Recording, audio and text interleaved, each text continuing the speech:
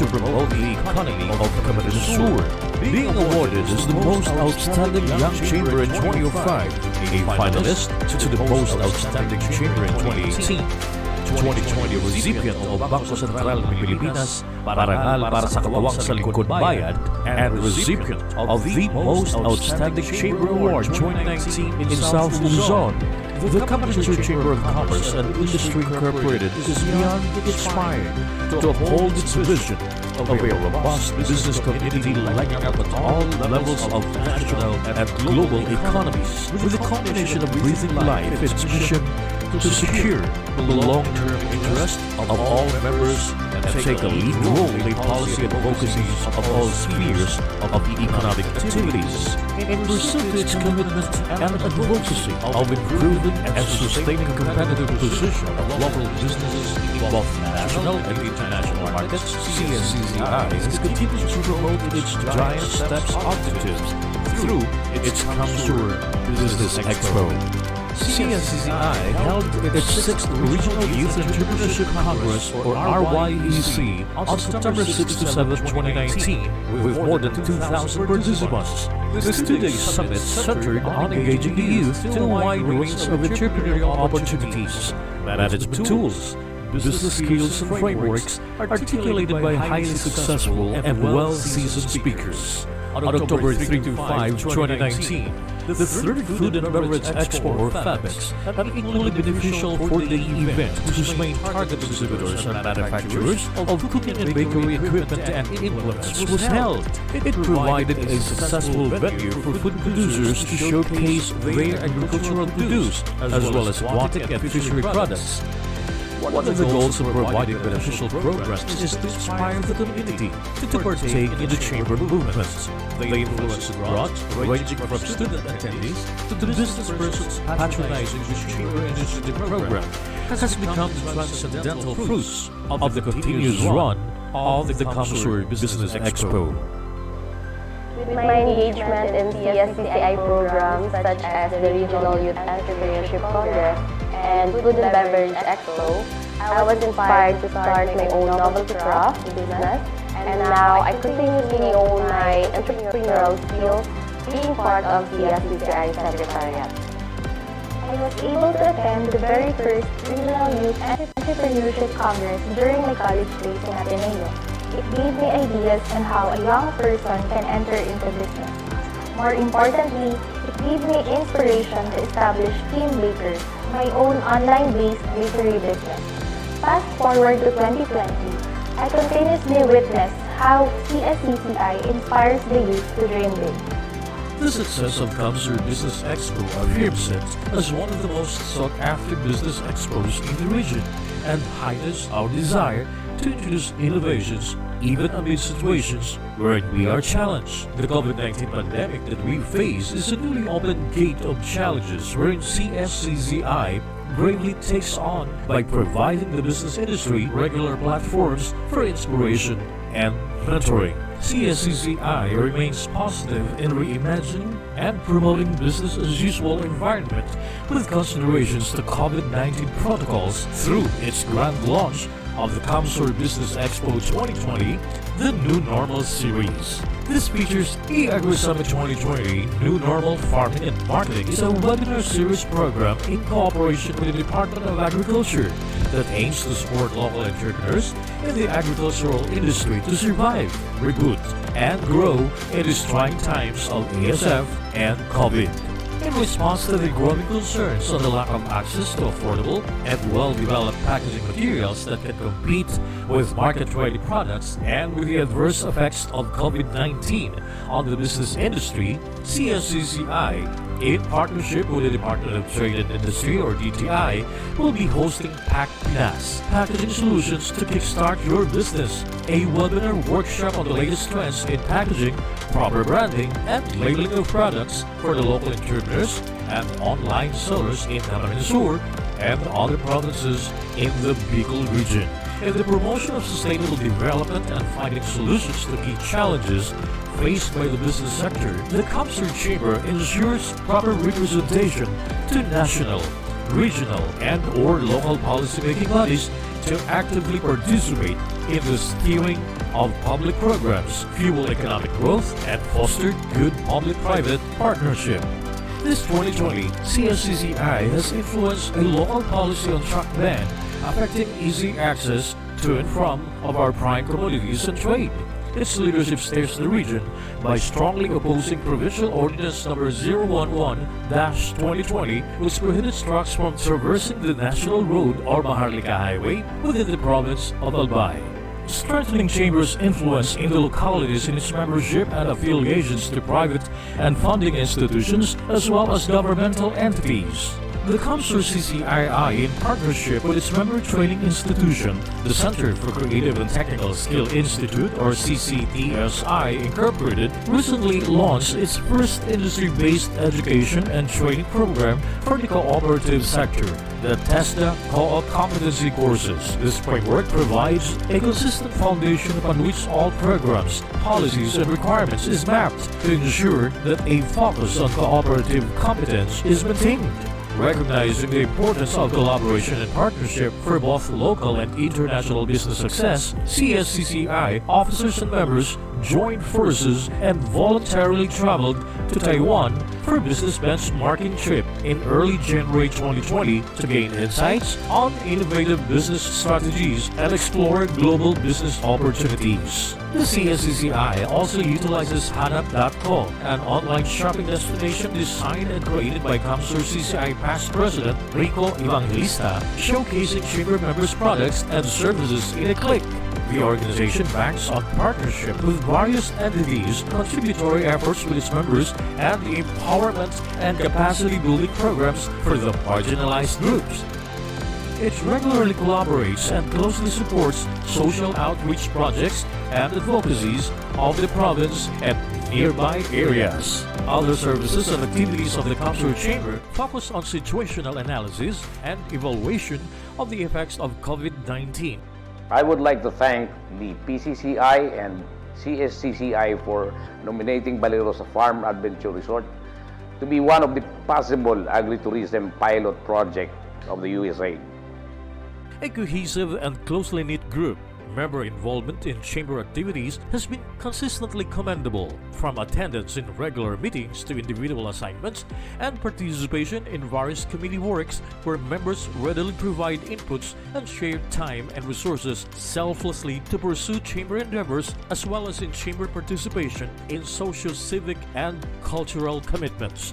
More than that, members of the chamber have been actively chairing different committees and holding virtual meetings to constantly monitor peer members' activities and welfare in times of COVID-19. The CSCII reaps another fruit of its productive partnership with the provincial government of Camarines Sur, for soon will rise the Camarines Sur CCII's hub at the heart of the provincial capital complex in Pili, Camarines Sur, as Governor Migs Villafuerte did not only provide land for the chamber but also shared an armful amount for the realization of its new building. The CSCCI always believes that the current business environment defines entrepreneurship as a more than just the business acumen required to turn an idea into an enterprise, and in these times, it has been so brave in its response to vital initiatives to altering business shops and reshaping business recovery plans.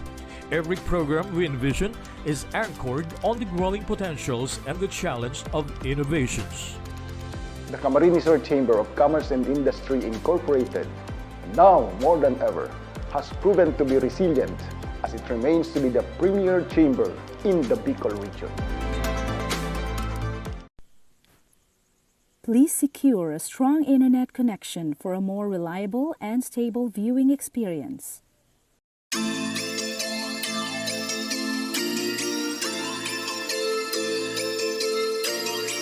A leading business and investment center in the Bicol region, the province of Camarines Sur is known for its agro and agri-industrial expansion, IT innovations, and social and infrastructure development initiatives.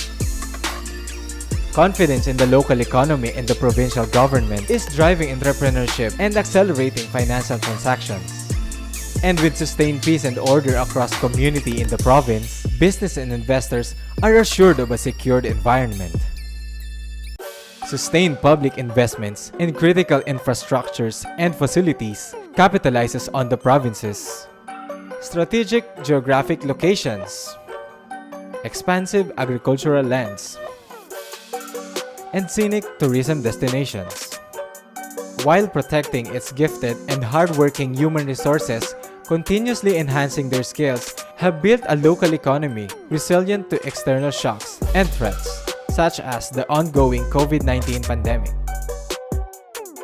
Today, the province of Camarines Sur, under the guidance of Governor Mix Villaferte, is enabling business and investment opportunities, sustaining growth and development, and transforming lives of its people and partners in a globally competitive and highly resilient climate. United under a common and shared vision, Camarines Sur is facing a contemporary challenges of our times with transformational and decisive leadership. To address the challenges of comprehensive area development in the province, massive road infrastructure projects were initiated. The CamSur Tourism Coastal Highway, the Quezon-Bicol Expressway, Pili Central Station, bypass roads, and other road networks. These mega projects in the integrated Luzon Spine Network ensures 2 hours savings in the travel time from Manila to Camarines Sur, making the province an attractive place to live and work. CamSur is poised to be the home of one of the largest international cargo ports in the world, expanding the country's economic corridor and connecting the region across the globe. Camarines Sur, the Philippines' gateway to Western Pacific region trade. To intensify the benefits of the transport-related infrastructure, CamSur also embarks on widespread sitio electrification and power line enhancement programs, construction of the iconic Capitol building as one-stop shop hub for business transactions, and development of special economic zones and industrial parks. By integrating our communities and business, as well as tourism and industrial zones, we create a growth corridor that increases accessibility and reduces the cost of business operations. Prior to the COVID-19 outbreak, the provincial government of Camarines Sur has already implemented various interventions, policies, and programs aimed towards ensuring continuous operation of businesses. CamSur has established the first IATF-designated hospital isolation facility outside of Metro Manila. The province also launched the Hospital on Wheels for patients in special or high-risk situations and employed healthcare backpackers modeled from the Cuban healthcare system to serve as active case finders. As a result, Camarines Sur was one of the first provinces to transition to MGCQ, allowing businesses to recuperate immediately and opening doors for the emergence of the new MSMEs. To further support local businesses, CamSur pushed for the procurement of locally manufactured face masks, face shields, alcohol, and other personal protective equipments or PPEs. The province also implemented a tax subsidy and incentives program to stimulate and encourage small and medium entrepreneurial activities. As we move forward to a post-COVID-19 scenario, the province of Camarines Sur boasts its readiness to shift to the expected new normal through the intensified research and development and upskilling our workforce. While COVID-19 is our most immediate threat, we continue to pay attention to the broader issues of our contemporary societies: digital connectivity and integration, environmental conservation, and global climate change adaptation. To support food security while investing in more sustainable alternatives, we invested in a NIPA bioethanol production project, in aquaculture demo farms, soft broom making from tiger grass in upland communities, gabod productions from raw abaca, and bee culture demo farms. Finally, we believe that investing in our people is key to making it in the expected new normal. Our business expos, technology fairs, construction and agricultural summits, youth entrepreneurship congress, and food beverages expos have consistently provided a platform for consumers, business, and industrial interactions. The expected new normal, they say, is digital. This is why we have to prioritize building our digital infrastructure and upskilling our students and workforce so they can adapt and survive the digital new normal. Our modern Wi-Fi ready classrooms, e-learning initiatives, and other skills development programs are just some of the ways that will make Camarines Sur digital future ready.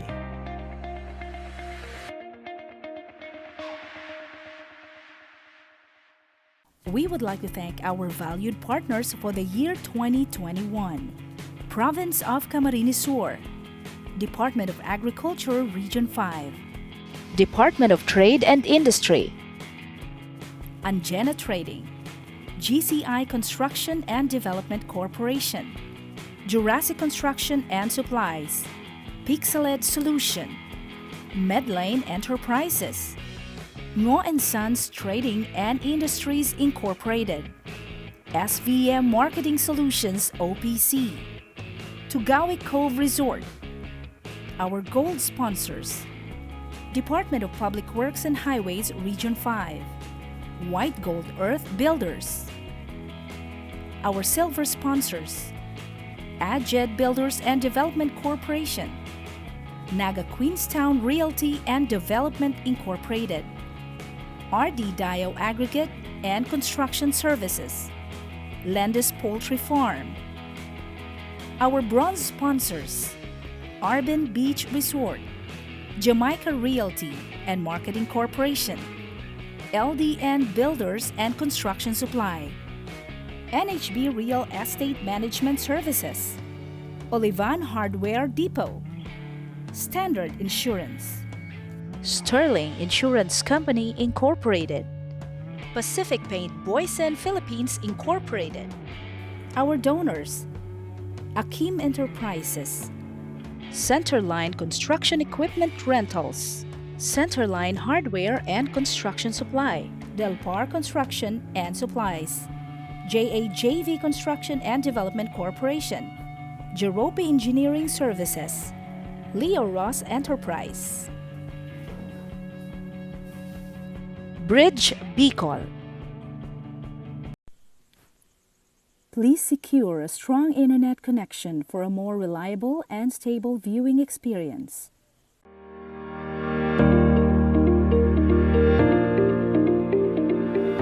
The threat of COVID-19 has changed the Philippine socio-economic landscape in many ways.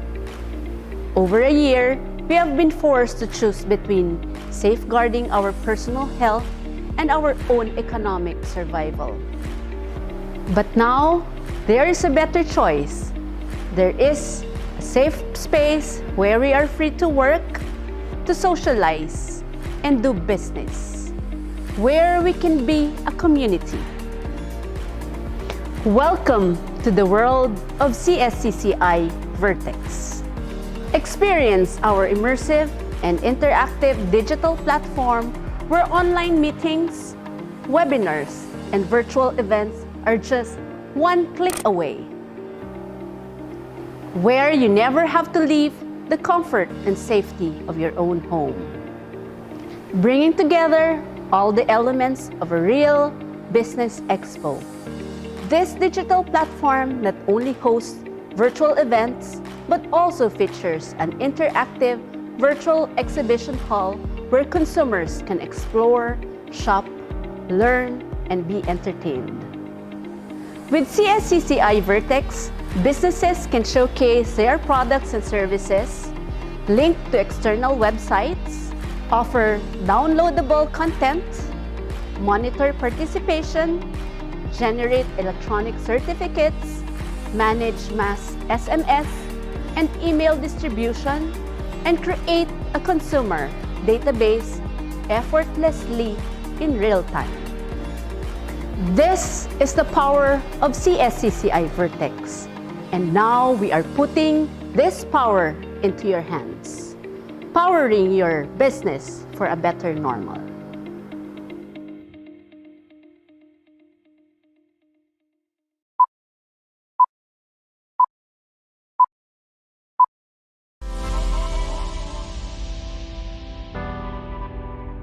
Camarines Sur Chamber of Commerce and Industry Incorporated.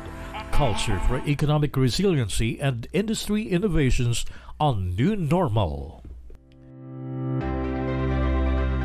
As a domestic non-stock, non-profit, and non-government business organization, the Camarines Sur Chamber of Commerce and Industry Incorporated continues to strive in increasing competitive edge and innovations on entrepreneurial culture among Bicolanos.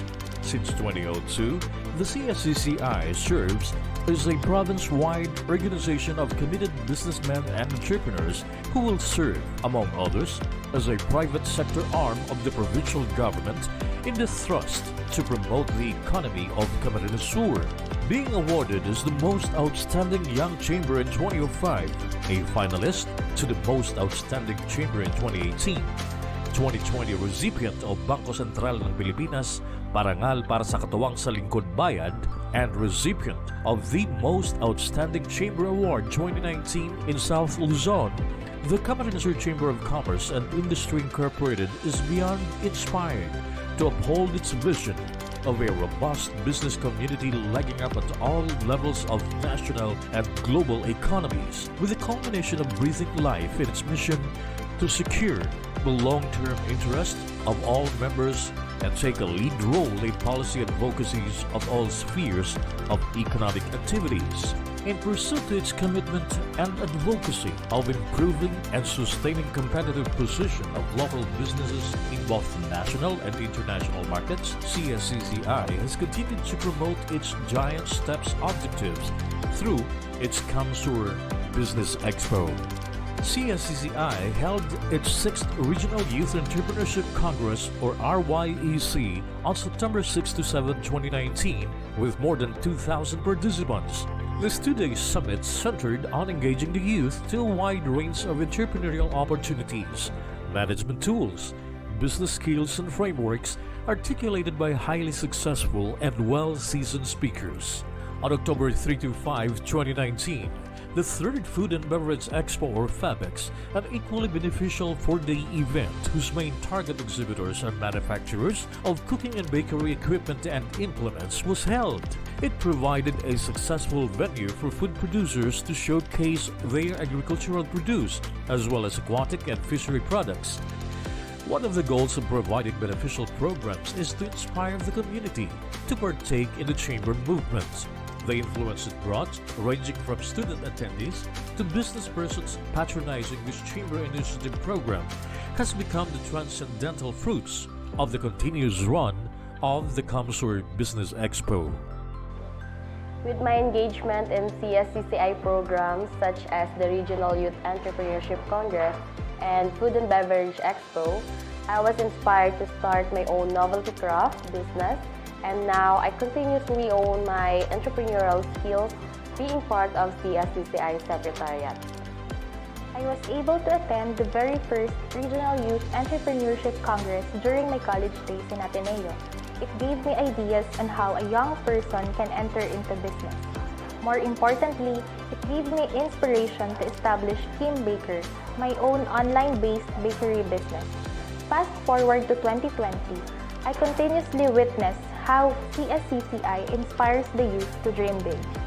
The success of CamSur Business Expo affirms it as one of the most sought-after business expos in the region and heightens our desire to introduce innovations even amid situations wherein we are challenged. The COVID-19 pandemic that we face is a newly opened gate of challenges wherein CSCCI bravely takes on by providing the business industry regular platforms for inspiration and mentoring. CSCCI remains positive in reimagining and promoting business-as-usual environment with considerations to COVID-19 protocols through its grand launch of the CamSur Business Expo 2020, the New Normal Series. This features eAgriSummit 2020 New Normal Farming and Marketing is a webinar series program in cooperation with the Department of Agriculture that aims to support local entrepreneurs in the agricultural industry to survive, reboot, and grow in these trying times of ASF and COVID. In response to the growing concerns on the lack of access to affordable and well-developed packaging materials that can compete with market-ready products and with the adverse effects of COVID-19 on the business industry, CSCCI, in partnership with the Department of Trade and Industry, or DTI, will be hosting Pack Pinas, Packaging Solutions to Kickstart Your Business, a webinar workshop on the latest trends in packaging, proper branding, and labeling of products for the local entrepreneurs and online sellers in Camarines Sur and other provinces in the Bicol region. in the promotion of sustainable development and finding solutions to key challenges faced by the business sector, the CamSur Chamber ensures proper representation to national, regional, and/or local policymaking bodies to actively participate in the steering of public programs, fuel economic growth, and foster good public-private partnership. This 2020, CSCCI has influenced a local policy on truck ban affecting easy access to and from of our prime commodities and trade. Its leadership steers the region by strongly opposing Provincial Ordinance Number 011-2020, which prohibits trucks from traversing the National Road or Maharlika Highway within the province of Albay. Strengthening Chamber's influence in the localities in its membership and affiliations to private and funding institutions as well as governmental entities. The CamSur CCII, in partnership with its member training institution, the Center for Creative and Technical Skill Institute, or CCTSI Incorporated, recently launched its first industry-based education and training program for the cooperative sector, the TESDA Co-op Competency Courses. This framework provides a consistent foundation upon which all programs, policies, and requirements is mapped to ensure that a focus on cooperative competence is maintained. Recognizing the importance of collaboration and partnership for both local and international business success, CSCCI officers and members joined forces and voluntarily traveled to Taiwan for a business benchmarking trip in early January 2020 to gain insights on innovative business strategies and explore global business opportunities. The CSCCI also utilizes Hanap.co, an online shopping destination designed and created by CamSur CCI past president Rico Evangelista, showcasing chamber members' products and services in a click. The organization banks on partnership with various entities, contributory efforts with its members, and empowerment and capacity building programs for the marginalized groups. It regularly collaborates and closely supports social outreach projects and advocacies of the province and nearby areas. Other services and activities of the CamSur Chamber focus on situational analysis and evaluation of the effects of COVID-19. I would like to thank the PCCI and CSCCI for nominating Balerosa Farm Adventure Resort to be one of the possible agritourism pilot project of the USA. A cohesive and closely knit group, member involvement in chamber activities has been consistently commendable, from attendance in regular meetings to individual assignments and participation in various committee works where members readily provide inputs and share time and resources selflessly to pursue chamber endeavors, as well as in chamber participation in social, civic, and cultural commitments.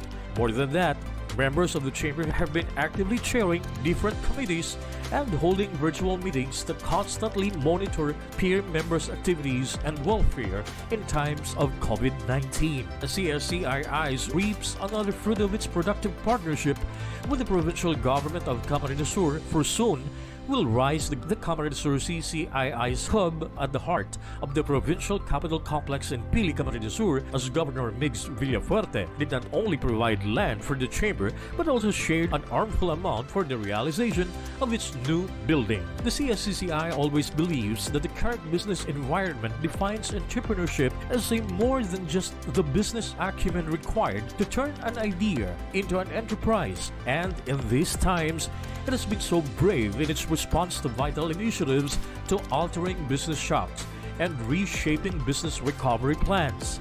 Every program we envision is anchored on the growing potentials and the challenge of innovations. The Camarines Sur Chamber of Commerce and Industry Incorporated, now more than ever, has proven to be resilient as it remains to be the premier chamber in the Bicol region. Please secure a strong internet connection for a more reliable and stable viewing experience.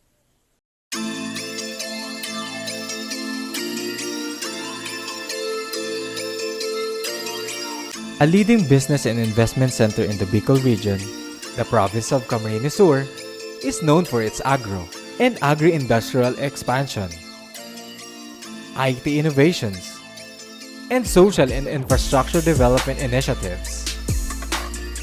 Confidence in the local economy and the provincial government is driving entrepreneurship and accelerating financial transactions.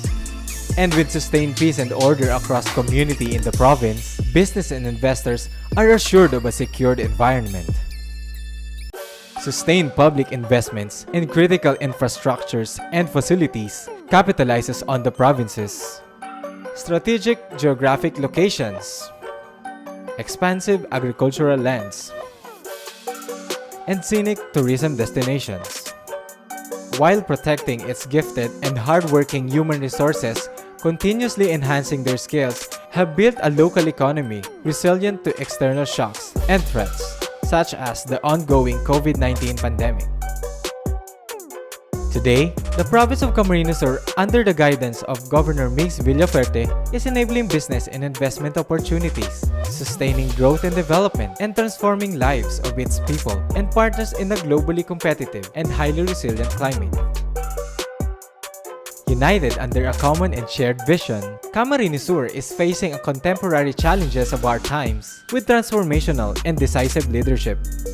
To address the challenges of comprehensive area development in the province, massive road infrastructure projects were initiated. The CamSur Tourism Coastal Highway, the Quezon-Bicol Expressway, Pili Central Station, bypass roads, and other road networks.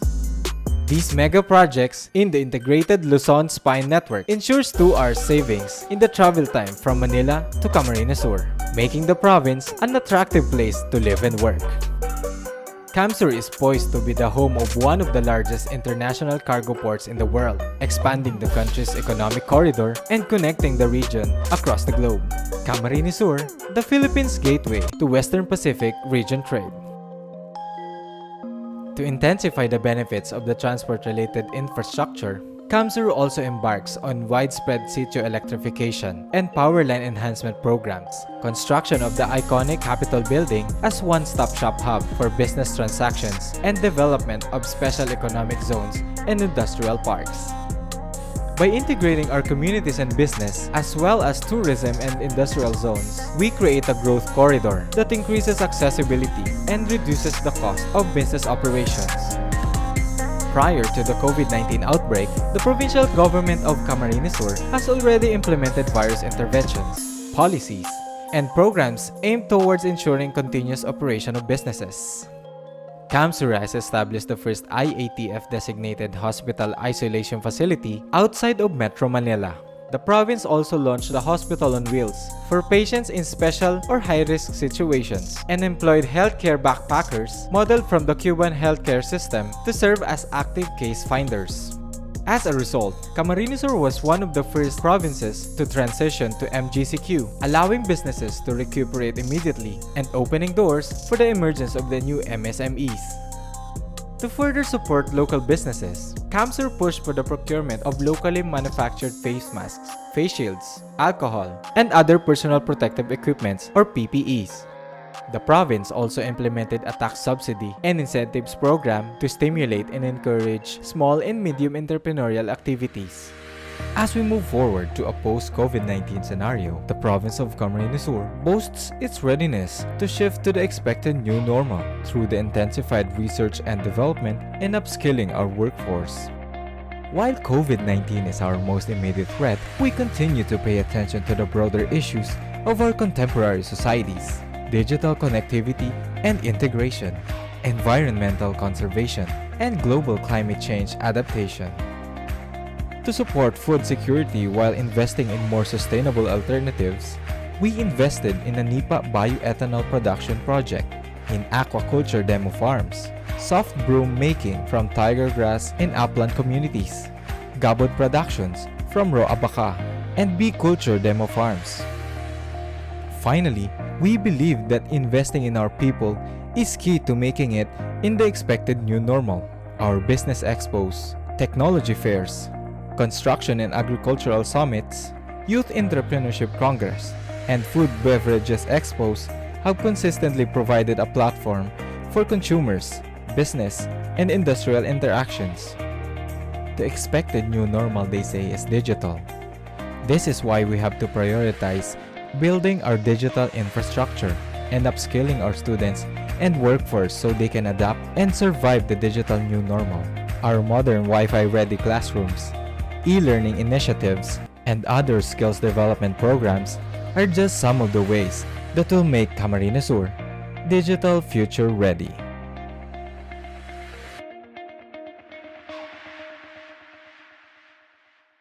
We would like to thank our valued partners for the year 2021. Province of Camarines Sur, Department of Agriculture Region 5, Department of Trade and Industry, Angena Trading, GCI Construction and Development Corporation, Jurassic Construction and Supplies, Pixeled Solution, Medlane Enterprises, Ngo & Sons Trading and Industries Incorporated, SVM Marketing Solutions OPC, Tugawi Cove Resort. Our gold sponsors: Department of Public Works and Highways Region 5, White Gold Earth Builders. Our silver sponsors: Adjed Builders and Development Corporation, Naga Queenstown Realty and Development Incorporated, RD Dio Aggregate and Construction Services, Landis Poultry Farm. Our bronze sponsors: Arbin Beach Resort, Jamaica Realty and Marketing Corporation, LDN Builders and Construction Supply, NHB Real Estate Management Services, Olivan Hardware Depot, Standard Insurance, Sterling Insurance Company Incorporated, Pacific Paint Boysen Philippines Incorporated. Our donors: Akim Enterprises, Centerline Construction Equipment Rentals, Centerline Hardware and Construction Supply, Delpar Construction and Supplies, JAJV Construction and Development Corporation, Jerope Engineering Services, Leo Ross Enterprise, Bridge Bicol. Please secure a strong internet connection for a more reliable and stable viewing experience.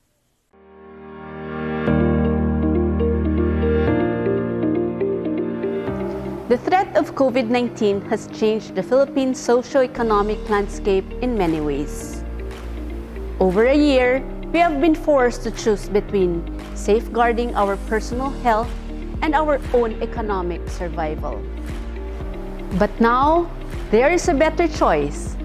There is a safe space where we are free to work, to socialize, and do business, where we can be a community. Welcome to the world of CSCCI Vertex. Experience our immersive and interactive digital platform where online meetings, webinars, and virtual events are just one click away. Where you never have to leave the comfort and safety of your own home. Bringing together all the elements of a real business expo. This digital platform not only hosts virtual events, but also features an interactive virtual exhibition hall where consumers can explore, shop, learn, and be entertained. With CSCCI Vertex, businesses can showcase their products and services, link to external websites, offer downloadable content, monitor participation, generate electronic certificates, manage mass SMS and email distribution, and create a consumer database effortlessly in real time. This is the power of CSCCI Vertex, and now we are putting this power into your hands, powering your business for a better normal.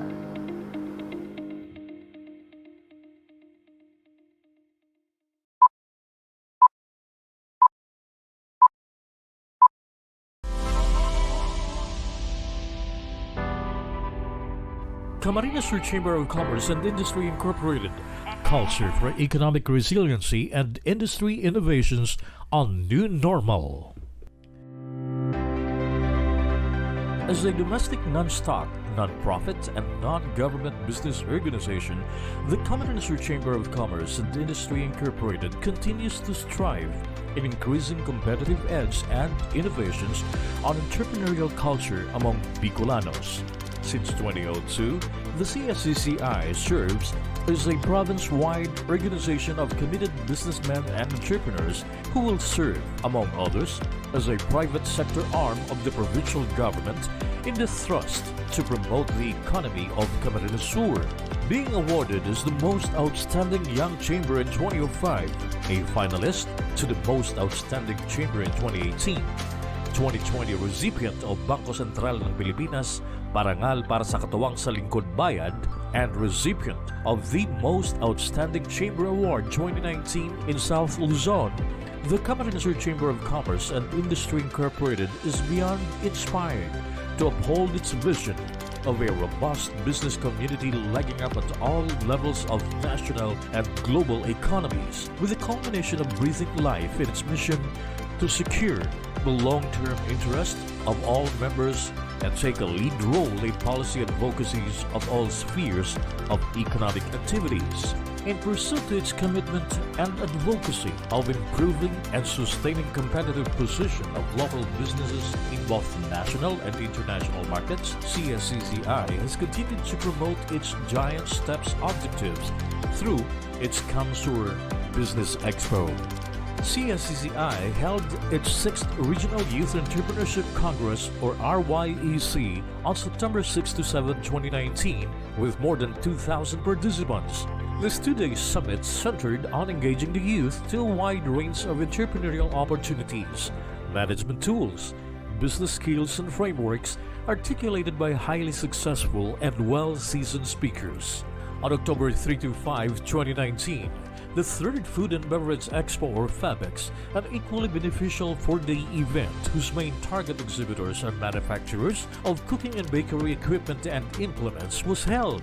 It provided a successful venue for food producers to showcase their agricultural produce, as well as aquatic and fishery products. One of the goals of providing beneficial programs is to inspire the community to partake in the chamber movement. The influence it brought, ranging from student attendees to business persons patronizing this chamber initiative program, has become the transcendental fruits of the continuous run of the CamSur Business Expo. With my engagement in CSCCI programs such as the Regional Youth Entrepreneurship Congress and Food and Beverage Expo, I was inspired to start my own novelty craft business, and now I continuously own my entrepreneurial skills being part of CSCCI Secretariat.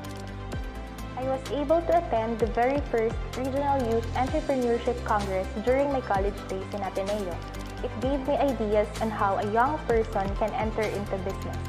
More importantly, it gave me inspiration to establish Kim Baker, my own online-based bakery business. Fast forward to 2020, I continuously witness how CSCCI inspires the youth to dream big. The success of CamSur Business Expo affirms it as one of the most sought-after business expos in the region and heightens our desire to introduce innovations even amid situations wherein we are challenged. The COVID-19 pandemic that we face is a newly opened gate of challenges wherein CSCCI bravely takes on by providing the business industry regular platforms for inspiration and mentoring. CSCCI remains positive in reimagining and promoting business as usual environment with considerations to COVID-19 protocols through its grand launch of the CamSur Business Expo 2020, the New Normal Series. This features eAgri Summit 2020 New Normal Farming and Marketing is a webinar series program in cooperation with the Department of Agriculture that aims to support local entrepreneurs in the agricultural industry to survive, reboot, and grow in these trying times of ASF and COVID. In response to the growing concerns on the lack of access to affordable and well-developed packaging materials that can compete with market-ready products and with the adverse effects of COVID-19 on the business industry, CSCCI in partnership with the Department of Trade and Industry or DTI, will be hosting Pack Pinas, Packaging Solutions to Kickstart Your Business, a webinar workshop on the latest trends in packaging, proper branding, and labeling of products for the local entrepreneurs and online sellers in Camarines Sur and other provinces in the Bicol region. In the promotion of sustainable development and finding solutions to key challenges faced by the business sector, the CamSur Chamber ensures proper representation to national, regional, and/or local policymaking bodies to actively participate in the steering of public programs, fuel economic growth, and foster good public-private partnership. This 2020, CSCCI has influenced a local policy on truck ban affecting easy access to and from of our prime commodities and trade. Its leadership steers the region by strongly opposing Provincial Ordinance No. 011-2020, which prohibits trucks from traversing the National Road or Maharlika Highway within the province of Albay.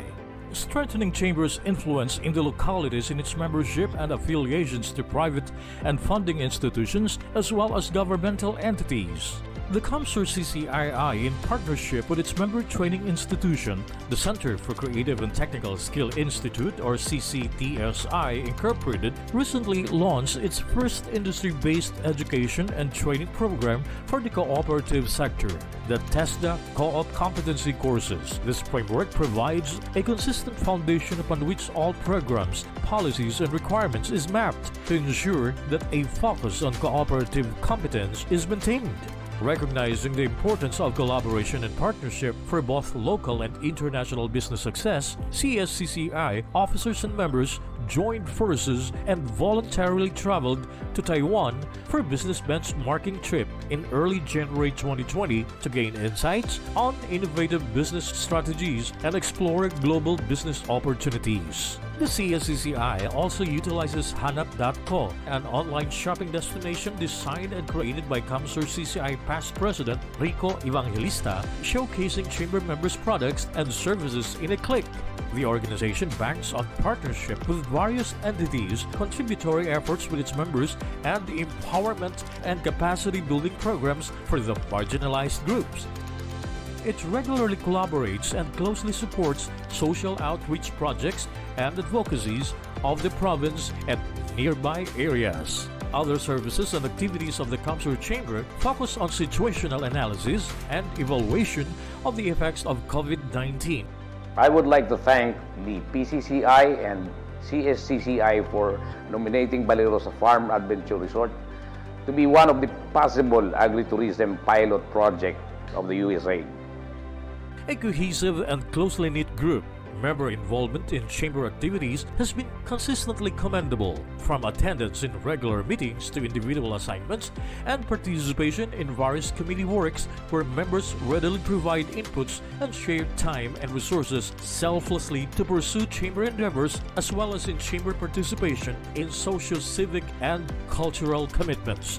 More than that, members of the chamber have been actively chairing different committees and holding virtual meetings that constantly monitor peer members' activities and welfare in times of COVID-19. The CSCII reaps another fruit of its productive partnership with the provincial government of Camarines Sur, for soon will rise the Camarines Sur CCII's hub at the heart of the provincial capital complex in Pili, Camarines Sur, as Governor Migs Villafuerte did not only provide land for the chamber but also shared an armful amount for the realization of its new building. The CSCCI always believes that the current business environment defines entrepreneurship as a more than just the business acumen required to turn an idea into an enterprise, and in these times, it has been so brave in its response to vital initiatives to altering business shocks and reshaping business recovery plans.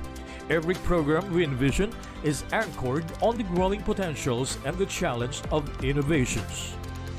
The Camarines Sur Chamber of Commerce and Industry Incorporated, now more than ever, has proven to be resilient as it remains to be the premier chamber in the Bicol region.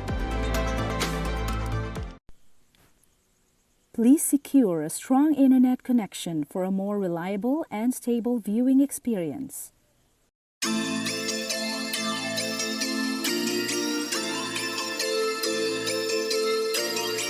A leading business and investment center in the Bicol region, the province of Camarines Sur is known for its agro and agri-industrial expansion, IT innovations, and social and infrastructure development initiatives. Confidence in the local economy and the provincial government is driving entrepreneurship and accelerating financial transactions. And with sustained peace and order across community in the province, business and investors are assured of a secured environment. Sustained public investments in critical infrastructures and facilities capitalizes on the province's strategic geographic locations, expansive agricultural lands, and scenic tourism destinations, while protecting its gifted and hardworking human resources, continuously enhancing their skills, have built a local economy resilient to external shocks and threats, such as the ongoing COVID-19 pandemic. Today, the province of Camarines Sur, under the guidance of Governor Mix Villaferte, is enabling business and investment opportunities, sustaining growth and development, and transforming lives of its people and partners in a globally competitive and highly resilient climate. United under a common and shared vision, Camarines Sur is facing contemporary challenges of our times with transformational and decisive leadership. To address the challenges of comprehensive area development in the province, massive road infrastructure projects were initiated. The CamSur Tourism Coastal Highway, the Quezon-Bicol Expressway, Pili Central Station, bypass roads, and other road networks. These mega projects in the integrated Luzon Spine Network ensures 2 hours savings in the travel time from Manila to Camarines Sur, making the province an attractive place to live and work. CamSur is poised to be the home of one of the largest international cargo ports in the world, expanding the country's economic corridor and connecting the region across the globe. Camarines Sur, the Philippines' gateway to Western Pacific region trade. To intensify the benefits of the transport-related infrastructure, CamSur also embarks on widespread sitio electrification and power line enhancement programs, construction of the iconic Capitol building as one-stop-shop hub for business transactions, and development of special economic zones and industrial parks. By integrating our communities and business, as well as tourism and industrial zones, we create a growth corridor that increases accessibility and reduces the cost of business operations. Prior to the COVID-19 outbreak, the provincial government of Camarines Sur has already implemented various interventions, policies, and programs aimed towards ensuring continuous operation of businesses. CamSur has established the first IATF-designated hospital isolation facility outside of Metro Manila. The province also launched the Hospital on Wheels for patients in special or high-risk situations and employed healthcare backpackers modeled from the Cuban healthcare system to serve as active case finders. As a result, Camarines Sur was one of the first provinces to transition to MGCQ, allowing businesses to recuperate immediately and opening doors for the emergence of the new MSMEs. To further support local businesses, CamSur pushed for the procurement of locally manufactured face masks, face shields, alcohol, and other personal protective equipments or PPEs. The province also implemented a tax subsidy and incentives program to stimulate and encourage small and medium entrepreneurial activities. As we move forward to a post-COVID-19 scenario, the province of Camarines Sur boasts its readiness to shift to the expected new normal through the intensified research and development and upskilling our workforce. While COVID-19 is our most immediate threat, we continue to pay attention to the broader issues of our contemporary societies: digital connectivity and integration, environmental conservation, and global climate change adaptation. To support food security while investing in more sustainable alternatives, we invested in a NIPA bioethanol production project, in aquaculture demo farms, soft broom making from tiger grass in upland communities, gabot productions from raw abaca, and bee culture demo farms. Finally, we believe that investing in our people is key to making it in the expected new normal. Our business expos, technology fairs, construction and agricultural summits, youth entrepreneurship congress, and food beverages expos have consistently provided a platform for consumers, business, and industrial interactions. The expected new normal, they say, is digital. This is why we have to prioritize building our digital infrastructure and upskilling our students and workforce so they can adapt and survive the digital new normal. Our modern Wi-Fi ready classrooms, e-learning initiatives, and other skills development programs are just some of the ways that will make Camarines Sur digital future ready.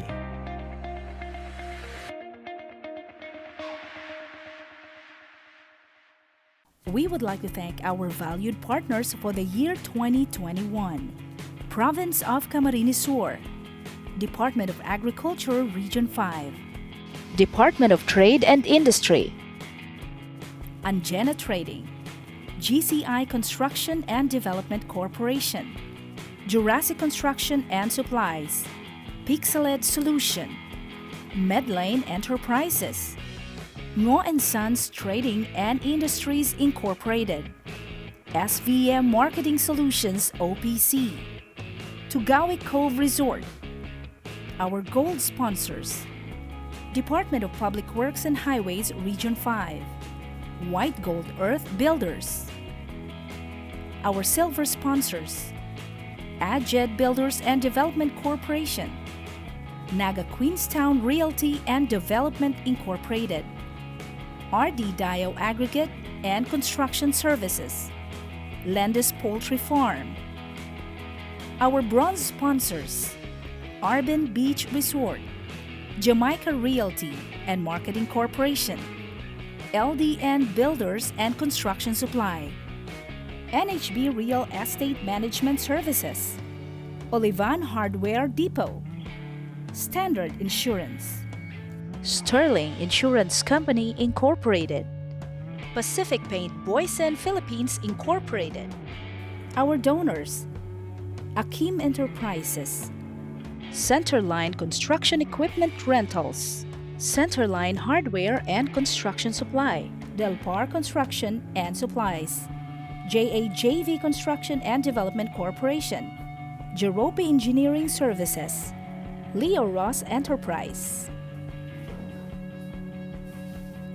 Bridge Bicol.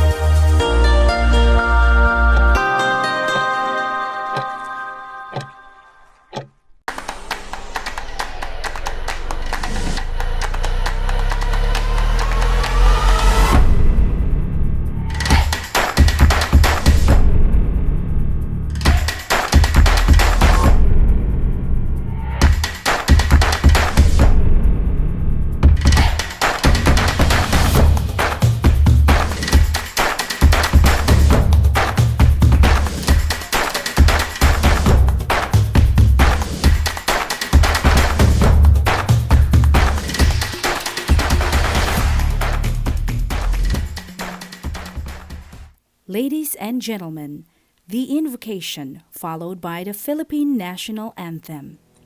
Almighty Father, thank you for the business you have enabled us to begin and sustain. Enlighten our way in leading and inspiring people engaged in business organizations, industries, and communities in Camarines Sur and in Bicol that we serve. Allow us, for the mastery of your will, for the role you would want our business to play in your divine plan. Keep us humble with our successes and innovative and dynamic in our programs. Let our business involvements in the CamSur Chamber of Commerce and Industry projects be models of inspired integrity and allow it to bring prosperity and progress among Bicolanos. In Jesus' name we pray. Amen.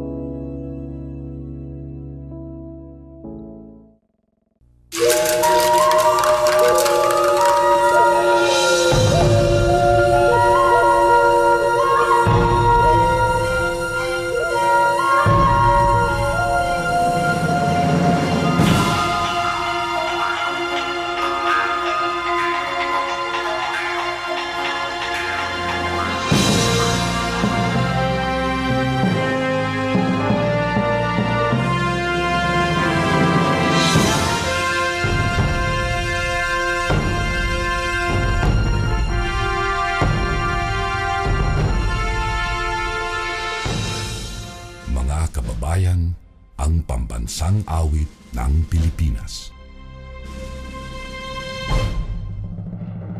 Kayang mag-ibig, telas ng sinakanan, alam ng puso, sa dikit mo'y buhay. Lupang hinirang, tuyag ka ng magiting, sa mandulupin, di ka pasisingil, sa nagagang tutok sa simoy at sa langit mong pagaw, ay hinatang tulang awit sa pagkayang minamahal. Ang islang ng matawad mo'y tagumpay na nag-iindig, ang bituin at araw niya kailan pa may di magtitingin. Luman ang araw ng walhaging pagsinta, buhay langit sa piling mo. Ang inigaya na pagkay mga amin, ang mamatay ng dahil sa'yo.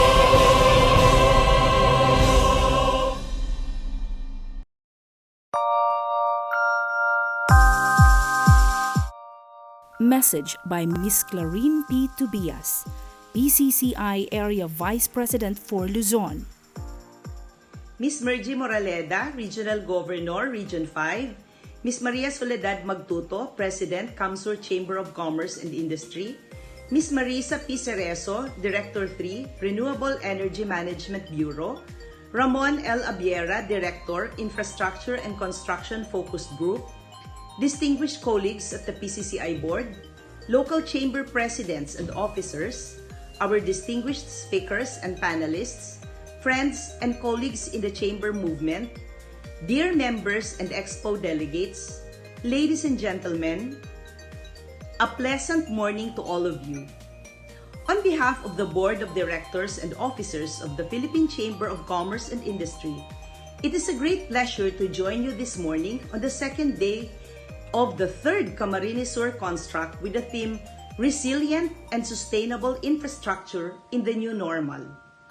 Firstly, please allow me to congratulate the men and women behind this event for coming up with timely and significant activity.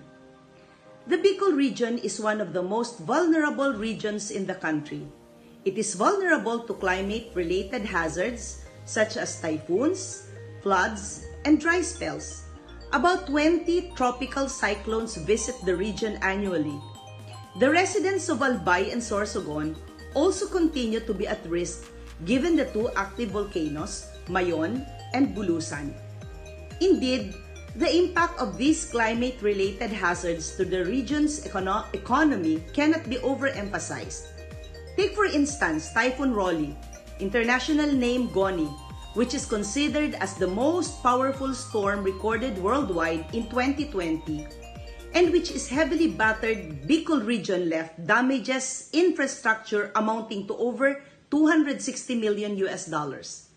These catastrophic weather calamities continue to disrupt the economic growth momentum of the Bicol, which is further exacerbated by the impact of the COVID-19 pandemic. It is therefore remarkable that your chamber to continue advocate for a resilient and sustainable infrastructure through activities such as the CamSur Construct, which feature discussions on sustainable infrastructure solutions such as green building development, green and bamboo architecture, and the leverage on future technologies and eco-friendly building materials to help businesses adapt to digitalization of construction. We at PCCI are one with you in this advocacy. We will continue to champion policy measures that contribute to sustainable development as envisioned in the country's Ambition 2040.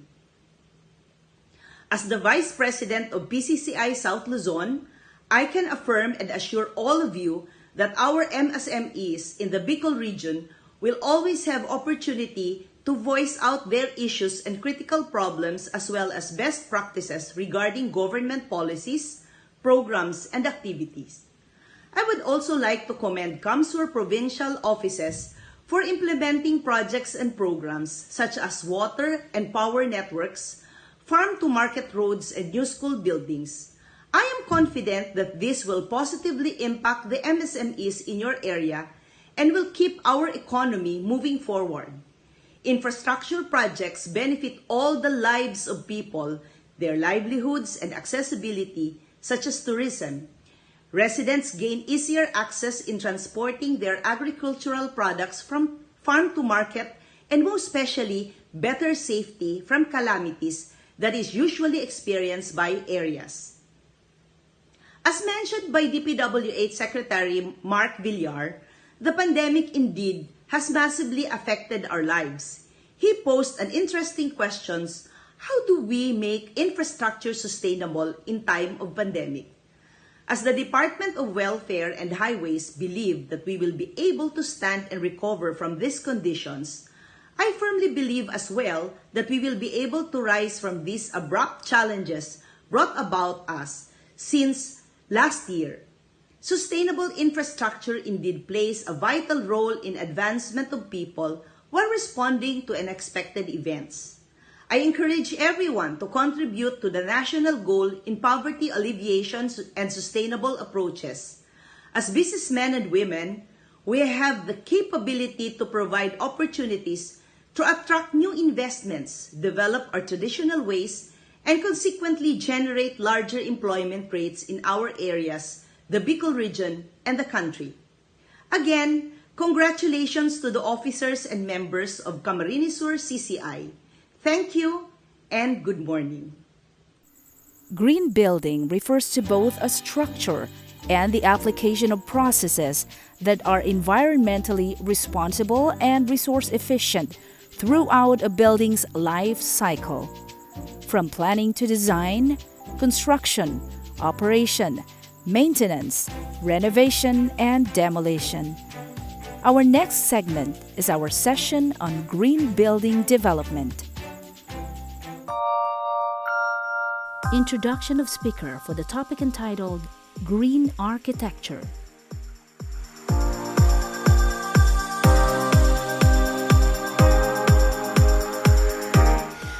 Good morning. It's my honor to introduce to you our first speaker for second session. Our speaker is a registered licensed architect and also an urban planner with over 10 years of diversified experience in various residential, commercial, office, institutional, liturgical, and hospitality development projects. He is an alumnus of the University of Santo Tomas in Manila, where he finished his bachelor's degree in architecture in 2007. Another milestone was added to his shoulder this year, 2021, when he finished the special course on Urban and Regional Planning at the University of the Philippines School of Urban and Regional Planning. He is the Chief Architect Consultant of Mirazol and Mercado Design Consultants, formerly known as JRM Design Consultants, established in 2009, specializing on design, conceptualization, facade rehabilitation, urban design, project management, interior architecture, and as well as digital visualization. He currently holds the position of Design Architect of the Engineering and Design Group of Jamaica Realty and Marketing Corporation, a real estate corporation with residential subdivisions from regions 1 to 5. He is also one of the members of the founding group and the incumbent president of the United Architects of the Philippines Las Piñas chapter, and a member of the Philippine Institute of Environmental Planners. He has also contributed published articles for the newspaper The Manila Times about architecture and design, as well as the significance of the architecture profession in the real estate industry. He is an avid urban sketcher and a watercolor plein air enthusiast. Ladies and gentlemen, help me and join me in welcoming our first speaker, architect environmental planner, Janus Renan Mirazol. Hi, good morning. My name is Janus. I'm an architect and urban planner. For today, we shall begin this presentation with a brief introduction on green architecture and share with you how man first came about with the idea of sustainability. We shall also be tackling on its significance, the remarkable benefits, and various features of green building from design, construction, and operation. During this webinar, we shall be seeing samples of green projects and their key features. We shall also take a short preview on the Philippine Green Building Code, though we may not be able to tackle the technical ins and outs of the code, as this may need a more thorough discussion.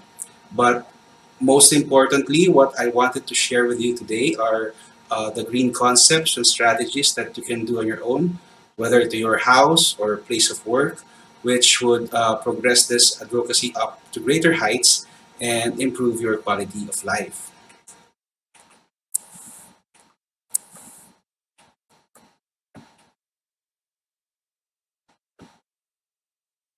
All right.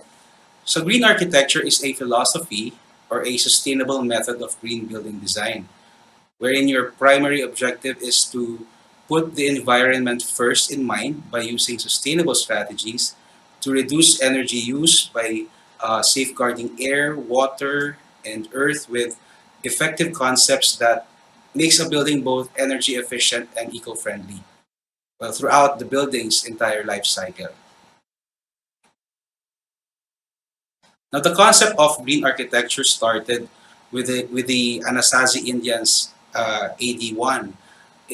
They are a rich culture of farming people in the Four Corners region of the United States up until the 1300s, when they were forced to migrate because of drought.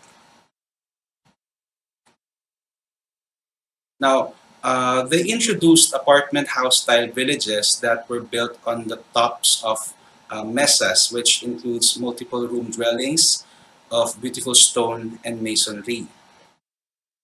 Now, the Anasazi Indians only maximized the use of fresh air, passive solar orientation, and cooling. And of course, the liberty of vast spaces to be able to foster a concept of interaction and a deep sense of community. Now, green building concepts during this time focused mainly on understanding sun and heating in such a way that they know how to orient their buildings to the light, and was able to achieve just the right amount of temperature, absent, of course, the HVAC systems of today. And also rainwater was also captured for irrigation and domestic use. Now, these structures were made entirely of stone, mud, and wood, which were the innate construction materials during the time surrounding the site, making it non-toxic and healthy to the environment and its users.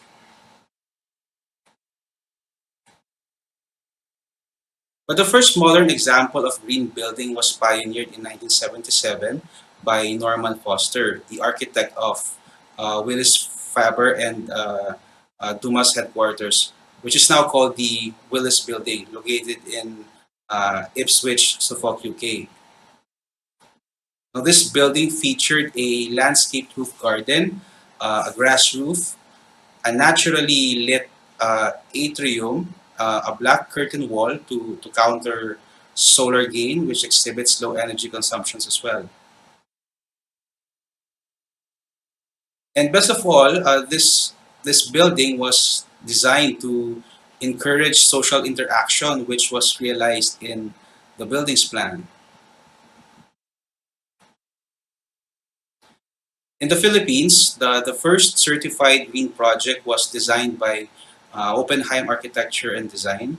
It is the Net Metropolis by the Net Group, which is located in 5th Avenue, Bonifacio Global City, Taguig, in 2011, which is the flagship pilot development of the Philippine Green Building Council, or PhilGBC. This development is a mixed-use office retail complex occupying a 3-acre block, and it is composed of 3 towers ranging from 24 to 40 stories high, which I think it rests on 6 levels of parking floors and a fully arcaded retail. Now, the project envisions both environmental and economical resolution by incorporating 2 recreational parks as an amenity and landscape focal points. Now, the design was derived from a series of study of solar conditions and as well as outward views, which is represented in the building's dynamic and non-monotonous facade treatment. Also, a combination of sun shading and a double glazed curtain wall glass with low emissivity coating to reject the heat. Okay, so each of the towers considered minimizing solar heat gain while preserving scenic views, as well as optimizing the natural light, which was made possible using the aluminum screen overlays. Other features involve harvesting of condensate water from the air conditioning to be used for landscaping and cleaning, cold air recycling, wherein a portion of the cool exhaust air is ducted in to the arcade area to provide comfort cooling.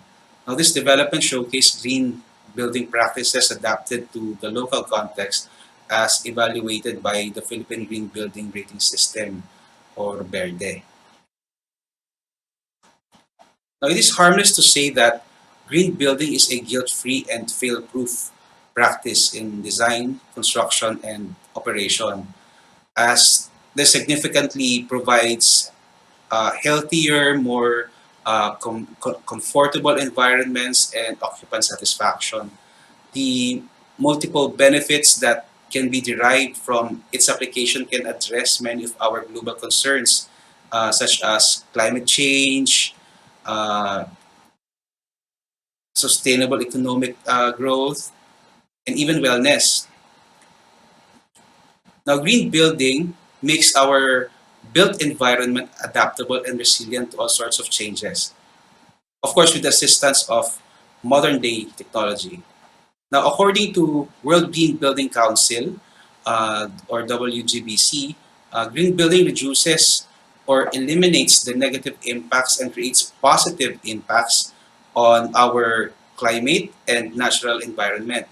It also preserves precious natural resources and improves the quality of life.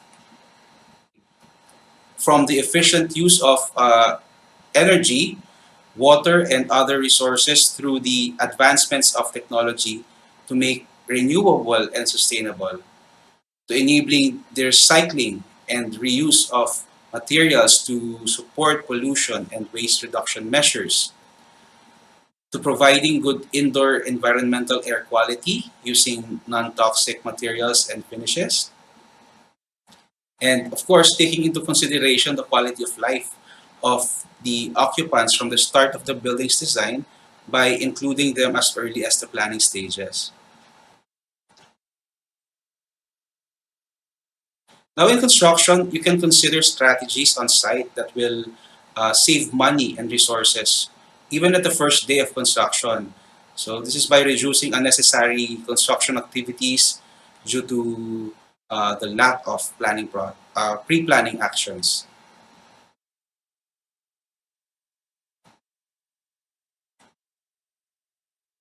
And in operation, the use of durable materials that are easier to maintain and built to last can exceed the projected time frame for maintenance, renovations, and even eliminates untimely repairs.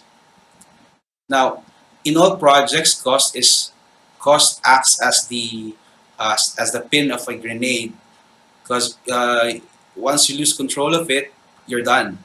Now, in green building, uh, initial cost is the actual cost of materials or products because one must be wise with the selection of finishes, like opting to use the ones that is locally available than its imported counterparts. So for example, the use of mahogany as a building material within a site of its abundance could be more feasible than importing other species from other sources. But of course, for other species, the laws and regulations for harvesting of such uh, must still govern, well, to protect its existence. So technology-aided green building strategies and concepts may also require a very costly upfront cost. One perfect example are the solar panels, which is readily available in the market, costing around 125,000 pesos to 1.2 million pesos.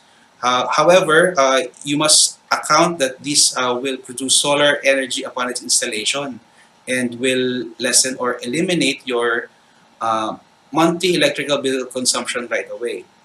Now, manufacturers and dealers nowadays promise your return on investment within 3 to 4 years, depending of course on the preferred payment scheme. Next would be life cycle cost.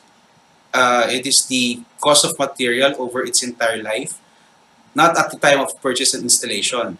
This entails how green products and systems are liquid to sustain themselves over the entire life of the building. So, for instance, if you will sum up the cost of electricity and air conditioning maintenance of a 15-year-old building, you will see that this will be greater than its construction cost, and you will discover the savings that you have earned. The third would be the maintenance cost, which is the cost of having a home. Now, this involves the cost of repairs and service checkups, which sometimes are difficult to manage as these are deemed less pressing. However, many homeowners are caught by surprise since these are not usually part of their monthly budget. Examples of which are air conditioning cleaning, repainting, roof and drainage, electrical repairs. Now, the remarkable benefits of green building is categorized into three as per WGBC, namely the environmental, economic, and social.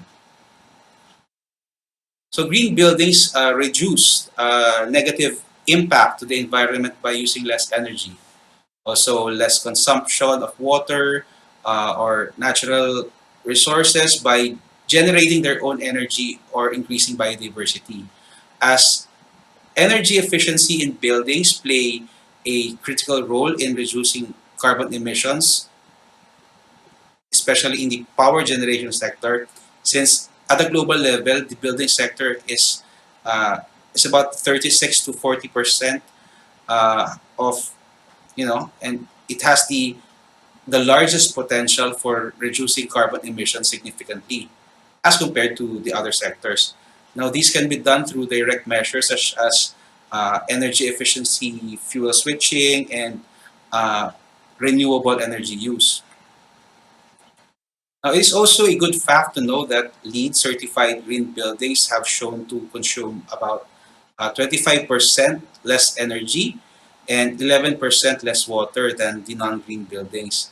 Now, LEED, or Leadership in Energy Efficient Design, is a US-based green building rating system that is geared towards healthier, cost and resource efficient, productive places and environments, which in turn increases building value, higher lease rates, and decrease utility and operational costs. So as for economic benefits, these can be reflected on the utility bills of its occupants or tenants because energy and water being used daily are now renewable and sustainable. So moreover, green strategies can also lower construction costs and achieve higher property value for building developers. Now, green building could also increase occupancy rates, which will result to more foot traffic, more revenue, and jobs as well. Dodge and Data Analytics in 2016 stated that green buildings command a 7% increase in asset value over traditional buildings. Now, social benefits are also of the same footing when we include the health and well-being of those people who works in green offices or families living in green homes. Now, there is a 101% increase in brain function for people who are dwelling or working in green, particularly in well-ventilated spaces. Now, the American Academy of Sleep Medicine in 2013 stated that employees in offices with windows slept an average of 46 minutes more per night. Because you see, planning to having your own home or place of business takes more than just knowing the projected construction cost to be incurred by your chosen investment.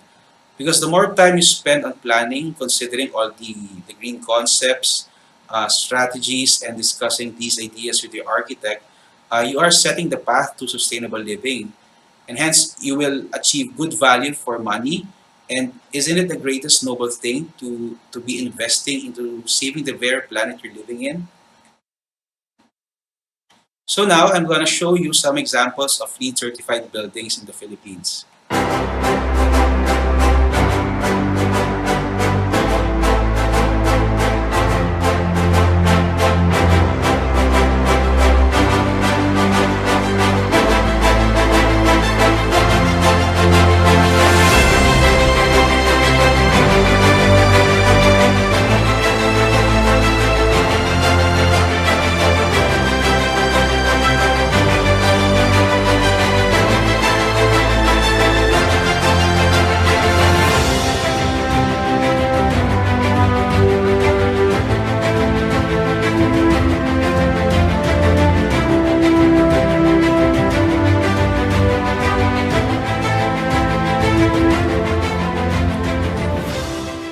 The Philippine Green Building Code was developed by DPWH in 2016 to promulgate and concretize green practices for buildings to use resources such as energy, water, and materials efficiently while reducing the building's impact on human health and environment.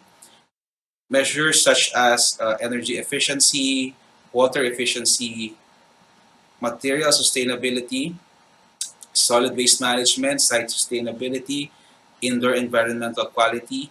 Now these are rated thoroughly for new developments with 10,000 square meters to 20,000 square meters of minimum total gross floor area coverage.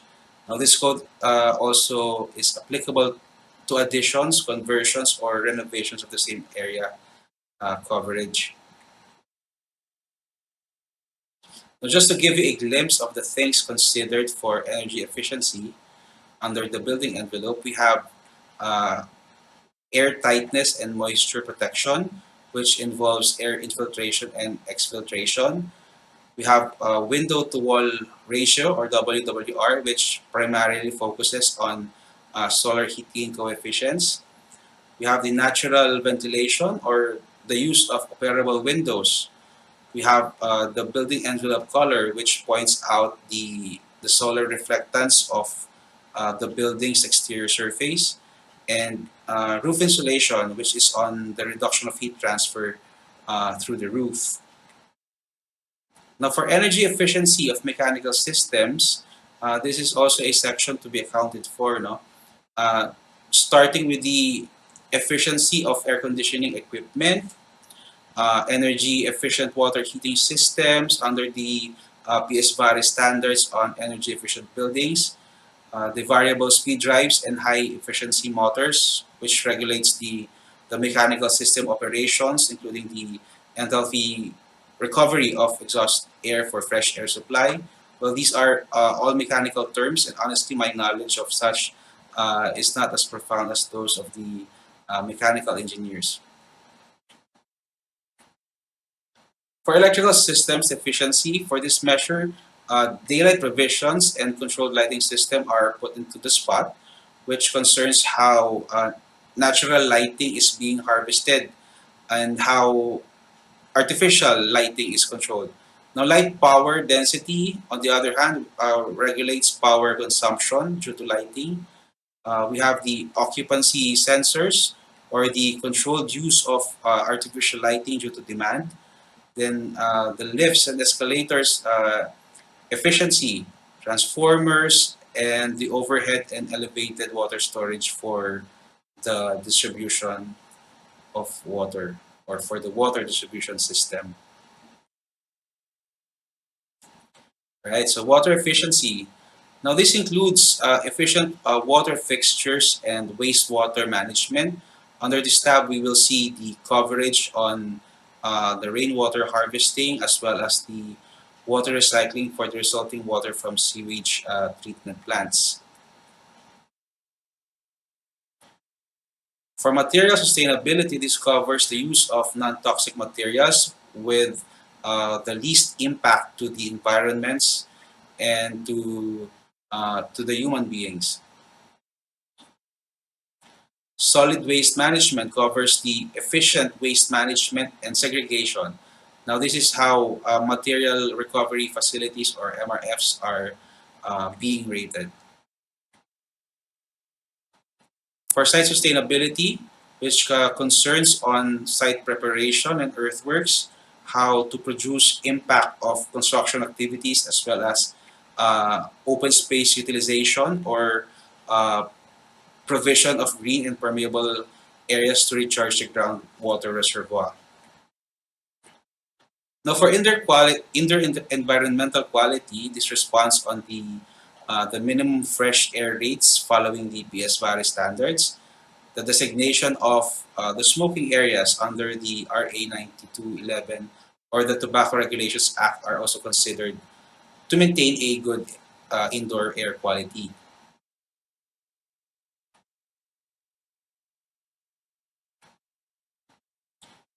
Okay, so the building code is mandatory as other local zoning ordinances from the LGUs may still be implemented. But there are also other voluntary rating systems like LEED, BREEAM, Verde, Green that also have specified ratings for green building practices.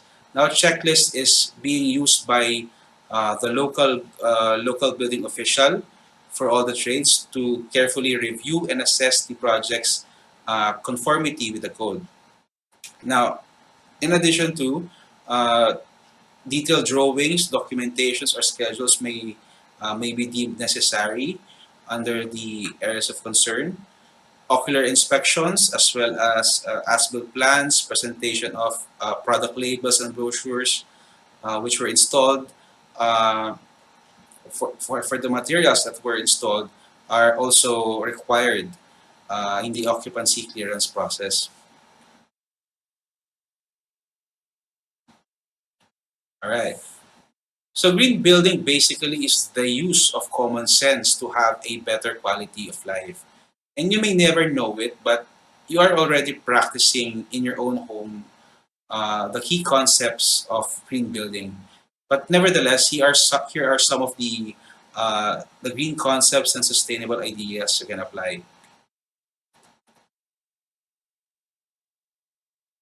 So a good planned house without wasted spaces are easier to maintain. Big spaces with high ceiling equates to more expensive construction and operational cost. One thing to consider is that big rooms require more energy to cool. You may need to double the capacity of your air conditioning units for that matter, no? Uh, Unless you are planning in making these big spaces usable, like for example, a guest room can be converted to a home gym or a home office. Now, now big houses may also have longer hallways to service the rooms and areas within, no? And without natural lighting, these may also require more artificial light. So smaller homes are indeed more social than the bigger houses, as these have positive effects to the well-being of its occupants, and it is simply bringing families even closer. So if you ever consider having additional rooms for your home or office, did you know that the sustainable way to do this is to add more floors than to sprawl out, because this reduces the impact in the biodiversity of your site. But if this cannot be done, a development on stilts, which with a semi-permeable ground, is also a better path to take. Now, your architect can also introduce convertible options from movable partitions or even a completely convertible deck. So moreover, transformer furniture is more than just a fad these days, but rather an obvious solution for multiple purpose requirements. Now, the cost upfront does not necessarily need to be high if if all the right ingredients are geared to serve its purpose. Now, imagine conducting your business within the safety of your home, as your living room transforms to another purpose. Now, you can never put a price on that, right? So, by making provisions for uh, proper waste segregation areas or for storing recyclables, can help in this advocacy of reuse, reduce, and recycle. As simple as using the food waste from the undersink bucket as your compost for your garden is already considered a sustainable act. Now, in a broader measure, the reuse of salvaged stone or reclaimed wood from old demolished structures can add character when used as a building material. Now, the defects such as the rust stains, the nail holes, and chip surfaces are just perfect for distressed interior concepts and timeless qualities. So the battle of using recycled versus the natural building materials versus the commercially available materials have long been a concern as to guarantee the materials harmful effects on the environment or its healthiness as a natural material to the end users. Now the standpoint is always on what is the priority of the project. Is it economy or comfortability? Is it durability or aesthetics? Or would it be green or would it be lean? Now, what to be installed or used to your building is already defined as early as the initial phases of design, which means that every building element and finish like paint, tiles, or roof must also be carefully specified and planned, just like how every space is thought of. Now, choosing paint with low or zero VOC content or the volatile organic compounds is always a healthy option, because the new house smell is the odor of these volatile compounds of gassing and releasing harmful chemicals and like harmful chemicals like industrial solvents to the indoor environment.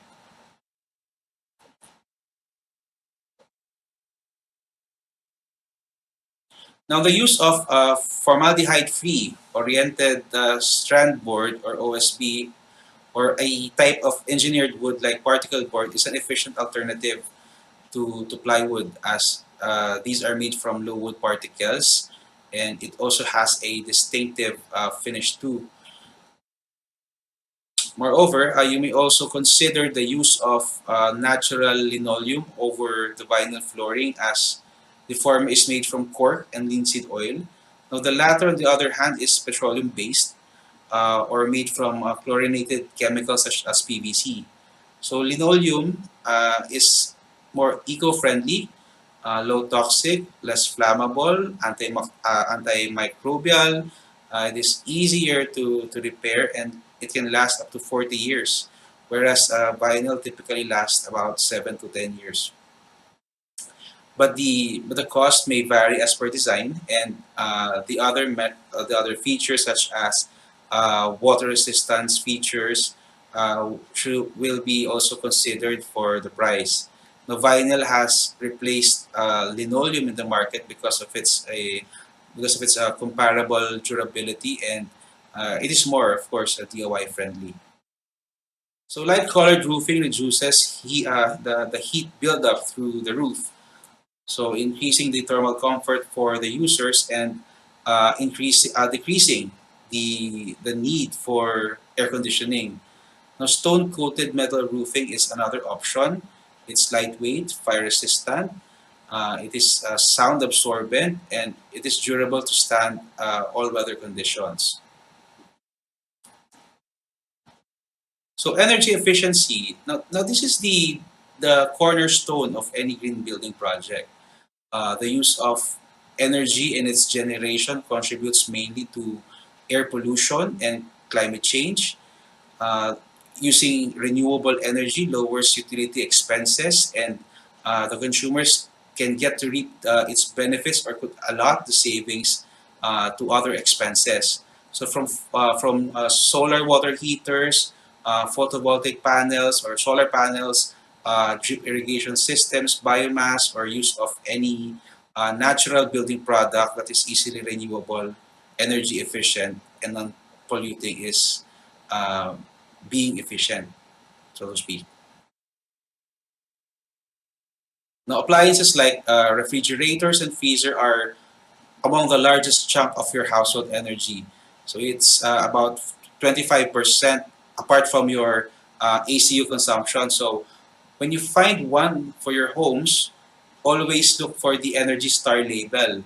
So these products uh, that bears this mark typically are 10 to 20% more energy efficient, though these models do not necessarily equate to be a better product than the other who lacks the mark, but it is a product exceeding the performance guidelines for energy efficiency. So overplanted gardens have high inputs of water and chemicals without taking into consideration climate and soil condition. Now, most of the times, you just fell in love with a certain type of plant and want to take it back home. Now, you must consider that these plants are like any living creature, which will naturally flourish in their own appropriate climate, including the type of soil of the area. Hence, they will be in harmony with the local environment, and it will help you reduce the use of chemicals, and you can control the waste generation. You can conserve water to provide healthier soil with increased biodiversity. So rainwater is a very valuable natural resource that most people disregard for the same reason as they do not trust what are the things being channeled through their gutters and downspouts. Rain barrels, for example, or above ground cisterns or underground gravel dry wells are also best options to catch and store rainwater or the runoff for landscape irrigation, for flushing uh, low flow toilets and faucets with flow reducers for household cleaning. Now, the potability of rainwater, on the other hand, is as safe as the container that you keep it in, unless it is coming from this coming directly from the sky, no, then its purity is far from question. But drinking from stored rainwater, of course, requires a series of regular disinfection, filtration, and testing to be sure that it is free from contaminants, viruses, and all sorts of harmful bacteria. So many years ago, CFLs or compact fluorescent lamps replaced the incandescent bulbs. CFLs became a profitable investment for every home because of its ability to produce an equivalent amount of light with lesser power generation. In the same way as how LED bulbs started to flourish a couple of years back when it became readily available in the local market for consumers. But then the objective rests the same: more light coverage, less power generation for a cheaper price. Now, some LED bulbs are now equipped with built-in sensors to start and cease function only by demand. So lighting and power outlets can now be controlled with your smartphone through a mobile app. Again, an energy efficient concept that you can consider. So Windows, being part of your building's envelope is as important as how you address the roof. So it plays a major role in energy efficiency, as here in the Philippines, the solar heat gain is one factor in addressing the thermal comfort of the indoor environment. So it is used to consider to determine the capacity of the ACU to be installed, or the design of the HVAC system for large scale projects. Though low E coatings are virtually unnoticeable to the eye, and it may have a plus 10% to 15% cost variance than the usual, but they definitely aid in heat reflection. So it makes the indoor environment of the building more comfortable. So in addition to windows with reflective films, can also reduce heat gain, particularly during the late afternoon for building sections uh, oriented to the southwest. So architects, engineers, interior designers are only some of the key players in the architecture, engineering, and construction industry. Now, their years of valuable knowledge and specializations are vital in making all green design strategies work. So from the initial phases of design to the turnover of each project and even up to its operations, architects as the prime professional knows how to provide design solutions to effectively address a design problem, and how to make it work with all trades. Now, he or she also determines what is economical and what is not. He or she can translate the client's vision to reality.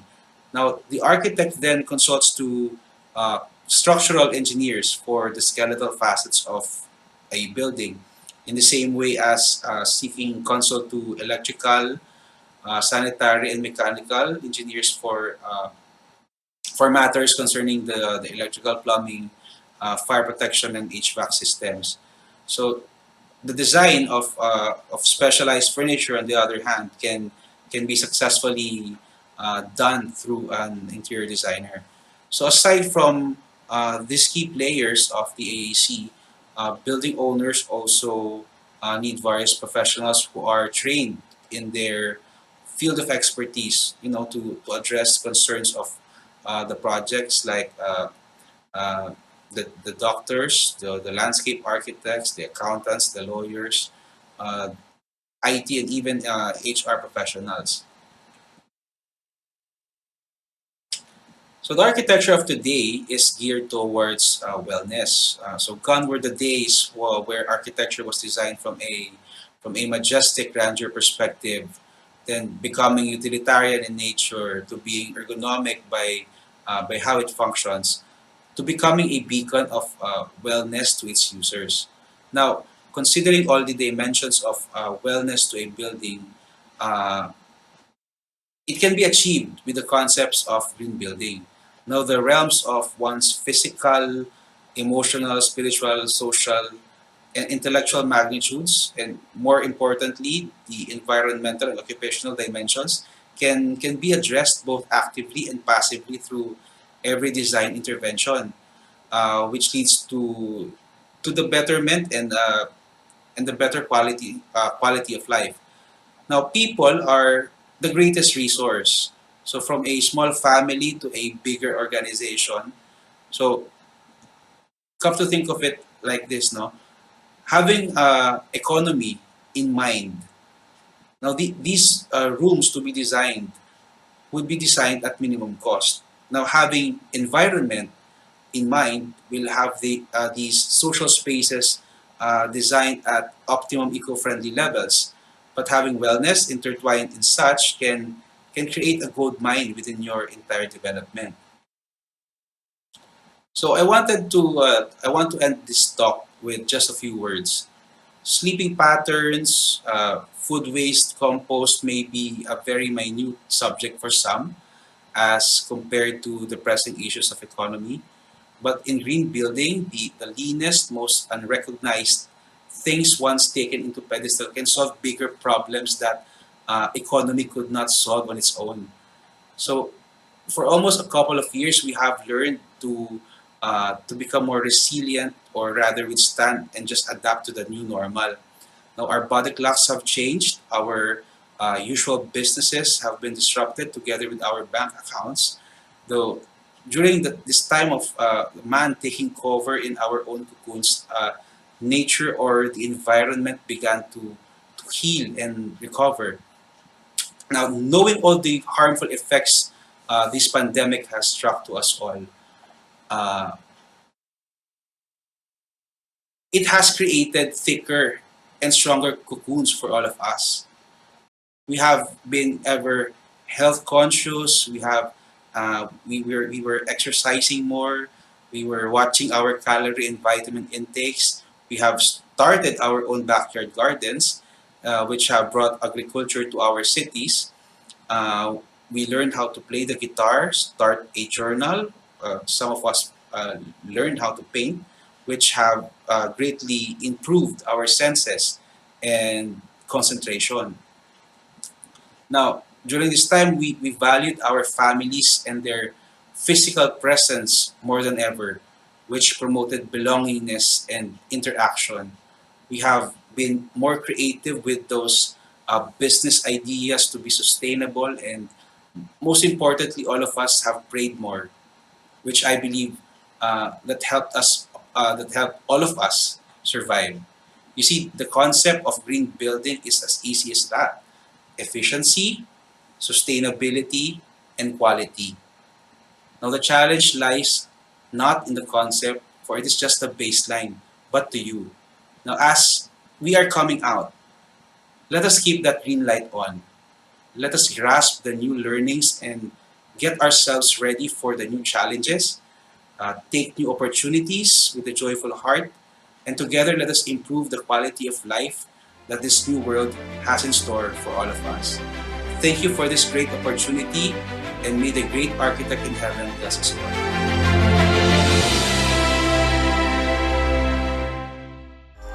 Thank you so much, Architect Janus Mirazol, for that very interesting discussion on green architecture, giving us great ideas about it that we never thought before.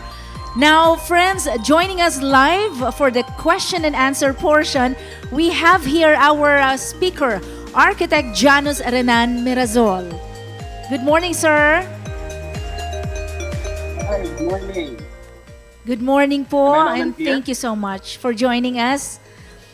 We have here the first question, Architect. Can green architecture concepts be also applied to larger developments such as complexes or residential subdivisions? Again, the question is, can green architecture concepts be also applied to larger developments such as complexes or residential subdivisions? Yes. Before I answer that question, I want to thank CSCCI for inviting me to be one of your speakers. No, I want to virtually thank your president, Miss Maria Soledad Magtuto for conducting this event. And gratitude also to our fourth CamSur Business Expo chairperson, Ms. Maria Emma Llorin, and most especially to the third CamSur Construct chairperson, Ms. Erline Nicole Canada, for this great opportunity. Well, to answer that question, no, definitely. You see, the receiving end of green building is the environment, and developments such as residential subdivisions could easily become a flagship of change.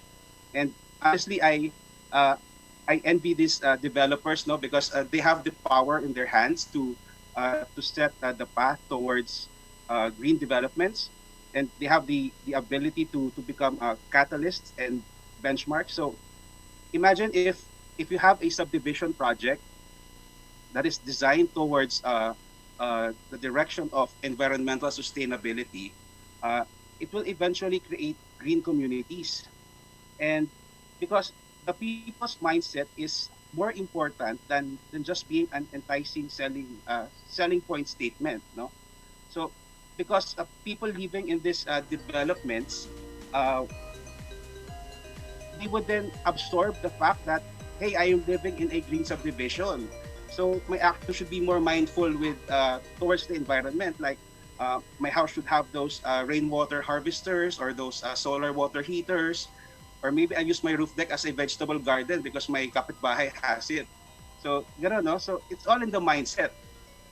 And actually, you don't need to apply every green concept and strategy there is in the market, no, onto your developments or for that matter, because it will really cost you a lot.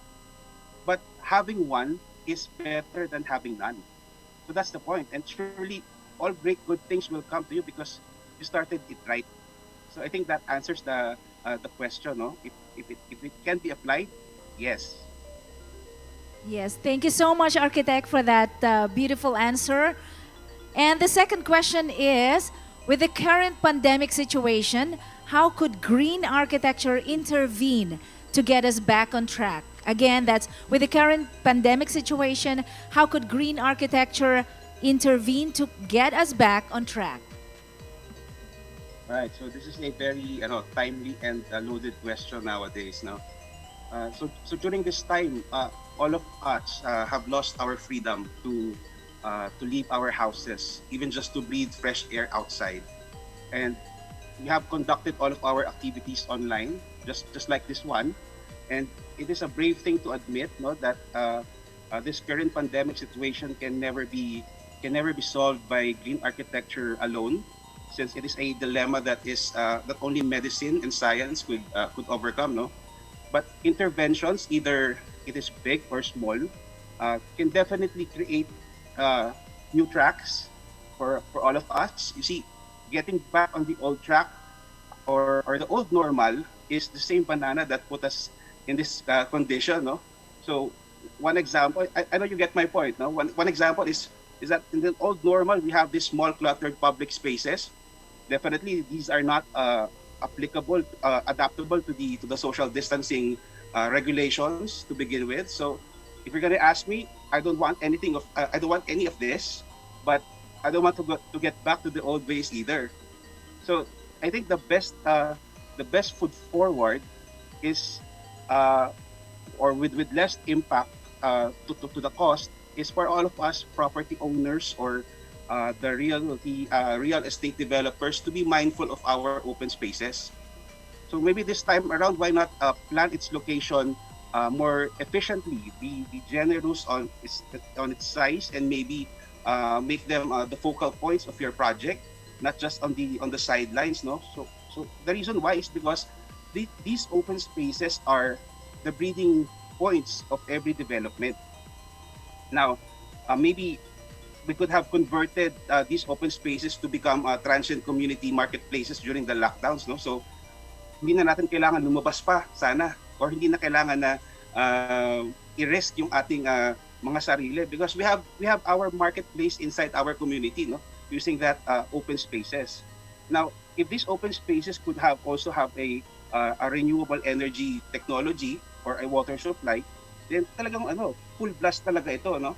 So open spaces now could have become a good source of air quality and also a place of, a peace and quiet. It is a zen space for you to reflect on your life, to reflect on your future plans. And basically, these open spaces, if these are to design properly, you don't have to disturb the natural biodiversity of it. So sometimes kasi we see developments na they're really trying hard to create open spaces na talagang magnificent, grandeur. Hindi naman kailangan ganon. Just because they are trying to perceive the rules of the marketing department. So hindi kailangan ganon, no? Because it is important that the open spaces should be maximized and merely not just a compliance with the code. So that's just one example. Marami pang iba actually. Sorry, I took this too long, sorry.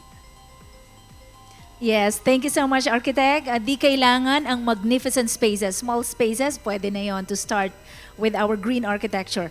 Third question, Architect, is this. Green architecture is usually perceived as costly, especially for sectors dwelling in less urbanized or rural areas. Have you had projects that are cost-effective or affordable for the masses? What is the average cost? Again, Yes, if I may our company, repeat the question, or not necessary? Have you had projects that are cost-effective or affordable for the masses? What is the average cost? All right. So yes, our company, Jamaica Realty and Marketing Corporation, offers convertible houses.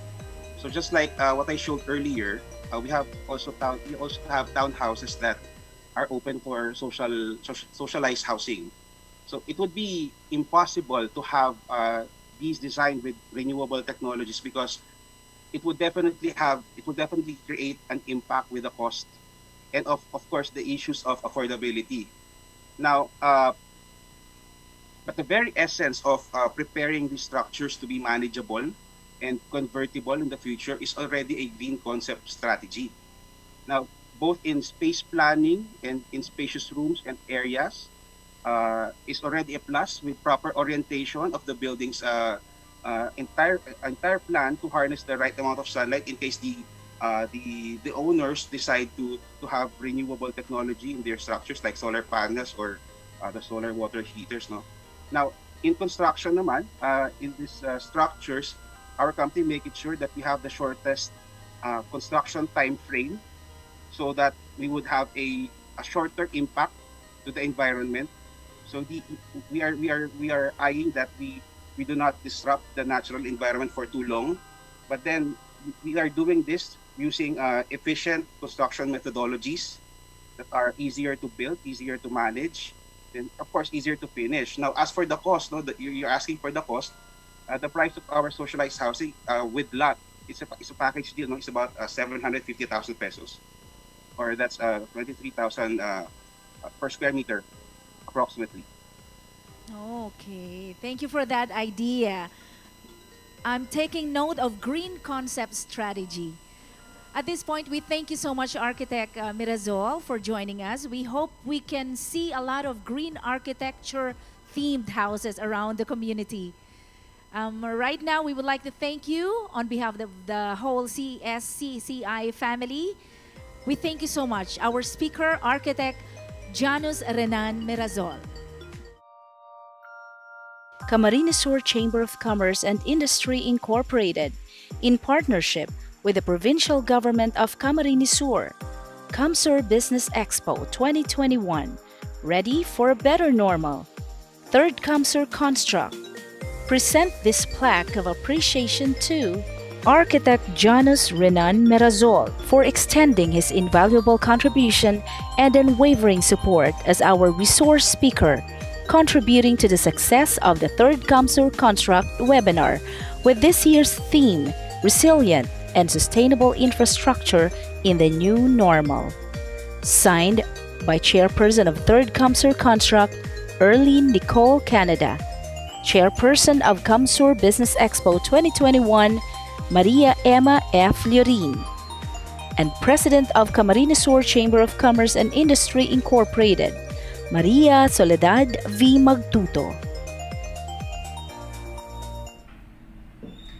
On behalf of the United Architects of the Philippines Camarines Chapter, I would like to congratulate the Camarines Sur Chamber of Commerce and Industry for hosting the third CamSur Construct. Despite many challenges, this season of uncertainties, we will remain positive and continue to serve the community. As one organization, we support the CSCCI for the coming event this July 22 to 23 from 8 a.m. to 5 p.m. with the theme Resilient and Sustainable Infrastructure in the New Normal. We thank God for the opportunity to be part of the third CamSur Construct. We encourage the participants, contractors, students, and among others to be courageous this time of pandemic. Again, congratulations and mabuhay Camarines Sur Chamber of Commerce and Industry. Introduction of speaker for the topic entitled Bamboo Architecture.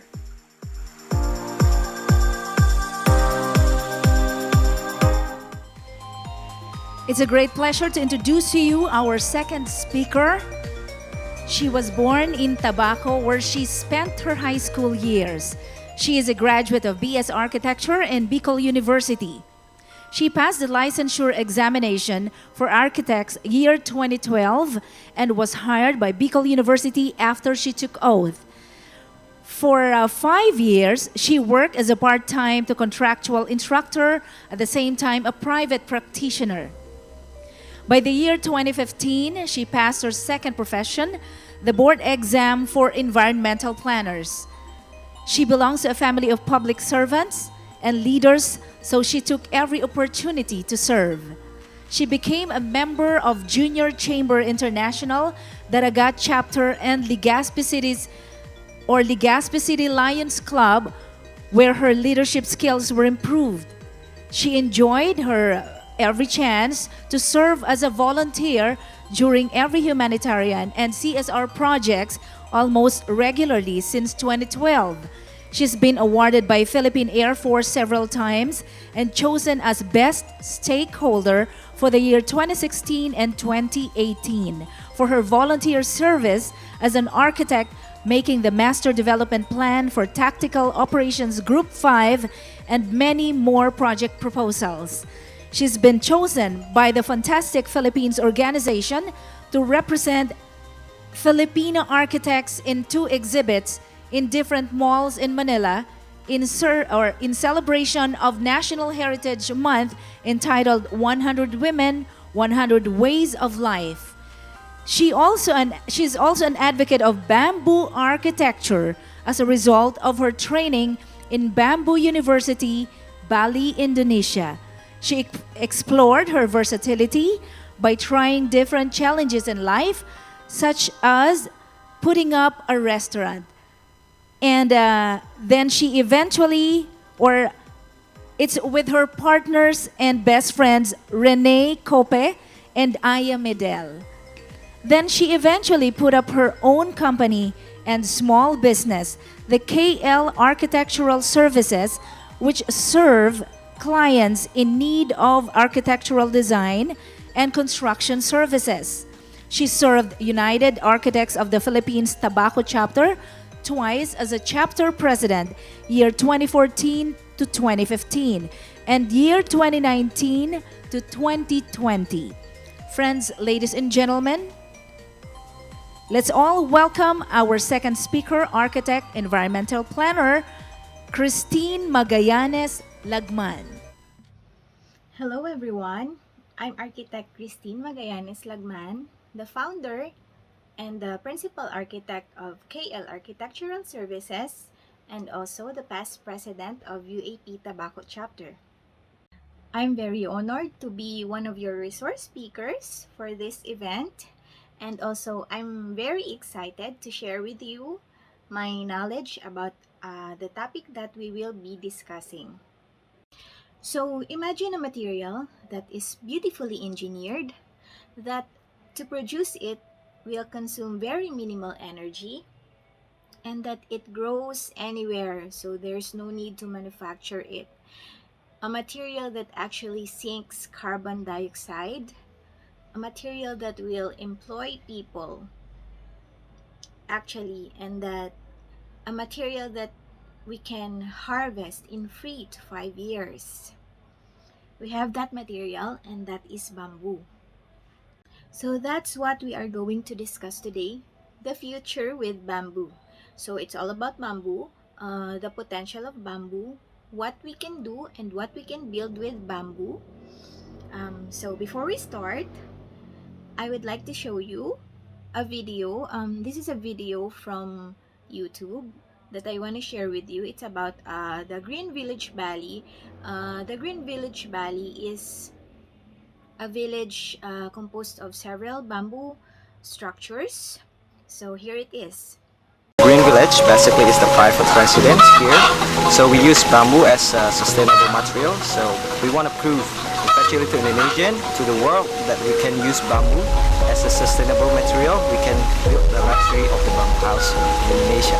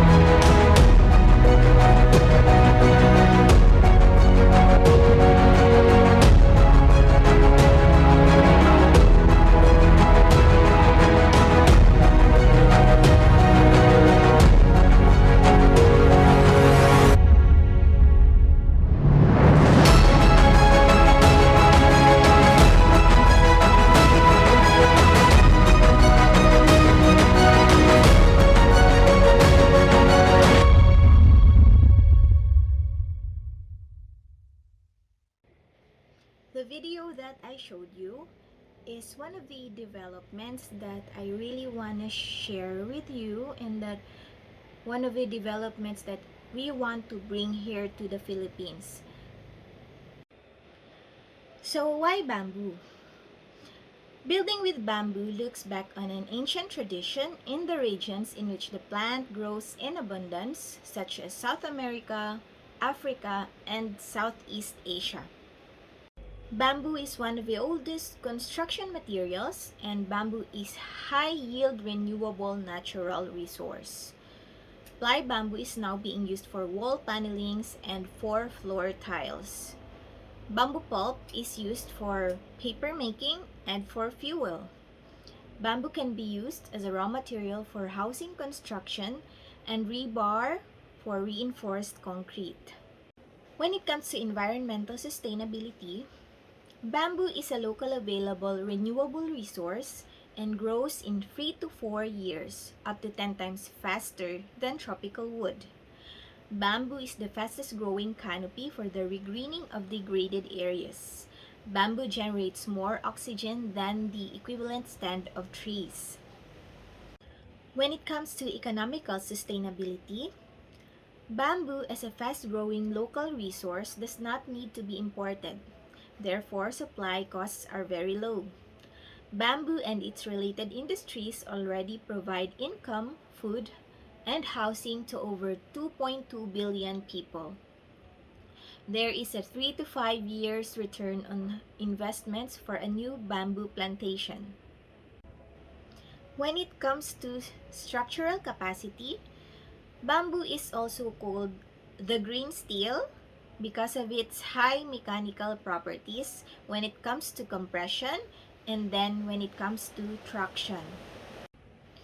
When it comes to low energy consumption, as comparison, the quantity of needed energy for the production of bamboo for construction is 10% of concrete, 5% of steel, 5% of timber, and 70% of bamboo. When it comes to fire resistance, bamboo has a positive behavior towards fire. The outer shell has a high concentration of silicate acid or silica, which is a retardant for combustion. Bamboo develops flames only at high temperatures. For structural versatility, bamboo is a tubular structural element that is ideal for the transmission of axial forces, that is therefore a material that can be used for light, three-dimensional structures. When it comes to the lifespan of bamboo, the non-treated bamboo is vulnerable to fungus attacks, to insects, and it only lasts about 3 to 5 years when exposed to sunlight and rain, up to 10 to 15 years when protected by adequate roofing. But with appropriate treatment, the duration or the lifespan of bamboo is improved drastically. At the moment, the most common techniques are smoking, cooking in liquid, and immersion or filling with borate or boric acid. So let us discuss how the bamboo is treated, especially in the place where I trained in bamboo school, Bali, Indonesia. So this is their bamboo factory. In the bamboo factory, you will see different kinds of bamboo, but the one that we use for building the houses is called the Dendrocalamus asper. It can grow for up to 35 meters, and the base or the lowest portion of the bamboo can be as big as 30 centimeters or 0.30. In the factory, you will also see another kind of bamboo, which is called the bambusa negra, or the color brown bamboo. First they harvest the bamboo, and then they dry it for about 2 weeks, and then in that 2 weeks they segregate the good quality from the bad quality. So which are the good quality bamboo and the bad quality? The bad quality bamboo has cracks in it, which you can see from the picture. That is Teacher Moko. Teacher Moko is our instructor, and he is pointing at a bamboo which has a crack on it, because when the bamboo dries, the body shrinks. So some of the bamboo has developed cracks. When you go inside, you will see a big container where the bamboos are placed, and then they will be punched and then filled with boron or boric acid. That will be about 48 hours, and then steamed with about 48 degrees Celsius of water. And then in that process, during the long process, the sap comes out of the body of the bamboo. So that's the most important part, because yung bamboo, kaya siya kinakain ng insekto because it has starch on its body. So we have to remove the starch, and we also have to remove the insects and then the eggs of the insects. So that's what boric acid does to the bamboo.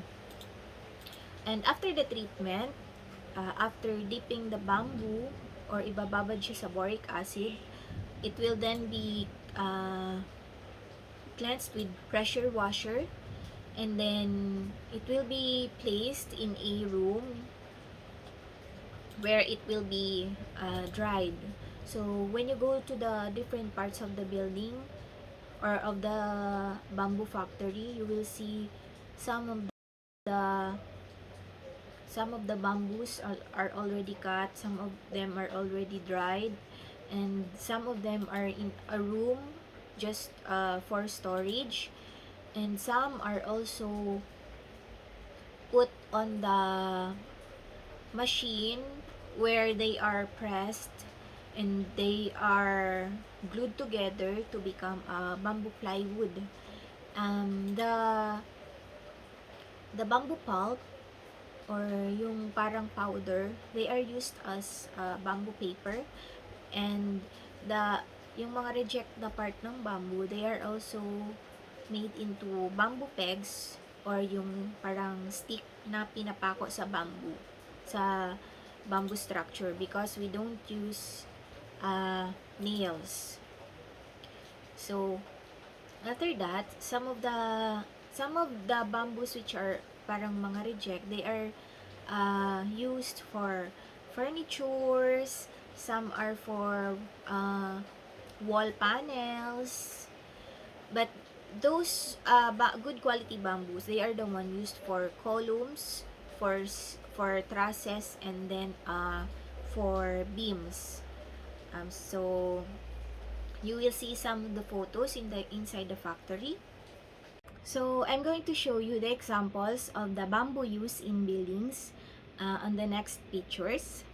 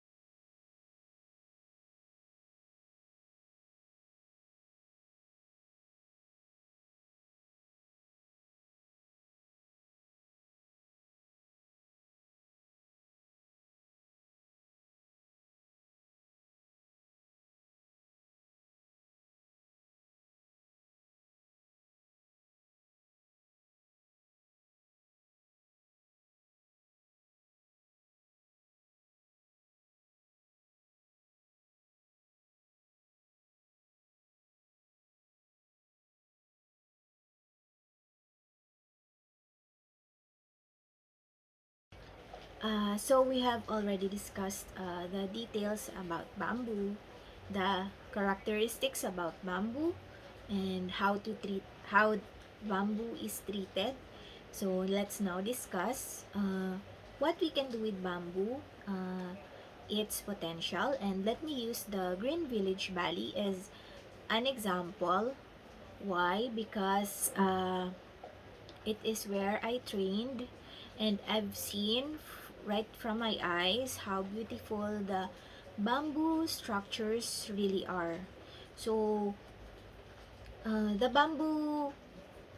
Green Village Valley is made of about minimum of 16 different bamboo houses. They have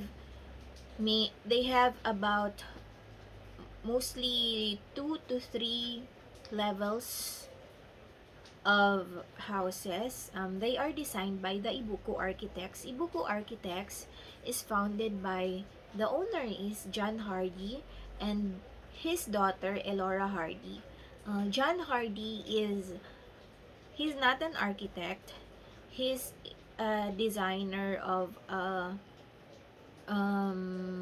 different necklace, accessories, bronze, silver, and his daughter Elora is an interior designer.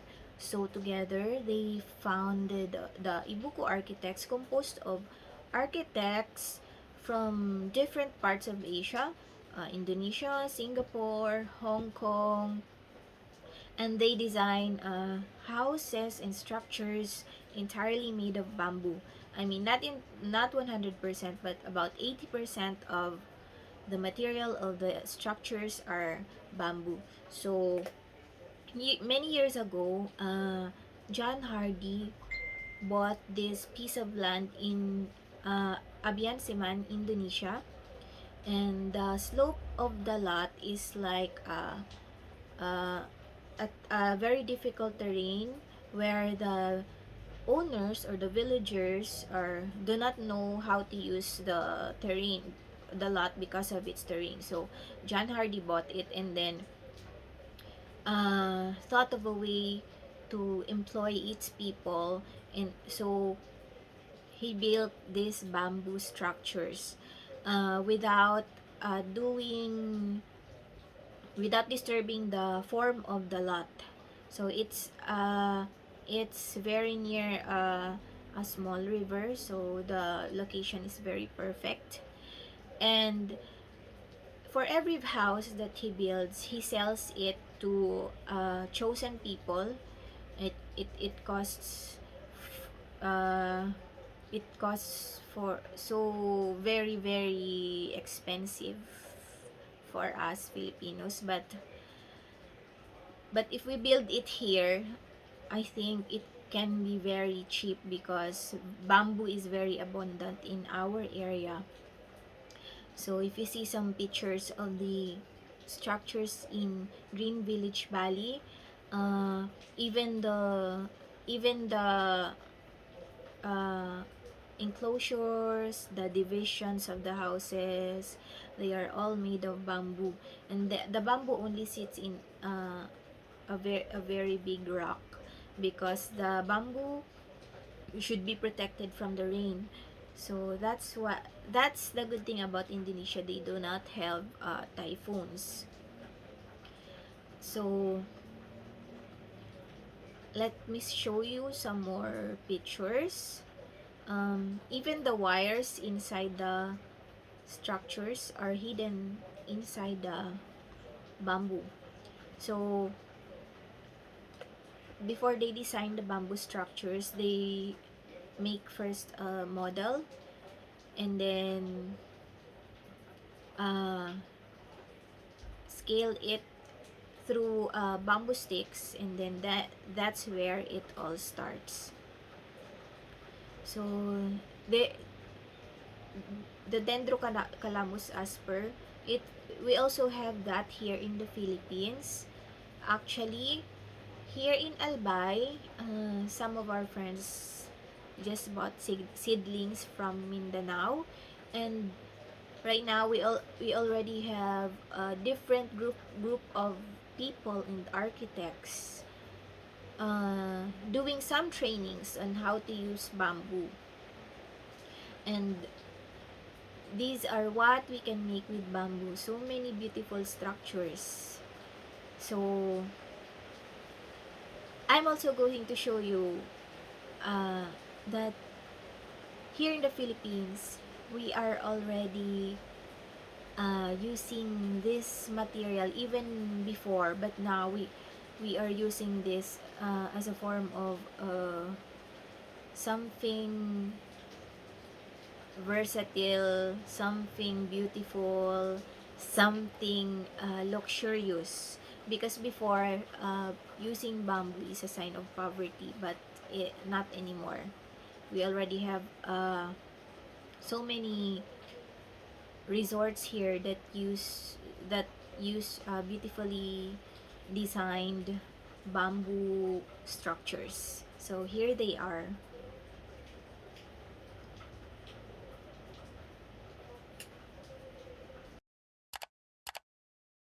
My name is John Hardy. I escaped from Canada in 1975 to come to the beautiful island of Bali. I always wanted to be an architect, but I'm learning different.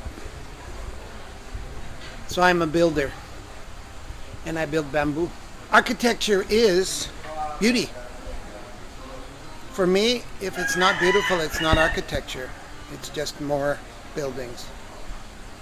Architecture lifts the heart and causes the person to dream. An architect must care about people, must care about the planet, and must care about beauty. What else is there? In Bali, I've done many things, from recycled wood, which was my dream, to a complete dropping of wood to 100% bamboo. And we have built factories, we have built houses, we have built schools, we've built cathedrals of green, bridges, many things. The bamboo world was introduced to me by a woman who is completely possessed by bamboo. Her name is Linda Garland, and we call her Mother of Bamboo. She talked and talked and talked and talked, and finally I got it. The treatment of bamboo is what made the huge difference. It went from a material that was good for a little while to a material that is good forever. Really the first sustainable building material on the planet. We went from artisans who build beautifully to training architects. And we have bred a whole group of amazing architects that now know how to build with bamboo. But I think more important than the beings is the process. Building with models is so much more real than two-dimensional macaroni on computers. We build beginning models, middle models, final models, and then we build a structural model, which is very much like the old days of shipbuilding, where the naval architect handed a finished model to the shipwrights. The first big building we did, the architects ran away. Why? Afraid. Of what? Afraid of beauty, afraid of strength, afraid of magic, afraid of bamboo. It's very hard for an architect when they're trained in the traditional way of being told what they can't do and what they can't do and what they shouldn't do and what they must not do, to get them beyond that. That's why you see amazing buildings coming out of architects that are too old to care.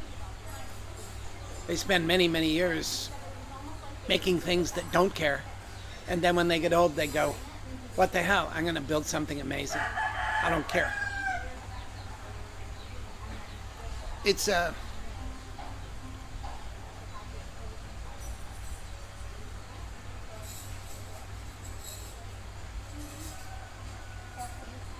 only the hybrid that we've created that works. If we were dealing with conventional architects and engineers, they would be just going no, no, no, no, no, and no, no, no, no, no, and you can't do that and you can't do this. We work with artisans, we work with artists. Our creator of the Heart of School was an artist and a sculptor. See, the architects are a new invention in the world. The great cathedrals of Europe weren't built by architects, they were built by builders. And that whole idea that you need somebody to create beauty is a kind of new idea. When I walk around a city, I don't see much new beauty. I see 100-year-old beauty, I see 300-year-old beauty. So I guess what I'm saying is that the architects have totally failed in beauty. They're responsible for beauty, and with very little exception, with very few exceptions, they build mundane, they build mass-produced junk off their AutoCADs. Very seldom do they create beauty and create love and create community within their buildings. It's a problem of ego, I think. My building has to be taller than yours, my building has to be bigger than yours. It's like the problem of you see in the playground with 8-year-old boys. And one of the big mistakes is their interaction with this. The right angle doesn't exist in nature. It certainly doesn't exist on your body. And to think that everything should be right angles, it is death of the spirit, death of the soul, death of optimism. Putting people in boxes is a crime and will be regarded in the future as a crime. It will be the brutalist box building period that we're in. With some exceptions, of course. It takes an incredible soul to break out. Big is such a soul, and I have such love for him because he not only builds, he thinks. Thinking seems to have disappeared from building. Architects definitely have feelings. But who could survive an architecture course and still have feelings? It's brutalist. And it's the period of brutalism in architecture. But they're partly constrained by the stupidness of their little screens and the stupidness of their design programs. And basically, let's face it, they're cheating most clients by just printing out, popping up more, moving a little bit walls and popping up more sets of window frames. It's really a crime.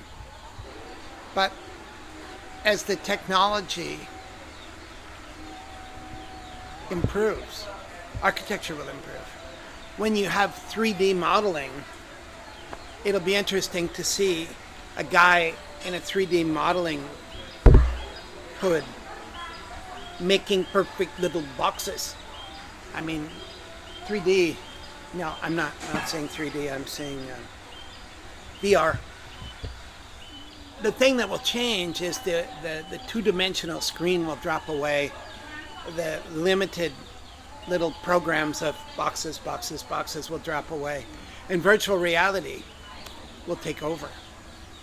You will see architects with a virtual reality headset on, and they will not be making nasty little boxes or long straight lines. They'll be dancing. The buildings will dance. And when they can design like that, when they can design in VR, they'll start to dance the buildings rather than just, the ruler was the ugliest thing ever made because everything is just perfect. And even the engineers will probably become VR. And the computer power is definitely there. But to be able to engineer to be able to engineer buildings that architects dance will be the future. We didn't spend most of our history in boxes. We spent it in caves. Digging a cave was what a young man did for his new wife. Renovating a cave, nothing was rectilinear. And trees, although we made them into 2x4s, which was a brilliant idea, are not 2x4s. And wood has much more warmth than any piece of concrete. Everything was mud. And a rendered mud wall is a beautiful thing. And a wall that does this is a wall that wants to stand forever. This is what we've lost. The magic of bamboo is it's built to scale. Bamboo grows everywhere nothing else wants to grow. Bamboo grows through a huge band of the earth. They have bamboo in Japan. So if you want bamboo, if you're thinking about having children and you want bamboo for your children, plant it today. In 6 years, you'll be producing finished poles. And that bamboo mother that lives under the earth will be shooting bamboo for 100 years. So you just have to plant bamboo once in your lifetime and harvest it every year. So bamboo is absolutely scalable. And it's one of the only things we can really promise all the people that don't have. We can promise them bamboo. One of the, architects are full of excuses. It's the building code, it's the fire marshal, it's the cyclone police. It's ridiculous that the inflexibility and lack of intelligence in the boxes that the architects are forced to live in. So we can't entirely blame them for building boxes because they're forced to build boxes. But what I'd say to the young architects is get out. We could never have created what we created here in Canada. This place is a place of creation. I recommend things to young people all the time. Don't become an architect, don't become an engineer, don't become a lawyer, don't become a banker, don't take an MBA. Keep yourself intact, keep yourself pure. Do design, do fine arts. Do the humanities. Keep focused. and then never get a job. Make jobs that make the world a better place. You can hire all the architects and engineers and bankers and lawyers you need, but don't do that to yourself. Don't become one.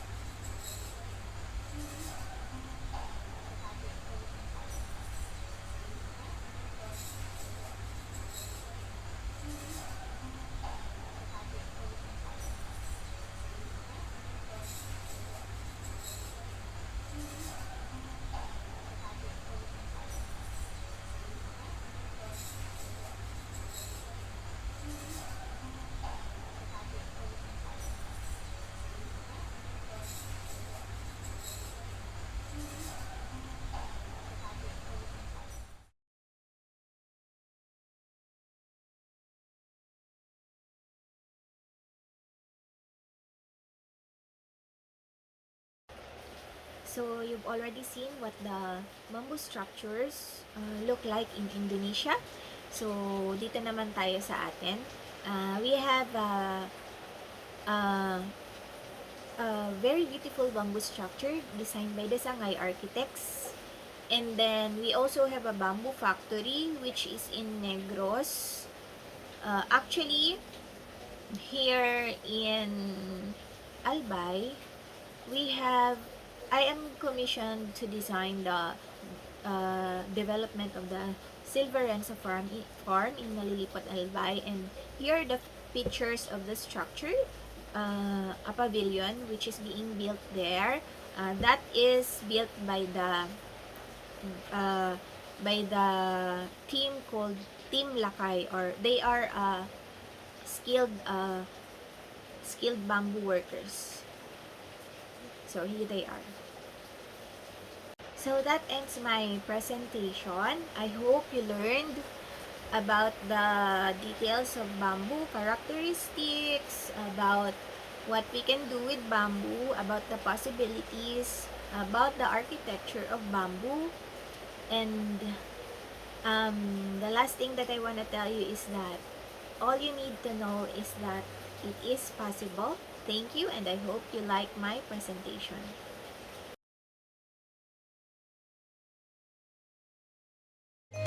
Thank you so much, Architect Christine, for that very unique discussion about the bamboo. You have just rocked the house inside the studio because we are so interested about it. Kasi meron naman po tayo, no? We have our own Philippine kind of bamboo. And one of the questions right now is that, how long do bamboo structures last? That's the first question, Architect Christine. How long do bamboo structures last? Hello, everyone. Can you hear me po? Yes po. Okay.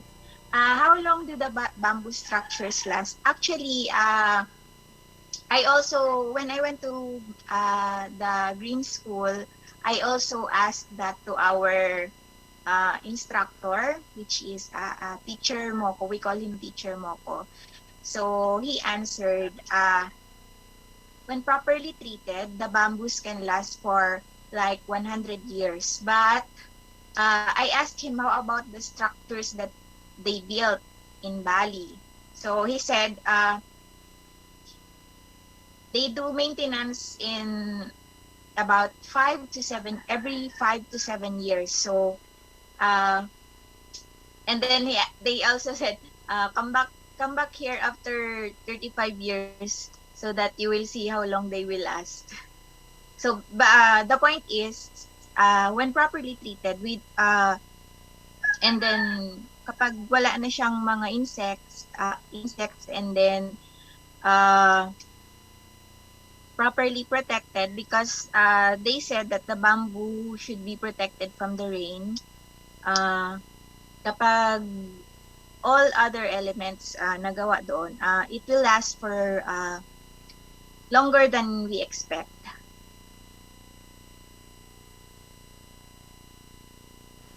Okay, thank you so much, Architect, for that answer. Right now, another question just popped in.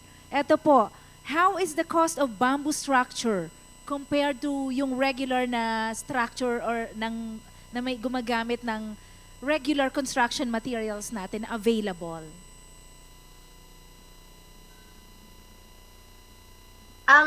The cost is of course lower, but I cannot give a ballpark figure kasi magkakaiba yung mga price natin dito, yung construction cost, yung labor cost, and then also yung halimbawa yung group na gagawa, yung mga skilled artisans, iba-iba yung cost nila, but definitely the cost is lower. Yes, opo. I like that. I'll take note of that. Depende kasi yung skilled artisan. So, that's how we call them as well sa bamboo architecture. Yung ating mga skilled workers. The third question is, the Philippines is usually hit by calamities such as strong typhoons and earthquakes. Now, given such conditions, is bamboo architecture really a viable form of technology that is resilient enough to withstand extreme weather conditions or natural phenomenon? I actually asked that in Bali. So they said, you cannot use, here in Bali, we do not have typhoon. So in the Philippines, you cannot do what we do here na parang sa kanila, purely bamboo. So sa atin, sabi niya, you can mix it with other materials that you usually use. And then, mag-innovate, parang ganon, for it to be typhoon resilient. Kasi yung bamboo nagsisway naman siya sa hangin or sa earthquake. Yes, totoo po So, yan. ayun. Opo. Architect Christine, thank you so much for your time spending with us as you give your lessons to us in bamboo architecture. Friends, ladies and gentlemen, the past president of UAP Tabaco Chapter, our dear speaker, a very empowered woman, Architect Christine Magallanes Lagman. Thank you so much, ma'am. Camarines Sur Chamber of Commerce and Industry Incorporated, in partnership with the Provincial Government of Camarines Sur, CamSur Business Expo 2021, ready for a better normal. Third CamSur Construct, present this plaque of appreciation to Architect Christine Magallanes Lagman for extending his invaluable contribution and unwavering support as our resource speaker, contributing to the success of the third CamSur Construct webinar with this year's theme, Resilient and Sustainable Infrastructure in the New Normal. Signed by Chairperson of third CamSur Construct, Erlene Nicole Canada, Chairperson of CamSur Business Expo 2021, Maria Emma F. Llorin, and President of Camarines Sur Chamber of Commerce and Industry Incorporated, Maria Soledad V. Magtuto. Introduction of speaker for the topic entitled Eco-Friendly Building Materials.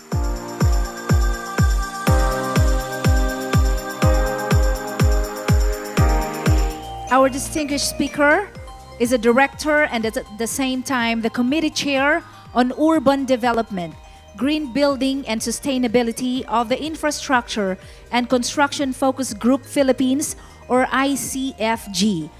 Also, active professionally as architect, environmental planner, CIAC accredited construction arbitrator, and green building advocate for resiliency and sustainability. Principal architect of his own design firm, Iconic. He just concluded his term as the executive director of the Construction Industry Authority of the Philippines, or CIAP, an attached agency of the Philippine Department or the Philippines Department of Trade and Industry, and also accelerates, promote, and regulates the construction industry. Our dear architect speaker is affiliated with the Philippine Institution of Environmental Planners, or PIEP, the Philippine Green Building Initiative, or PGBI, Philippine Institute of Construction Arbitration and Mediators, or PICAM, and the Eastern Asian Regional Organization of Public Housing.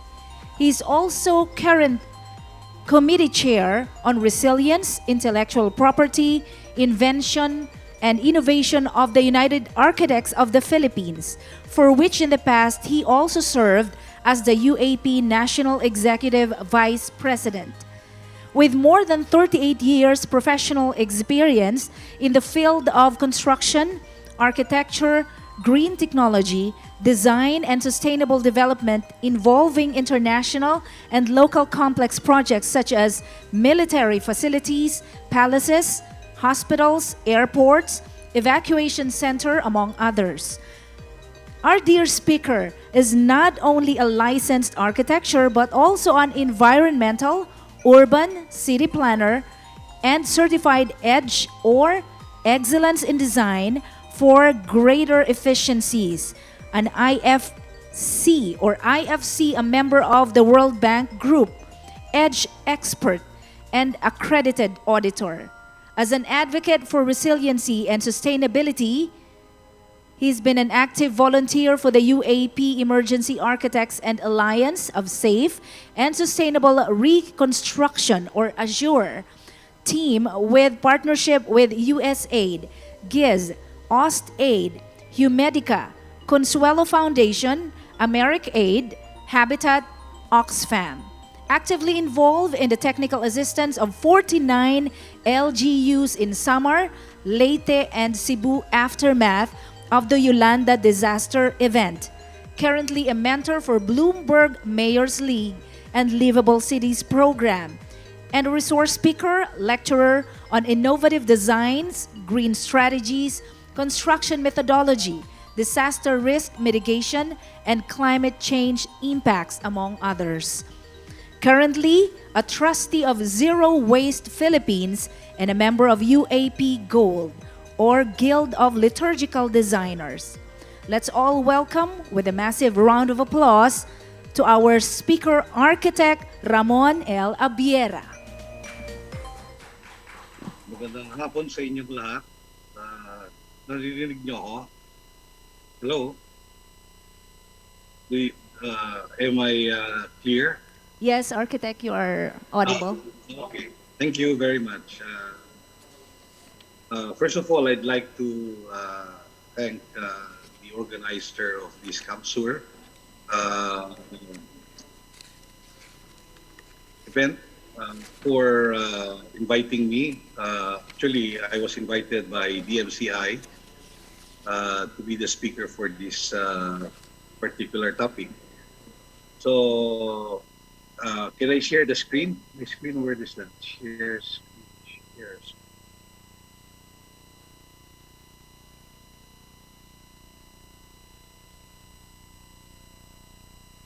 Okay. Share screen. Share screen. That's my own.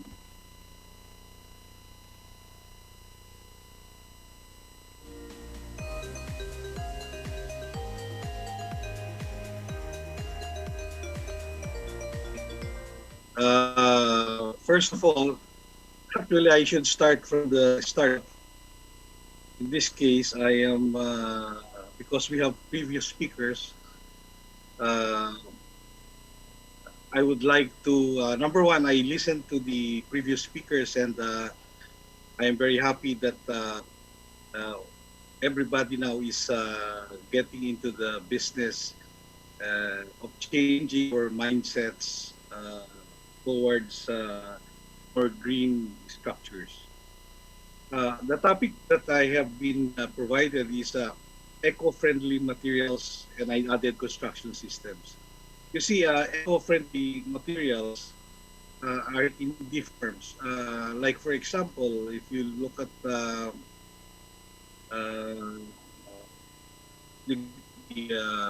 various materials being used for buildings today, we have the number one top material that is being used for our built environment is actually concrete. Concrete also represents the generation of about 19% of all the greenhouse gases and emissions and consume about 40% of the electricity globally. Uh, the second thing that I want to mention about eco-friendly materials is embodied energy.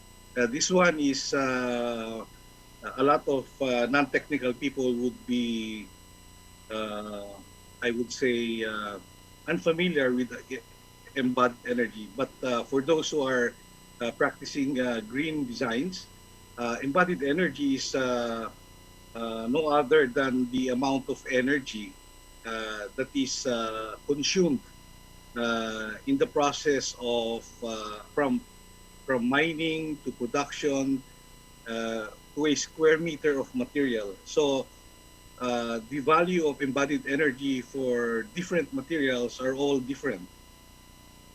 So if you have concrete, one type of concrete, for example, concrete slab, the default will be different from the other types of concrete slabs that might be utilized for the design. So embodied energy is important because if we consume a lot of energy for all the materials that we use for all the buildings that we have, what will happen is there will be a greater demand to construct more power plants.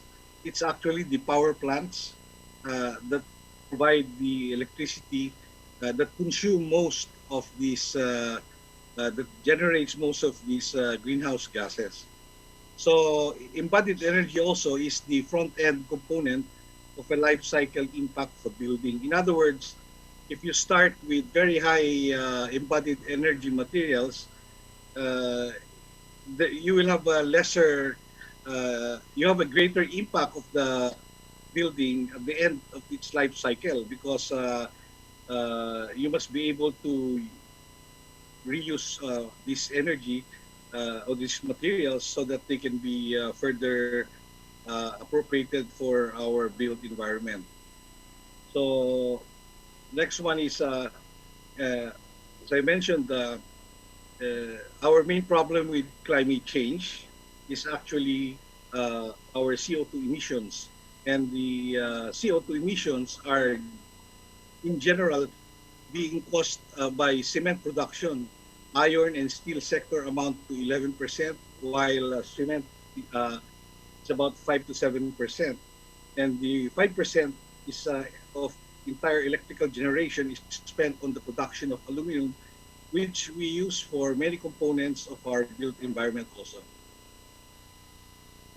So these manufactured materials are primarily for the construction of homes, commercial buildings, infrastructure, and there is a big boom in the construction, except that it's dampened because of this pandemic. But because uh, all over the world, there is a growth of population bound to cities. Like, for example, in China, there's a big population that goes to cities from their provinces. And so, with the influx of more populations to urban areas and city centers, there is a need for housing and also for where they will be working. So, this one causes a lot of uh, infrastructures and buildings to be built for this purpose. As you can see, for example, these manufactured materials are basically steel, glass, concrete, and aluminum. There are many other materials that are being utilized, but if you can see, concrete uh, is the highest use, and so as with aluminum, glass, and steel. So, if we were to think of eco-friendly materials, then we would perhaps have to focus on these materials, which are the majority of its uses in buildings. So, not only does uh, manufacturing of building materials significantly increase greenhouse gas emissions, but it also cause levels of air pollution. For example, in Dhaka, the production of bricks is responsible for about 58% of the city capital's pollution. More than cars, power generation, and other industries combined. So you can see that eco-friendly materials come in many forms. Materials that have less embodied energy, materials that are non-polluting, materials that are less toxic to our kind, to mankind, and our environment. These are all eco-friendly materials. As the previous speakers were discussing, I note that, for example, bamboo. Bamboo is actually they call this the future of renewable material. In fact, it's already being, as presented a while ago, it's already being widely used in some countries like in Indonesia, in Malaysia, and in fact, UAP, the United Architects of the Philippines, is trying to push for the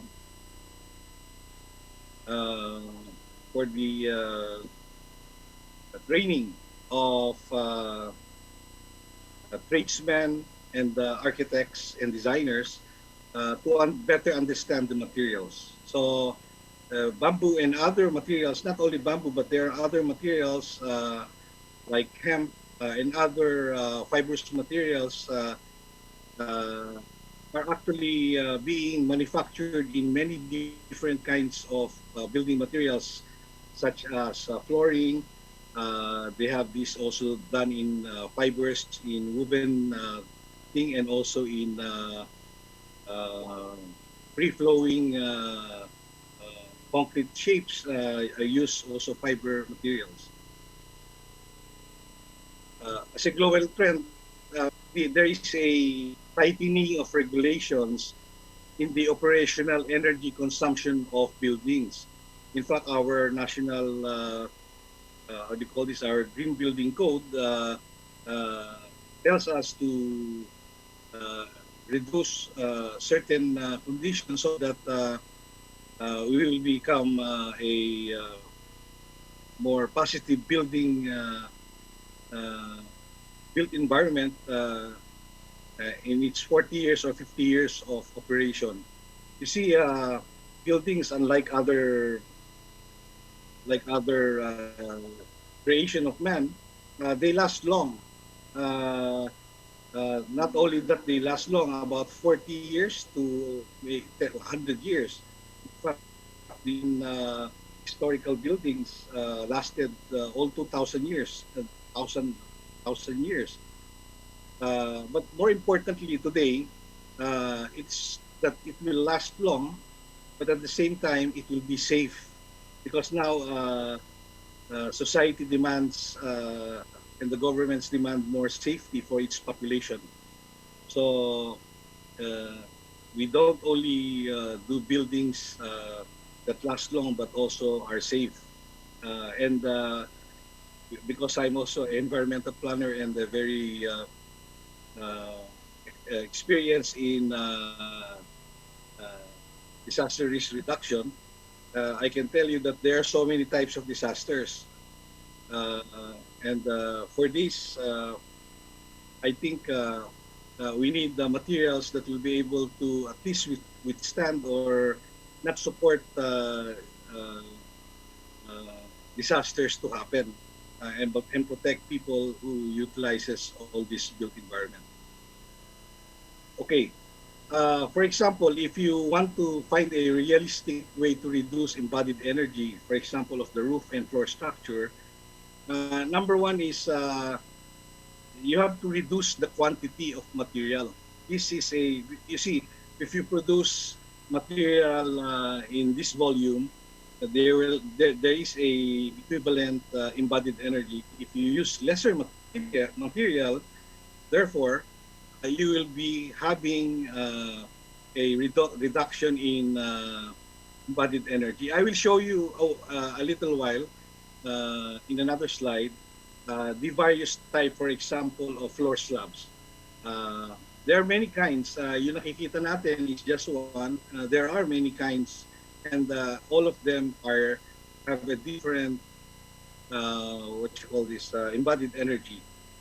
Another thing is if we are able to substitute high embodied energy material with lower embodied energy material, for example, cement. If you use the standard cement, it has a certain embodied energy, but in the process of manufacturing cement, sometimes some manufacturers they add pulverized fly ash or PFA or uh, ground granulated blast furnace slugs. Ito yung mga natitira pagka nagsusunog sila, hinahalo sa semento, the cement becomes, they name it green cement. Why? Because now that cement contains less energy to produce because part of what went into the cement is actually a byproduct of another process. Of course, the other one is also to be able to select more efficient construction technology. I will show you one example later on because the design should be good, the material should be good, but also it should be implemented in a sustainable and resilient way too. So there are many kinds of construction methodology that can be utilized to further reduce the embodied energy.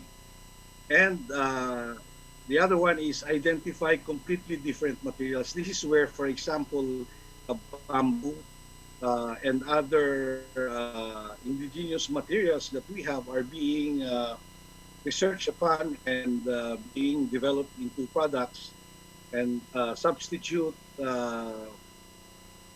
manufactured materials so that they can be more eco-friendly.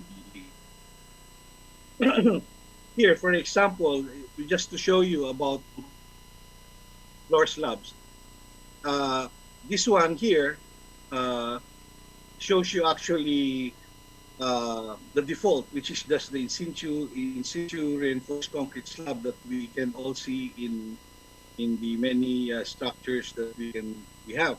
However, if you have the light gauge steel floor cassette, a timber floor construction, a thin precast concrete deck, composite in situ slab, precast concrete double P units, composite in situ concrete, and so many others, then all of these have a different embodied energy. So I think clients and designers must keep an open mind to be able to utilize not only the material but also how the material is designed into the structure. You can design it one way, it will be having a very high embodied energy, but if you utilize the different configurations and design technology, then you will be able to achieve a lower embodied energy. Okay, the key is paying attention in the early design stage because in the early design stage, there are two things that happen. Number one, they get to be incorporated in the design as a default. Why is that important? Well, because if it is not a default in the design, it becomes an alternative. So sometimes the greenness or green features seemingly becomes more expensive when the owner understands that, oh, may dinagdag kayo, may dinadagdag pa na green. Huwag na yan. So I think by putting it early in the design stage prior to being presented to the client or to the owners, it becomes the default. And it makes sensible design and specifications are thus embodied in this the greenness is thus embodied in the design and the specifications. And the good thing about this is if it's in the design and it is implemented, ito yung sinasabi na for the next 40 or so years, it tends to become energy efficient design because the greenness is thus embodied in the design itself. So, what's this? Building the amount of construction materials. Another thing that we should consider is the value chain.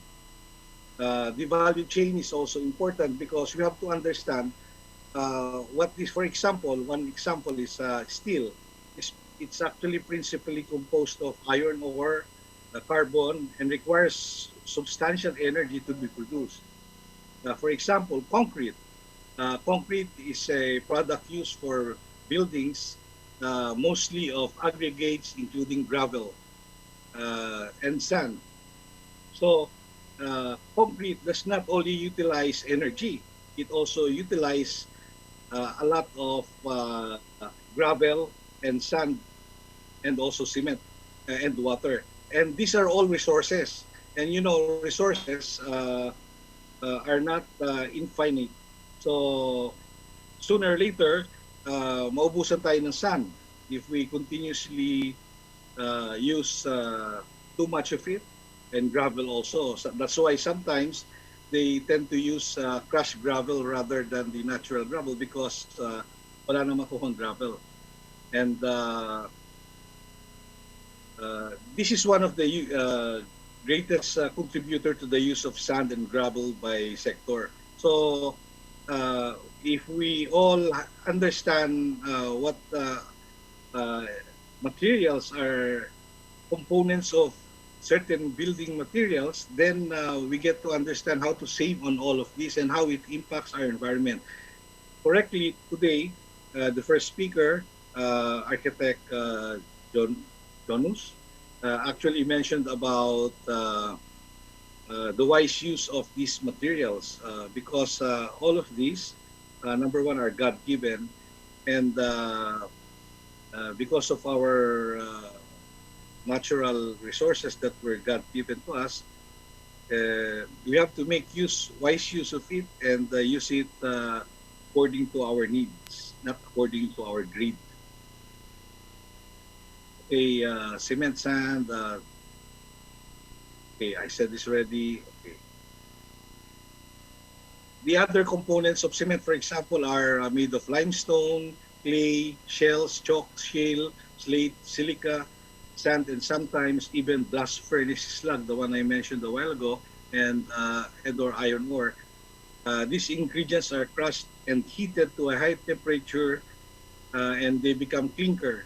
The gypsum is added and the whole mixture is finely ground to produce cement powder. So another one that uses maraming gamit din sa ating infrastructure ay asphalt.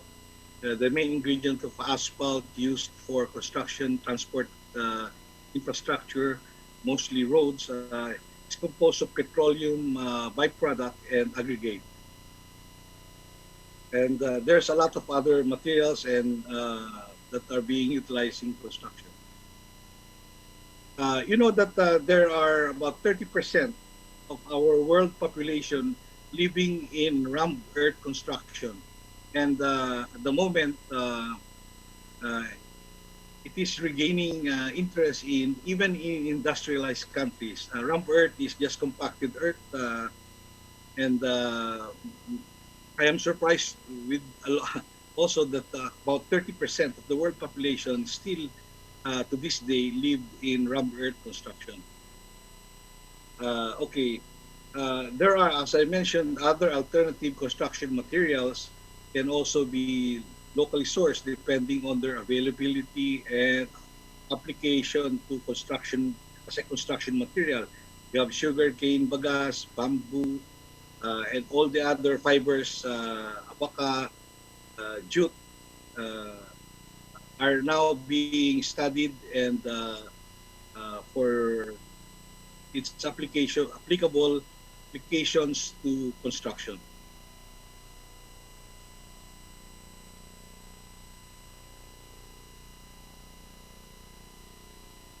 So uh, I go to the okay.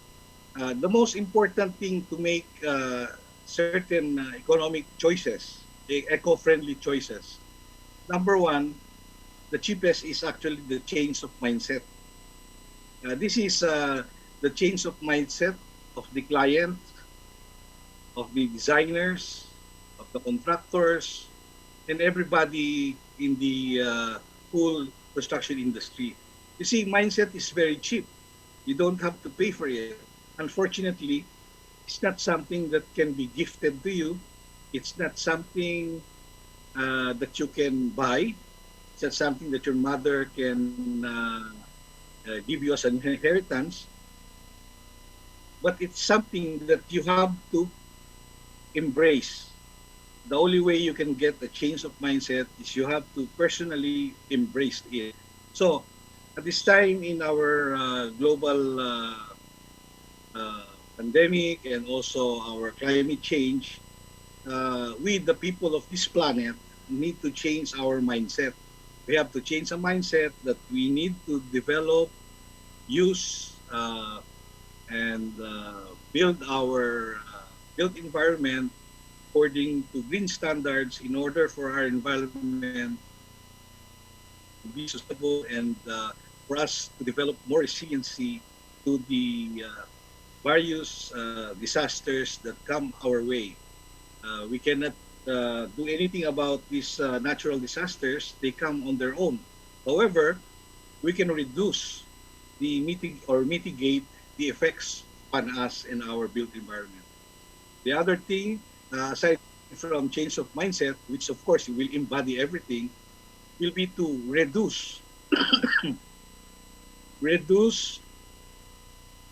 our use of material, to recycle construction materials, to reuse. The other one is to reduce. This one is to reuse whatever we remove from other structures. We have to refuse to use materials that are not green, and we repurpose our projects or our structures so that we don't have to build new ones. And the next one is, of course, where architects and engineers can come into play. We have to develop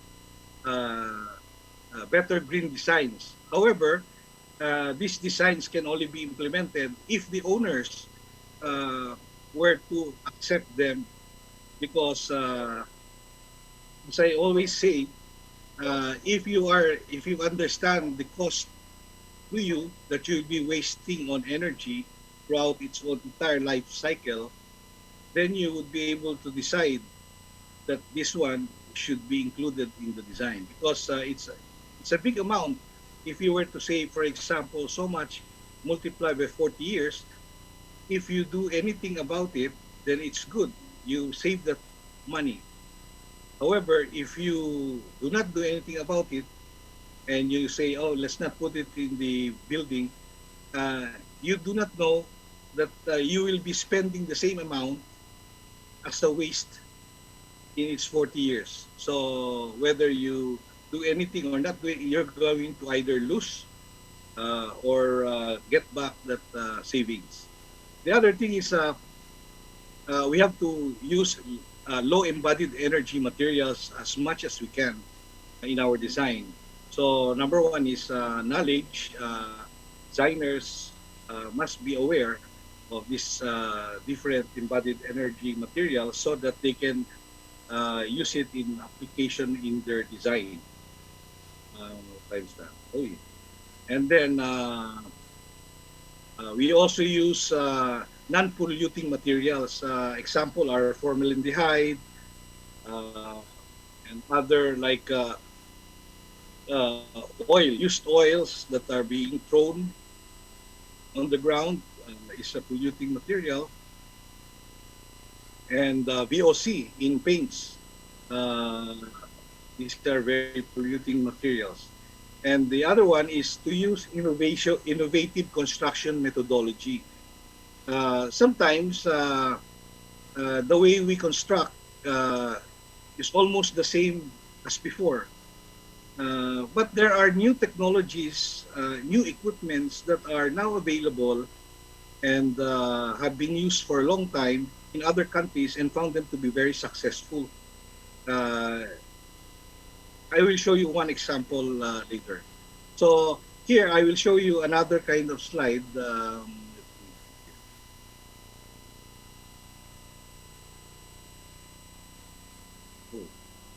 nasa na ba? Dali lang ha, share ko lang yung kabilang slide eh. How do we do that? Oh my God.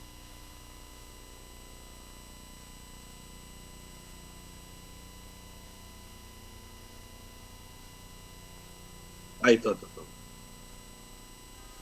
Here. Okay.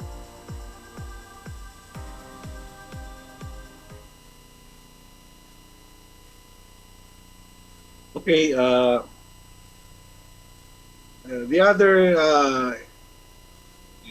eco-friendly materials are actually part of strategies being utilized by uh, green practitioners, uh, green designers. One of them is mentioned also is energy-saving light bulbs, which reduce our energy consumption. So you can consider them as eco-friendly materials.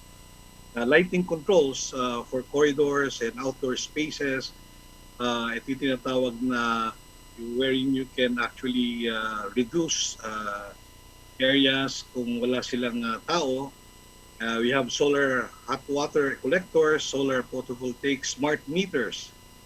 All of them you can and also of course natural ventilation would save. So by having adequate natural ventilations for our projects would definitely be towards a good choice. We can also see ceilings in habitable homes so that people in those rooms would have the choice to use the ceiling fans instead of air conditioning. If you use air conditioning systems, you have to have COP of 3.5 or better. You use, these are already mentioned a while ago, high efficiency boilers, heat pumps, uh, light bulbs. Okay. The other thing is just even the color, even just the color of our structure and the roof has a big impact on our energy consumption. For example, if your color is gray, you have this one. It has a heat index of about 20%. And if you have white, you have 69 reflectance.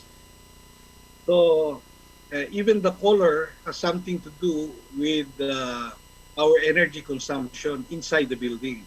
So that's something that you have to discuss with your designers and green consultants.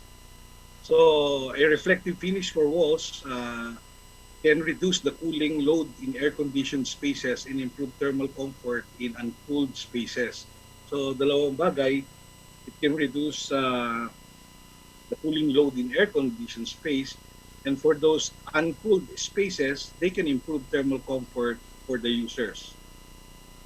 So even for example, you see just the color of the concrete, new concrete, you have 35 to 45 solar reflectivity. You have fired bricks, 17 to 56. So if you paint your concrete white, you have a reflectivity of about, which is higher. And if you have a solar reflectivity that is higher, most of the heat will be bounced off your building. External providing shadings, These are all choices. Now, I want to go to the, ano pa, no? I will go. Then you have the use of insulation. So insulation is actually an eco-friendly material. Now, what type of insulation do you use? But insulation in general is an eco-friendly material because it improves the building envelope and make cooling the building using less energy.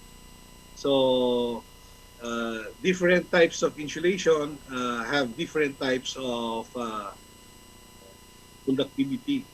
So this one you have to discuss with your designers so that but insulations in general is an eco-friendly material so that you can sabi nga nila it's all about the building envelope, preserving the building envelope and in providing sufficient insulations for heat to come into the building and from the air, cold air inside the building to get out.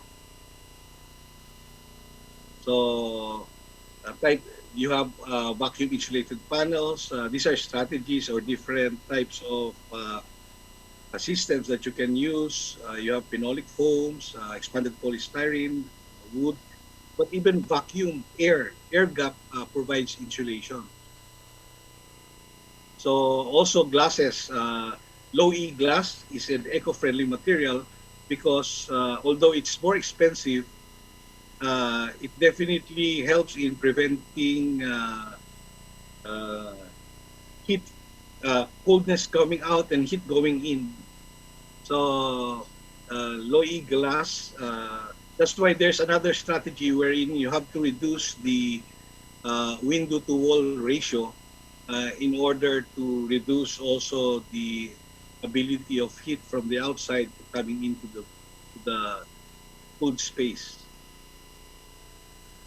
Also, there's a high performance glass. Meron double pane. Ngayon, gusto na yung triple pane. The reason is they just try to make sure that, especially in cold countries, they want to make sure that the heat inside the building will not go out to the cold ambient air outside sa mga malalamig na countries. Ano? Okay, this is an example how a high performance glass can actually prevent heat coming from the sun, radiating the heat, getting into the building. Maraming types of systems that are being employed. You see, this one is in cold climate. This is a film. This is a sprayed onto the glass. Is this one should put it here, but in warm climate you put it here. So so materials, even glass, concrete, steel, there is a eco-friendly material depending on how it is used and how it is implemented in our buildings. So I wanted to show you really is yung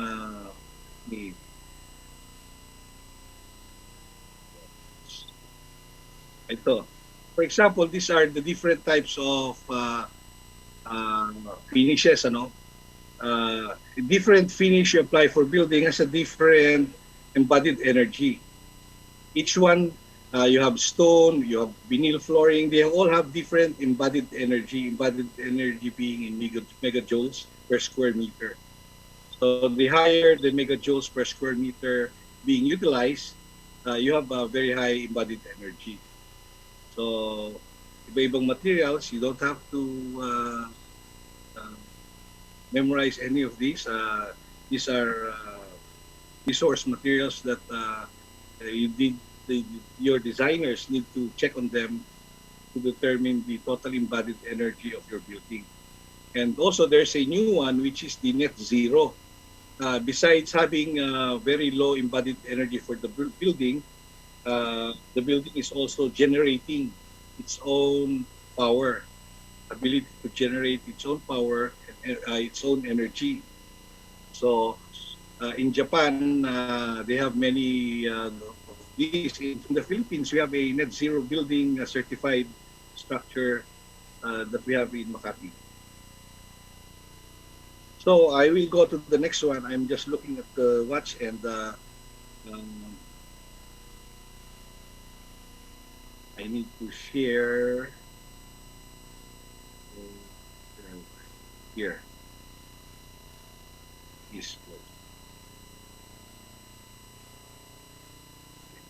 I need to bring this up. There. Share. Share. Here. Here. Okay. So now we go to a type of construction methodology that is cheaper. Uh, if you go to the States, you will see and note that there are many projects, especially in California, where there is a lot of earthquake also.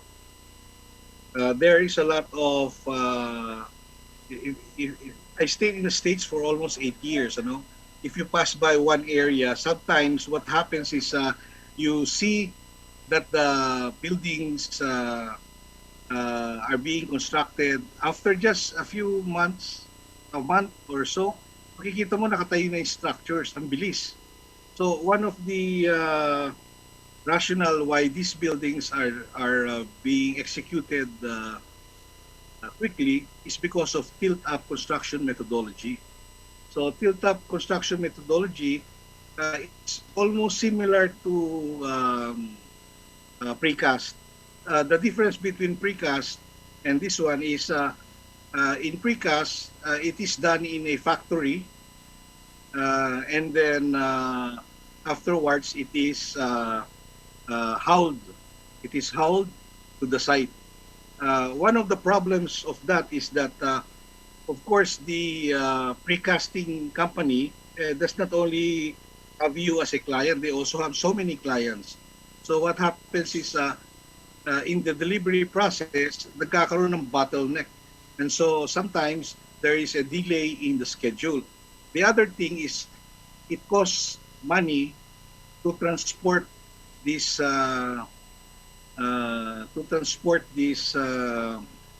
sections and items of precast concrete. And so the difference is in tilt-up construction, the casting is being done, I will just show you here, being done right on the site. They are casted on the site. This one, these panels. They are casted right on the slab of the project. What happens is you achieve a lot of savings. One of the savings that you achieve is you do not use formwork. Formwork costs money in construction. The other one is if you were in vertical and people were working in the vertical, they tend to work slower and becomes the safety issue becomes higher. But if they were working on the ground, they don't use formworks. Their ability to work is faster because they are not in danger of falling, and the other thing is that they work faster as there's little wastage and the safety is increased and the delivery of the entire project is quicker. So the other good thing about tilt-up panel is because the ones that are being delivered are limited by the amount of transportation equipment available. So if you have very large sections, you cannot transport them, or maybe you have odd sections or odd shaped sections. You cannot transport them through our streets. But in tilt-up construction, that can be done right on the slab and lifted here. Walang transportation cost. Walang shoring cost, and also yung framing and the people work faster. So actually, I researched this, and the outcome I wanted to show you, because sometimes they think tilt-up construction only comes out with like a bodega type, or it's ugly, there's no beauty. Well, actually, I took some of these, and they look beautiful, really. And even the finishes, they can have a finish already built into it. These are all designed. It's also the good thing is also fire safety. It's completely fireproof because they are made of thick panels. It's very easy maintenance. The repairs and expandability. You can actually remove the panels when you want to renovate and reuse them in another area. So this is something that is not possible with other types. And security-wise, because they are stronger. So with this, I'd like to say that let me turn off this.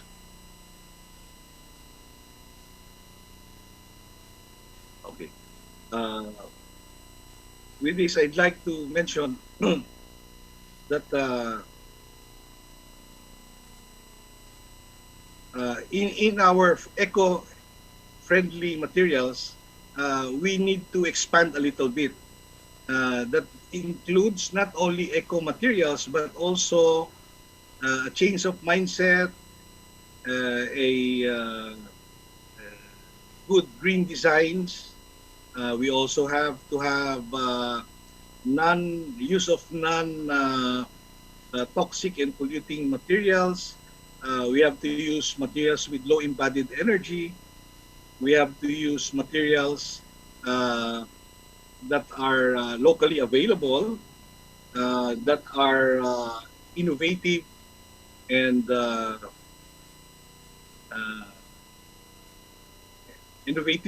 resilient and sustainable. So the word of eco-friendly materials should be expanded to incorporate all these other things. Maraming salamat po. I'd like to thank once again uh, the CamSur event for inviting and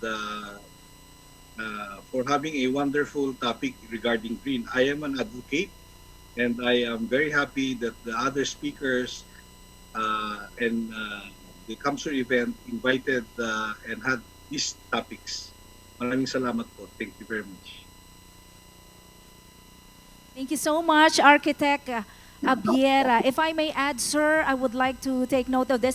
Architect Abiera, my dear friends, was personally and highly recommended and endorsed by DMCI or DM Consunji Incorporated, President and CEO, Mr. George A. Consunji, and also Engineer Ronaldo Elepaño Jr., the Senior Vice President or Senior Advisor, Vice President, International Business Development or Development of DMCI. And how delighted we were, sir, when we learned that you have accepted our invitation. And so we thank you so much again, sir. So ladies and gentlemen, big round of applause for our distinguished speaker, Architect Ramon Abiera. Thank you so much, sir. Thank you very much. Sir, here is our question for you. We have a question. The first question is, how can we benefit from using eco-friendly materials? Okay. Of course, we can benefit as an owner. As an owner of a project, we will benefit because we can be assured that our building is built on green principles. In other words, we are building uh, for the future, meaning we are building to save, not to over exhaust our resources. So it's a good thing because you don't only make money, but also you help in the preservation of our resources, a wise use of our resource as an owner. And also, you also generate savings. Savings because you are able to save on energy, future energy uses such as less use of water resource, less energy resource. Lahat yun may cost yan eh.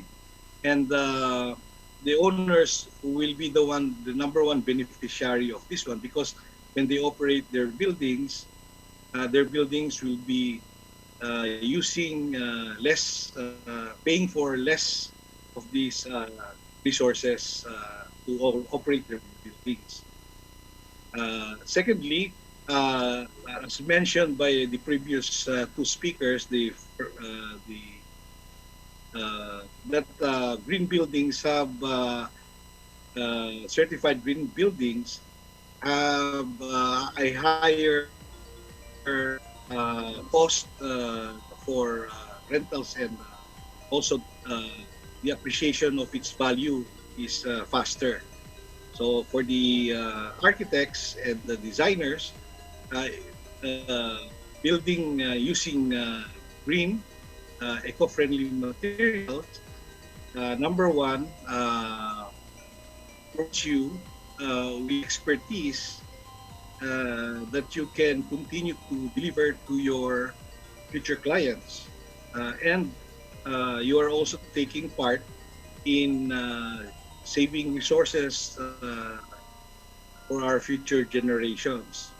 And also, you provide savings for the operational cost of the structures that you make. Your owners will be very happy in the long end after so many years. Sabi ko nga, it's like a gift you give to your clients that continues to give a gift every year. And for our economy, of course, it's number one. It's also good because we tend to become more efficient in the use of our resources, so that more resources can be utilized for other purposes also. And of course, this is a good part of the global need uh, for mitigating climate change. Alam mo, one of the things uh, that impacts climate change is actually our location. The location of the Philippines is located smack in the middle of the uh, where all of these natural disasters such as typhoon comes by, earthquake all over around us. So ang nangyayari, we are able to become more resilient, and we are able to contribute in our own small way towards the mitigation of this natural risk. So for our government, it's also good because it will be able to wisely use the budget that it has, and not wasting it on wasteful use of energy and water resources. Alam mo, water is very important. You know, the slowest disaster is actually drought. So drought is actually a disaster that is very slow but very wide in scope. So if we don't use our water resources wisely, then that will be a problem for us. So these are the benefits that we can see when we use these eco-friendly materials. Thank for that answer. Our next question, sir, is how do we know which eco-friendly materials to use? Okay, hindi siya nakapackage tapos nakalagay. Ako, maraming mga ibang tao na nilalagay lang na eco-friendly, or maybe green material, pero in reality, they may not. Pag isa tinitingnan, yung tinatawag na recycled content, minsan mga materials that hindi siya pure. Pagka gumagamit sila ng purely virgin material, that means walang recycled. Ang ibig sabihin nun, bagong hango yun kung saan man nila nanggaling yun. Hindi kagaya na may recycled content, yung mga scraps nila, yung mga kinolekta nila na waste ng kanilang mga produkto, na igagamit na sa recycled content. So isa yun sa hinahanap, yung may nakalagay na recycled content. Yung iba naman, for example sa paint, yung low VOC, that's eco material pagka mababa ang volatile organic compounds niya. Also, there are materials nakalagay din, no formaldehyde content. So, ibig sabihin, walang formaldehyde or no lead content. Kasi yung lead is, by this time, alam na natin, it has a very dangerous effect on the human body. Also, we look at materials that are long-lasting. Kasi, number one, kung kumuha ka ng material today, bukas sira na, di wasteful yun. Kasi kailangan naman siyang palitan, ano? Repair. So, kailangan medyo resiliency enough to withstand the built environment and the disasters that and the harsh environment that these materials are subjected in. Kaya nga yung an example is the color of the roof. When the roof is subjected to too much heat, mas muli siya mag-deteriorate compared to roof that is cooler. So if you have materials that are cooler, for example sa bubong, like we use light colored or we use other kinds of strategies, then the roof material itself will be serving longer, and also the bottom part, which is the ceiling, will also stay longer because it's not subjected to too much heat. Particularly ngayon, medyo paminsan pag mainit, sobrang init. That's all. Thank you. Okay, thank you so much, sir. And briefly, sir, can you give us your answer for the third question? How does eco-friendly materials help in mitigating the effects on climate change? Well, actually, binanggit din kanina nung other speaker, eco-friendly material, green buildings, and environment are all tied down together. Magkakapatid yan, magkakasama yan. So, if we took positive action to reinforce our use of eco-friendly materials, yung eco-friendly materials, like for example, in plastic, yung one use plastic, di ba pinagbabawal na yun, yung single use lang. So, it's the same plastic material, medyo kinapalan lang nila para hindi pagkatapos gamitin, sira na agad. So, these are some of the wise use. Now, we all know that all this plastic, sabi nga in the blue-green environment, in the blue-green strategy, anything that we throw on land will find its way in the water. So if we reduce waste, we recycle, we repurpose, we recycle, we repurpose, we refrain from using certain materials that are not friendly, and we do all the other things that I mentioned, and then we help in our own small way in addressing and reducing and mitigating the risk of climate change. Climate change is a global issue. That means it needs a global solution. And when I say global, everybody's solution. Kaya kailangan each one of us should be a participant in our own small way, as in the construction industry. Everybody gets to do its part to help in this endeavor. Thank you so much, sir. That's a great sharpening of mind as we listen to you about eco-friendly materials. Friends, we are deeply honored to have our dear speaker, Architect Ramon V. or L. Abiera.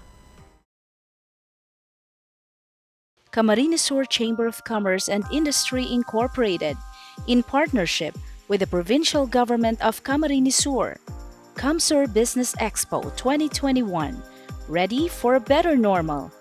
Third CamSur Construct, present this plaque of appreciation to Architect Ramon L. Abiera for extending his invaluable contribution and unwavering support as our resource speaker, contributing to the success of the Third CamSur Construct webinar with this year's theme, Resilient and Sustainable Infrastructure in the New Normal. Signed by Chairperson of Third CamSur Construct, Erlene Nicole Canada, Chairperson of CamSur Business Expo 2021, Maria Emma F. Llorin, and President of Camarines Sur Chamber of Commerce and Industry Incorporated, Maria Soledad V. Magtuto.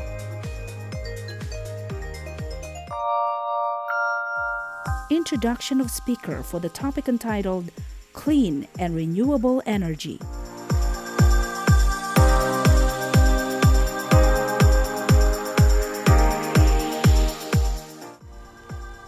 Our next speaker is a graduate of Bachelor of Science in Geology in Mapua Institute of Technology in Manila. She graduated and landed second place in the licensure exams for geologists in 1991.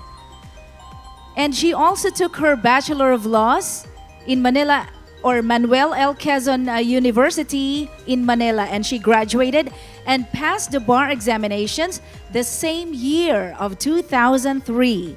She's affiliated since 2009 to present with the National Geothermal Association of the Philippines, Safety and Health Association of the Philippines, Energy Sector Incorporated, and from 2010 to present, she is also affiliated to Renewable Energy Subsector Network or ASEAN.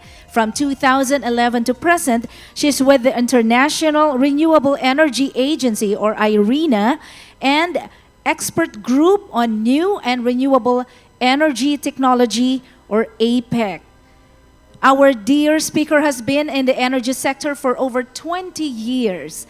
She started her career as a geologist in the Energy Research Laboratory of the Department of Energy, doing paleo-environmental and stratigraphic analysis of areas in the Philippines with potential energy resources using microfossils. When she became a lawyer in 2004, she was reassigned to handle contracts and negotiation for all types of energy sources.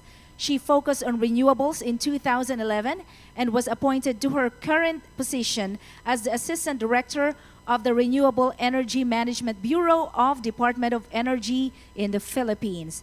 Friends, ladies and gentlemen, it's a great pride to introduce to you our speaker, Attorney Marisa P. Cerezo.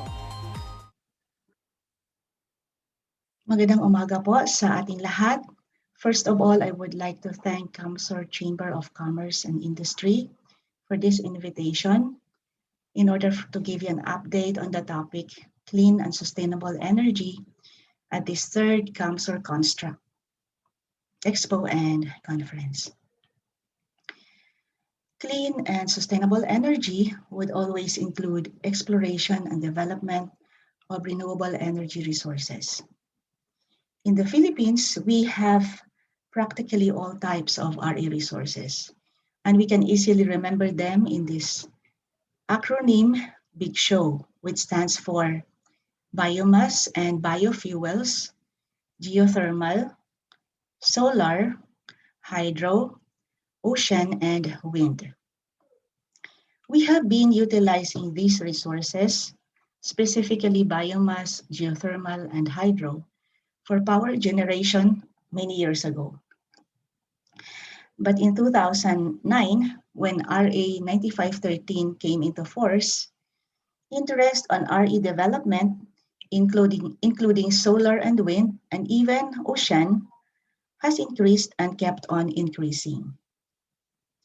It's because the law mandates the government, led by the Department of Energy, to accelerate the exploration, development, and utilization of RE resources by providing fiscal and non-fiscal incentives to RE developers. And since RE resources are indigenous, the law also aims that the Philippines achieve energy self-reliance and hence reduce dependence on fossil fuels. And also, since RE is clean or generally does not emit carbon dioxide in its generation, it can contribute to a cleaner and healthier environment, thereby mitigating the effects of climate change. Now, in pursuit of energy security and sustainable future, the Department of Energy has set its goals and objectives. In 2011, we set a target of 35% RE share in the generation mix by 2030 in our National Renewable Energy Program, or NREP.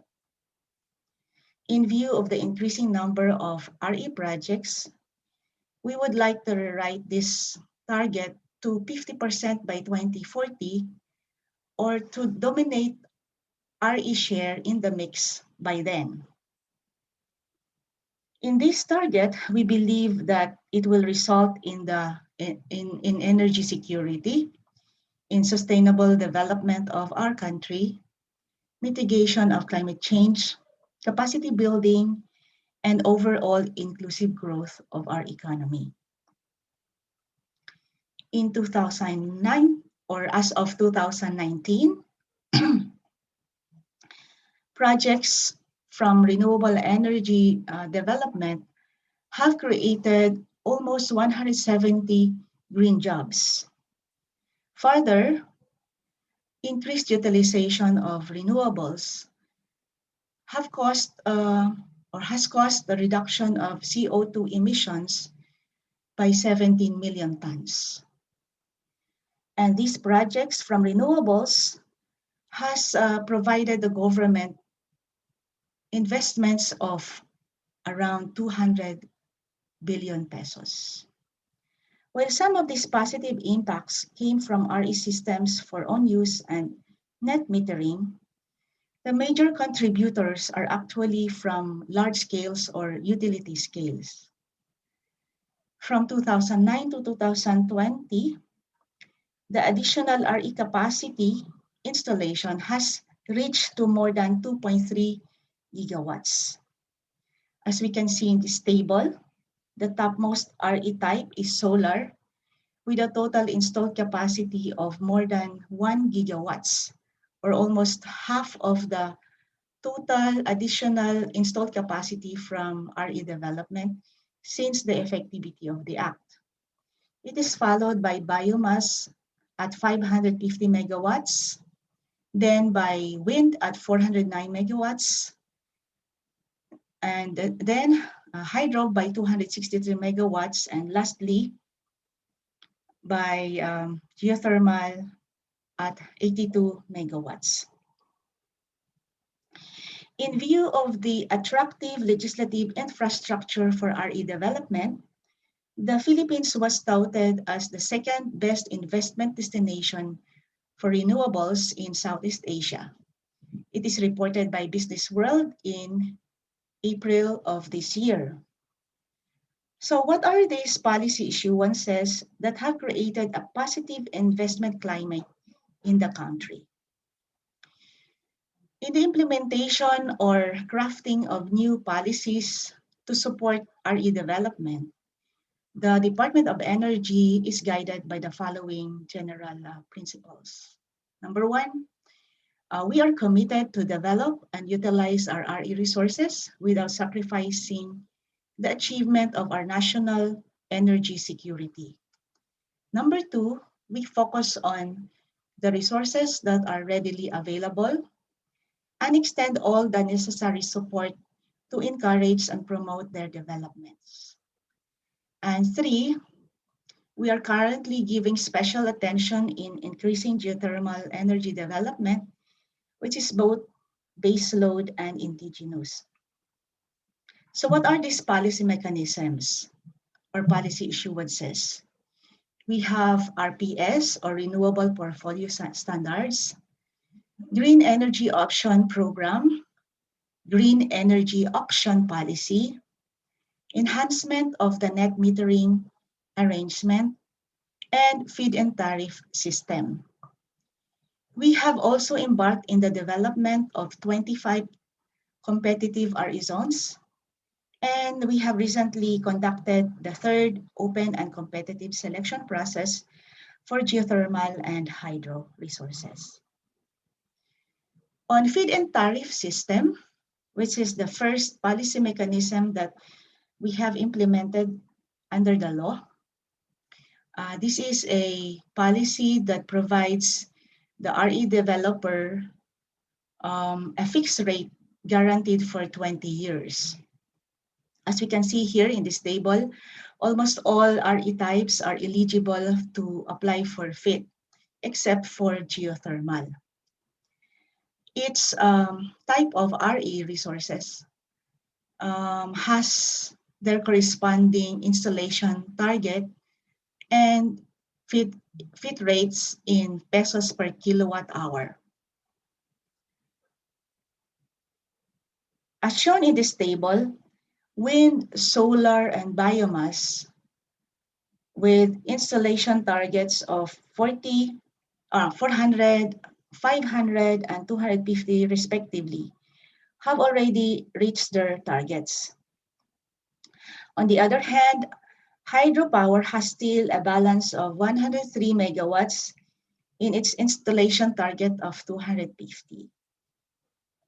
While ocean, with an initial installation target of 10 megawatts, was deferred in view of the absence of a reference project to set the tariff rate. Now, considering that RE technologies have become more competitive, we gradually shifted from FIT system to RPS, or Renewable Portfolio Standards. Here in this policy, the mandatory participants such as DUs and electric or ECs, or distribution utilities and electric cooperatives, are required to secure a certain amount of RE in their electricity sales. This mechanism will help achieve our goal of reaching 35% RE share in the generation mix by 2030. We initially set a minimum of 1% annual increase in RPS until 2030. However, recent simulations suggest that 1% annual increment is insufficient, and this must be increased by 2023 to reach the aspirational target of 35% share by 2030. Green Energy Auction Program. This is a new policy issued in 2020, which is designed to facilitate compliance of RPS by mandatory participants through the conduct of auction of RE capacities from qualified RE suppliers.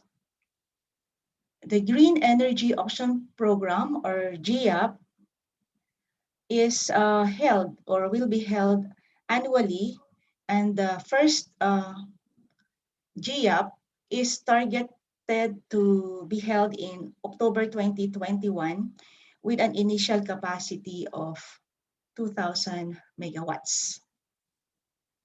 Next is the Green Energy Auction or Green Energy Option Program. Green Energy or GEOP. Green Energy Option is a voluntary policy mechanism that allows end users with 100 kilowatt and above demand to source their electricity supply from renewable energy sources through RE suppliers. This is a non-regulated activity as it is optional. But this policy empowers end users to contribute in the development and utilization of RE resources in a least cost and sustainable manner. Next is the enhancement of net metering program. The net metering mechanism enables end users to sell their RE generations from small RE systems to the grid as prosumers. This is typically illustrated in rooftop solar panels of our residential and commercial facilities. They can install up to 100 kilowatt to reduce electricity bills and sell surplus to the grid. Under Enhanced Net Metering Program, end users in off-grid areas may apply as well, thereby providing demand-side management for the end users in this area, as currently it is only applicable in grid areas. And for net metering, we will be issuing a net metering guidebook. Next is the competitive renewable energy zone project. CRES project is a proactive transmission planning approach that supports investments in large-scale transmission expansions and upgrade to accelerate not only indigenous RE resources, but other potential energy resources. Potential sources of energy such as biomass, geothermal, and hydro were also estimated in these zones. And from this project, we have identified 25 individual zones with high quality solar and wind resources across the Philippines. Lastly, as early of this year, we have conducted the third open and competitive selection process for geothermal and hydro development. This is a mode of awarding RE service contracts to developers, and this is a sort of bidding well-characterized sites or areas with significant technical studies to facilitate project development. As for our way forward, in addition to close monitoring of the implementation of all those policy mechanisms, we are currently engaged in conducting offshore wind development study to attract more investment in this area and facilitate the development of wind in offshore with around 60 gigawatts potential capacity.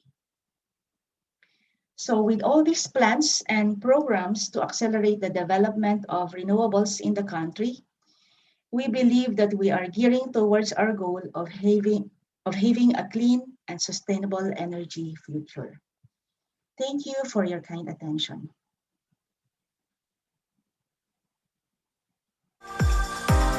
Thank you so much, Attorney Cerezo, for that great learning and very beneficial lessons about clean and renewable energy. We come now to our question and answer. The first question is, what are the possible causes of delay in geothermal development and the government's strategy to increase power generated from geothermal? Again, the question is, what are the possible causes of delay in geothermal development and the government's strategy to increase power generated from geothermal? Thank you. Good noon to each and every one of us. Geothermal energy resources is very significant for Bicolanos as we have big potential of geothermal energy in this region. One of the major causes of development of delay in the development of geothermal is not only the cost in technology, but also the cost in implementing the project. As you may know, the determination of the feasibility of whether the geothermal resource is feasible or not, it would take more than 5 years to do it.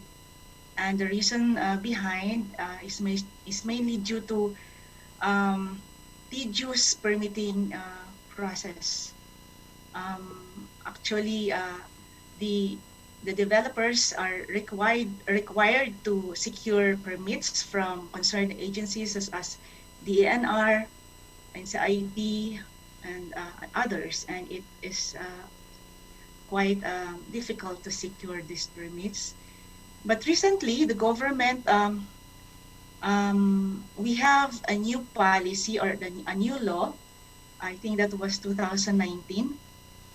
This is the Energy Virtual One-Stop Shop Law, which requires all agencies of the government to facilitate the processing of permits, particularly for energy projects, not only for geothermal.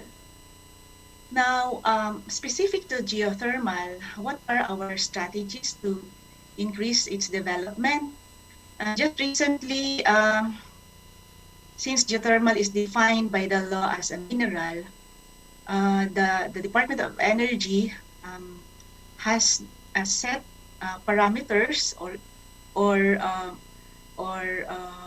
conditions for determining whether foreign companies can be allowed in developing geothermal resources, considering its capital intensive requirement. We just recently opened up the development or the applications for foreign companies by defining what is large-scale geothermal resources. Also, we are intending to make geothermal as an eligible RE resources for must or priority dispatch in the grid. As you may know, since it's not eligible for feed-in tariff rates, it's not given the priority dispatch. But we are exploring new policies to provide priority dispatch for geothermal. So with that, with those policy innovations, we hope that we'll be able to attract more investors. As you know, the government is not putting any amount. No, we are not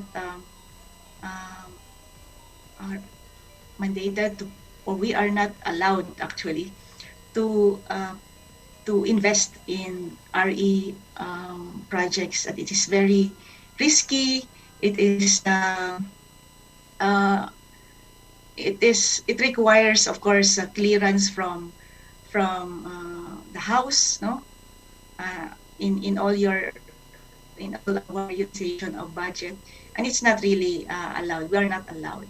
So we only provide policies that would encourage private sectors to invest.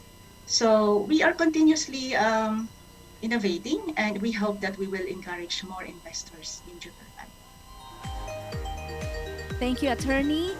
The second question is an interest of the whole Filipino community. Ito po napakaganda. We are very rich country. Napakayaman po natin sa renewable energy sources, but bakit nai-experience pa po natin yung mga brownouts and power outages? Oh. It's really a very frequent question actually. We are very rich, and kahit noon pa, we are dubbed as the Pearl of the Orient, the richest country in Far East, di ba? Richest in natural resources. And the reason behind is we know that RE or renewable energy resources are not transferable. You cannot transport the steam. You cannot transport the water. So we develop power plants where we found them. Maybe the only transferable is biomass, but logistically, to make your biomass project feasible, we set a rule of thumb that the feedstock sources must be within 50 kilometers from radius from the power plant. So practically, it's not transferable. We can only transfer the power through the wires or grid. And that's the very purpose of the CRES project, the competitive RE zones, where we need to identify areas or zones of potential of RE resources, or where RE resources have their highest quality and good amount or high amount also. And given the wires that are in place strategically, we can optimize the utilization of renewable energy resources in the country.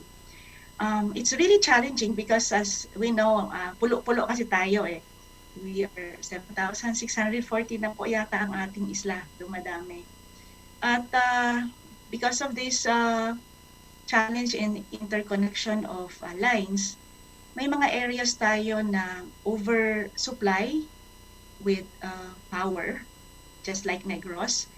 May mga areas din naman tayo na undersupply or kakaroon ng maraming brownouts. So with a good planning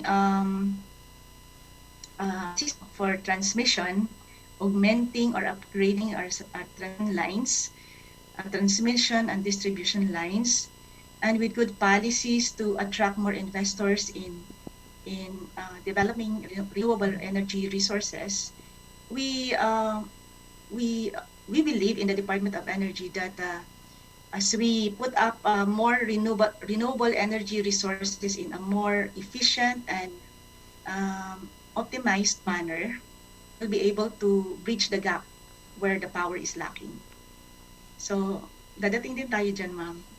Opo. Thank you, Attorney. So, good planning and policies para sa ating mga resources. Tatandaan po namin yan. Third question, Attorney, is that there are issues on land competition on renewable energy development. What are the current policies we have to ensure that we don't sacrifice food production over power generation? Okay. Actually, in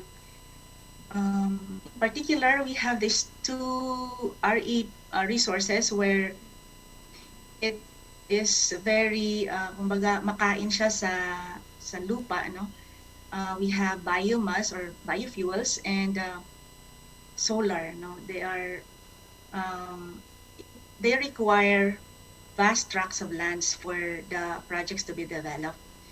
And we don't want that our food production is being compromised.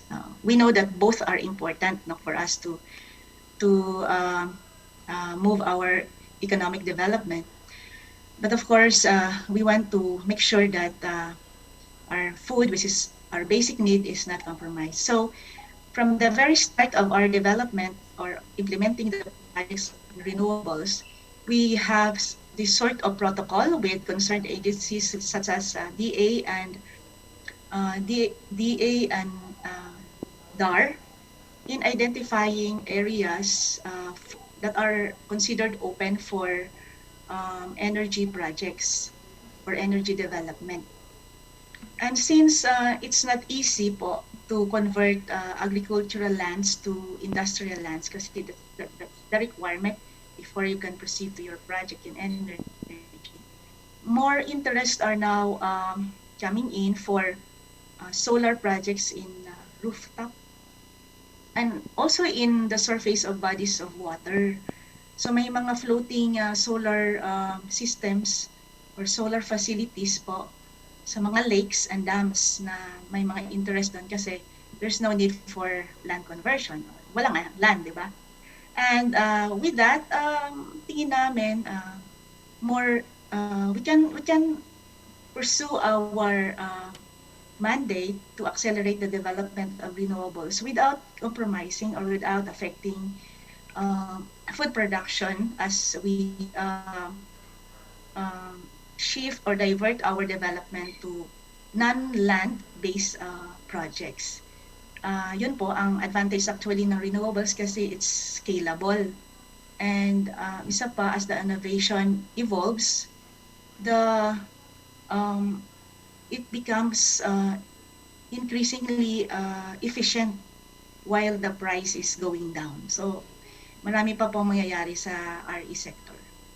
Thank you. Opo, thank you so much, Attorney, for squeezing in your very busy schedule this speaking engagement of yours with us. It's a great pleasure to have you with us, Attorney. Friends, ladies and gentlemen, our dear speaker, Attorney Marisa P. Cerezo.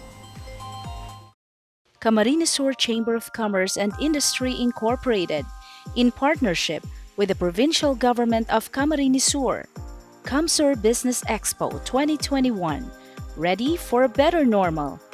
Third CamSur Construct, present this plaque of appreciation to Attorney Marisa P. Cerezo for extending his invaluable contribution and unwavering support as our resource speaker, contributing to the success of the third CamSur Construct webinar with this year's theme, Resilient and Sustainable Infrastructure in the New Normal. Signed by Chairperson of third CamSur Construct, Erlene Nicole Canada, Chairperson of CamSur Business Expo 2021, Maria Emma F. Llorin, and President of Camarines Sur Chamber of Commerce and Industry Incorporated, Maria Soledad V. Magtuto.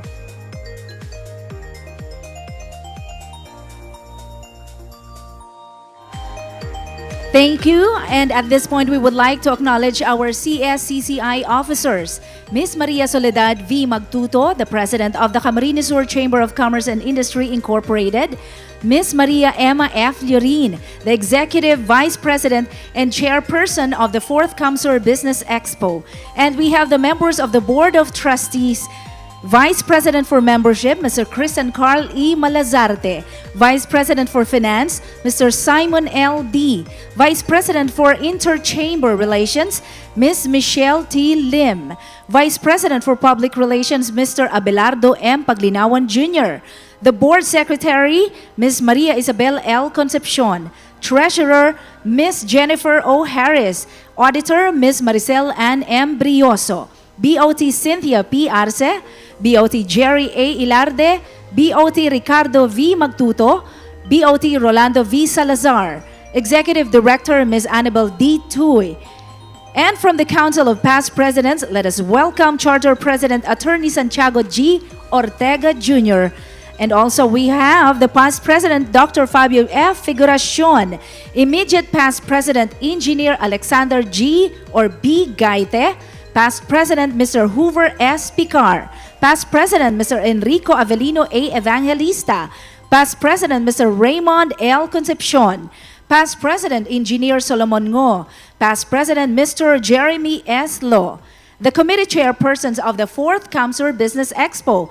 We have Ms. Erlene Nicole Canada, the chairperson of the 3rd CamSur Construct, Dr. Ryan D. Bastareche, Chairperson of the 1st Health and Wellness, Ms. Maria Cecilia M. Magtuto, Chairperson of the 4th Food and Beverage Expo, Ms. Maria Eusebia G. Cañones, Chairperson of the 7th Regional Youth Entrepreneurship Congress or RYEC, Ms. Regina V. Melchor, Chairperson of the 4th Bicol Agri Summit, Ms. Eileen F. De Los Reyes, Secretary of the 3rd CamSur Construct, Attorney Leo V. Cainto, the President of Naga City CamSur Realtors or Realtors Board Incorporated and CamSur Construct Event Partner.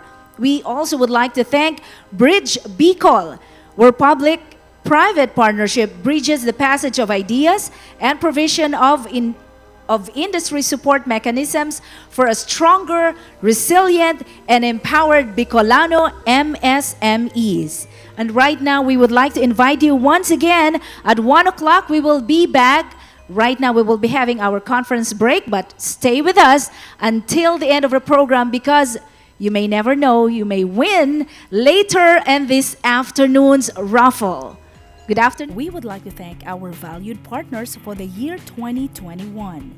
Province of Camarines Sur, Department of Agriculture, Region 5, Department of Trade and Industry, Angena Trading, GCI Construction and Development Corporation, Jurassic Construction and Supplies, Pixeled Solution, Medlane Enterprises, Ngo & Sons Trading and Industries Incorporated, SVM Marketing Solutions OPC, Tugawi Cove Resort, our gold sponsors, Department of Public Works and Highways Region 5, White Gold Earth Builders, our silver sponsors, Adjed Builders and Development Corporation, Naga Queenstown Realty and Development Incorporated, RD Dio Aggregate and Construction Services, Landis Poultry Farm. Our bronze sponsors, Arbin Beach Resort, Jamaica Realty and Marketing Corporation, LDN Builders and Construction Supply, NHB Real Estate Management Services, Olivan Hardware Depot, Standard Insurance, Sterling Insurance Company Incorporated, Pacific Paint Boysen Philippines Incorporated. Our donors: Akim Enterprises, Centerline Construction Equipment Rentals, Centerline Hardware and Construction Supply, Delpar Construction and Supplies, JAJV Construction and Development Corporation, Jerope Engineering Services, Leo Ross Enterprise, Bridge Bicol. We would like to thank our valued partners for the year 2021. Province of Camarines Sur, Department of Agriculture Region 5, Department of Trade and Industry, Angena Trading, GCI Construction and Development Corporation, Jurassic Construction and Supplies, Pixeled Solution, Medlane Enterprises, Ngo & Sons Trading and Industries Incorporated, SVM Marketing Solutions OPC, Tugawi Cove Resort. Our gold sponsors: Department of Public Works and Highways Region 5, White Gold Earth Builders. Our silver sponsors: AdJed Builders and Development Corporation, Naga Queenstown Realty and Development Incorporated, RD Dio Aggregate and Construction Services, Landis Poultry Farm. Our bronze sponsors: Arbin Beach Resort, Jamaica Realty and Marketing Corporation, LDN Builders and Construction Supply, NHB Real Estate Management Services, Olivan Hardware Depot, Standard Insurance, Sterling Insurance Company Incorporated, Pacific Paint Boysen Philippines Incorporated.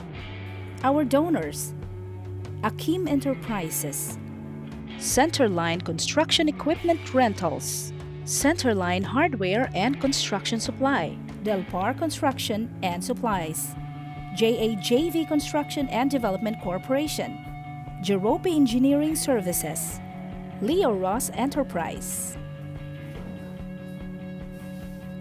Bridge Bicol. We would like to thank our valued partners for the year 2021. Province of Camarines Sur, Department of Agriculture Region 5, Department of Trade and Industry, Angena Trading, GCI Construction and Development Corporation, Jurassic Construction and Supplies, Pixeled Solution, Medlane Enterprises, Ngo & Sons Trading and Industries Incorporated, SVM Marketing Solutions OPC, Tugawi Cove Resort. Our gold sponsors: Department of Public Works and Highways Region 5, White Gold Earth Builders. Our silver sponsors: AdJed Builders and Development Corporation, Naga Queenstown Realty and Development Incorporated, RD Dio Aggregate and Construction Services, Landis Poultry Farm. Our bronze sponsors: Arbin Beach Resort, Jamaica Realty and Marketing Corporation, LDN Builders and Construction Supply, NHB Real Estate Management Services, Olivan Hardware Depot, Standard Insurance, Sterling Insurance Company Incorporated, Pacific Paint Boysen Philippines Incorporated.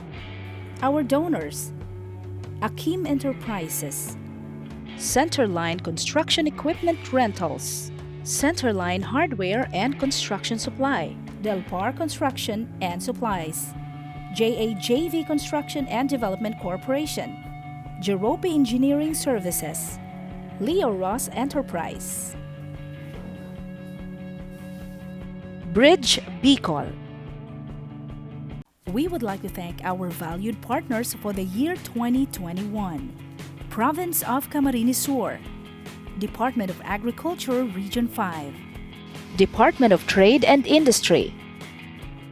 Angena Trading, GCI Construction and Development Corporation, Jurassic Construction and Supplies, Pixeled Solution, Medlane Enterprises, Ngo & Sons Trading and Industries Incorporated, SVM Marketing Solutions OPC, Tugawi Cove Resort. Our gold sponsors: Department of Public Works and Highways Region 5, White Gold Earth Builders.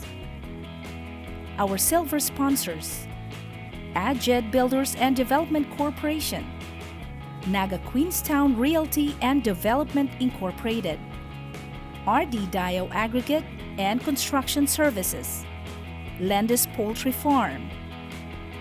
Our bronze sponsors: Arbin Beach Resort, Jamaica Realty and Marketing Corporation, LDN Builders and Construction Supply, NHB Real Estate Management Services, Olivan Hardware Depot, Standard Insurance, Sterling Insurance Company Incorporated, Pacific Paint Boysen Philippines Incorporated. Our donors: Akim Enterprises, Centerline Construction Equipment Rentals, Centerline Hardware and Construction Supply, Delpar Construction and Supplies, JAJV Construction and Development Corporation, Jerope Engineering Services, Leo Ross Enterprise. Bridge Bicol. We would like to thank our valued partners for the year 2021. Province of Camarines Sur, Department of Agriculture Region 5, Department of Trade and Industry, Angena Trading, GCI Construction and Development Corporation, Jurassic Construction and Supplies, Pixeled Solution, Medlane Enterprises, Ngo & Sons Trading and Industries Incorporated, SVM Marketing Solutions OPC, Tugawi Cove Resort. Our gold sponsors: Department of Public Works and Highways Region 5, White Gold Earth Builders. Our silver sponsors: AdJed Builders and Development Corporation, Naga Queenstown Realty and Development Incorporated, RD Dio Aggregate and Construction Services, Landis Poultry Farm. Our bronze sponsors: Arbin Beach Resort, Jamaica Realty and Marketing Corporation, LDN Builders and Construction Supply, NHB Real Estate Management Services, Olivan Hardware Depot, Standard Insurance, Sterling Insurance Company Incorporated, Pacific Paint Boysen Philippines Incorporated. Our donors: Akim Enterprises, Centerline Construction Equipment Rentals, Centerline Hardware and Construction Supply, Delpar Construction and Supplies, JAJV Construction and Development Corporation, Jerope Engineering Services, Leo Ross Enterprise. Bridge Bicol. We would like to thank our valued partners for the year 2021. Province of Camarines Sur, Department of Agriculture Region 5, Department of Trade and Industry, Angena Trading, GCI Construction and Development Corporation, Jurassic Construction and Supplies, Pixeled Solution, Medlane Enterprises, Ngo & Sons Trading and Industries Incorporated, SVM Marketing Solutions OPC, Tugawi Cove Resort.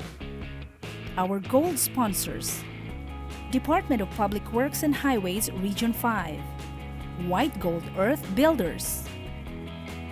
Our silver sponsors: AdJed Builders and Development Corporation, Naga Queenstown Realty and Development Incorporated, RD Dio Aggregate and Construction Services, Landis Poultry Farm.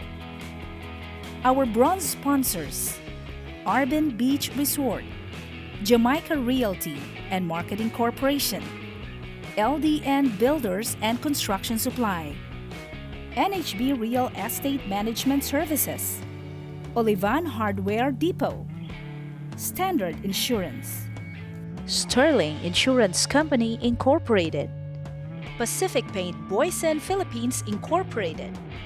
Our donors: Akim Enterprises, Centerline Construction Equipment Rentals, Centerline Hardware and Construction Supply, Delpar Construction and Supplies, JAJV Construction and Development Corporation, Jerope Engineering Services, Leo Ross Enterprise, Bridge Bicol. We would like to thank our valued partners for the year 2021.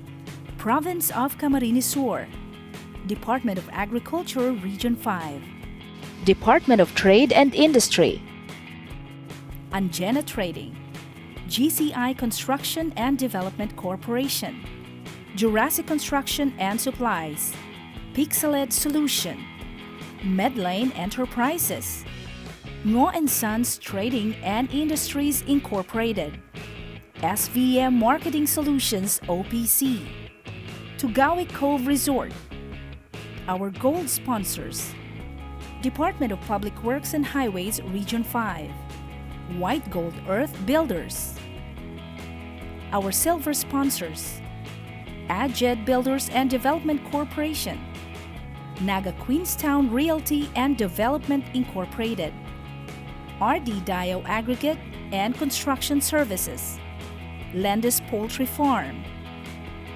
Our bronze sponsors: Arbin Beach Resort, Jamaica Realty and Marketing Corporation, LDN Builders and Construction Supply, NHB Real Estate Management Services, Olivan Hardware Depot, Standard Insurance, Sterling Insurance Company Incorporated, Pacific Paint Boysen Philippines Incorporated.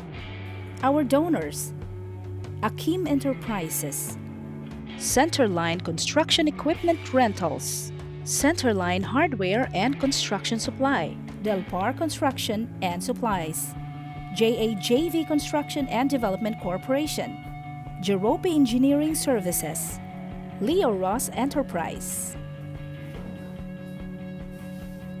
Bridge Bicol. We would like to thank our valued partners for the year 2021. Province of Camarines Sur, Department of Agriculture Region 5, Department of Trade and Industry, Angena Trading, GCI Construction and Development Corporation, Jurassic Construction and Supplies, Pixeled Solution, Medlane Enterprises, Ngo & Sons Trading and Industries Incorporated, SVM Marketing Solutions OPC, Tugawi Cove Resort. Our gold sponsors: Department of Public Works and Highways Region 5, White Gold Earth Builders. Our silver sponsors: Adjed Builders and Development Corporation, Naga Queenstown Realty and Development Incorporated, RD Dio Aggregate and Construction Services, Landis Poultry Farm. Our bronze sponsors: Arbin Beach Resort, Jamaica Realty and Marketing Corporation, LDN Builders and Construction Supply, NHB Real Estate Management Services, Olivan Hardware Depot, Standard Insurance, Sterling Insurance Company Incorporated, Pacific Paint Boysen Philippines Incorporated. Our donors: Akim Enterprises, Centerline Construction Equipment Rentals, Centerline Hardware and Construction Supply, Delpar Construction and Supplies, JAJV Construction and Development Corporation, Jerope Engineering Services, Leo Ross Enterprise, Bridge Bicol. We would like to thank our valued partners for the year 2021. Province of Camarines Sur, Department of Agriculture, Region 5. Department of Trade and Industry. Angena Trading.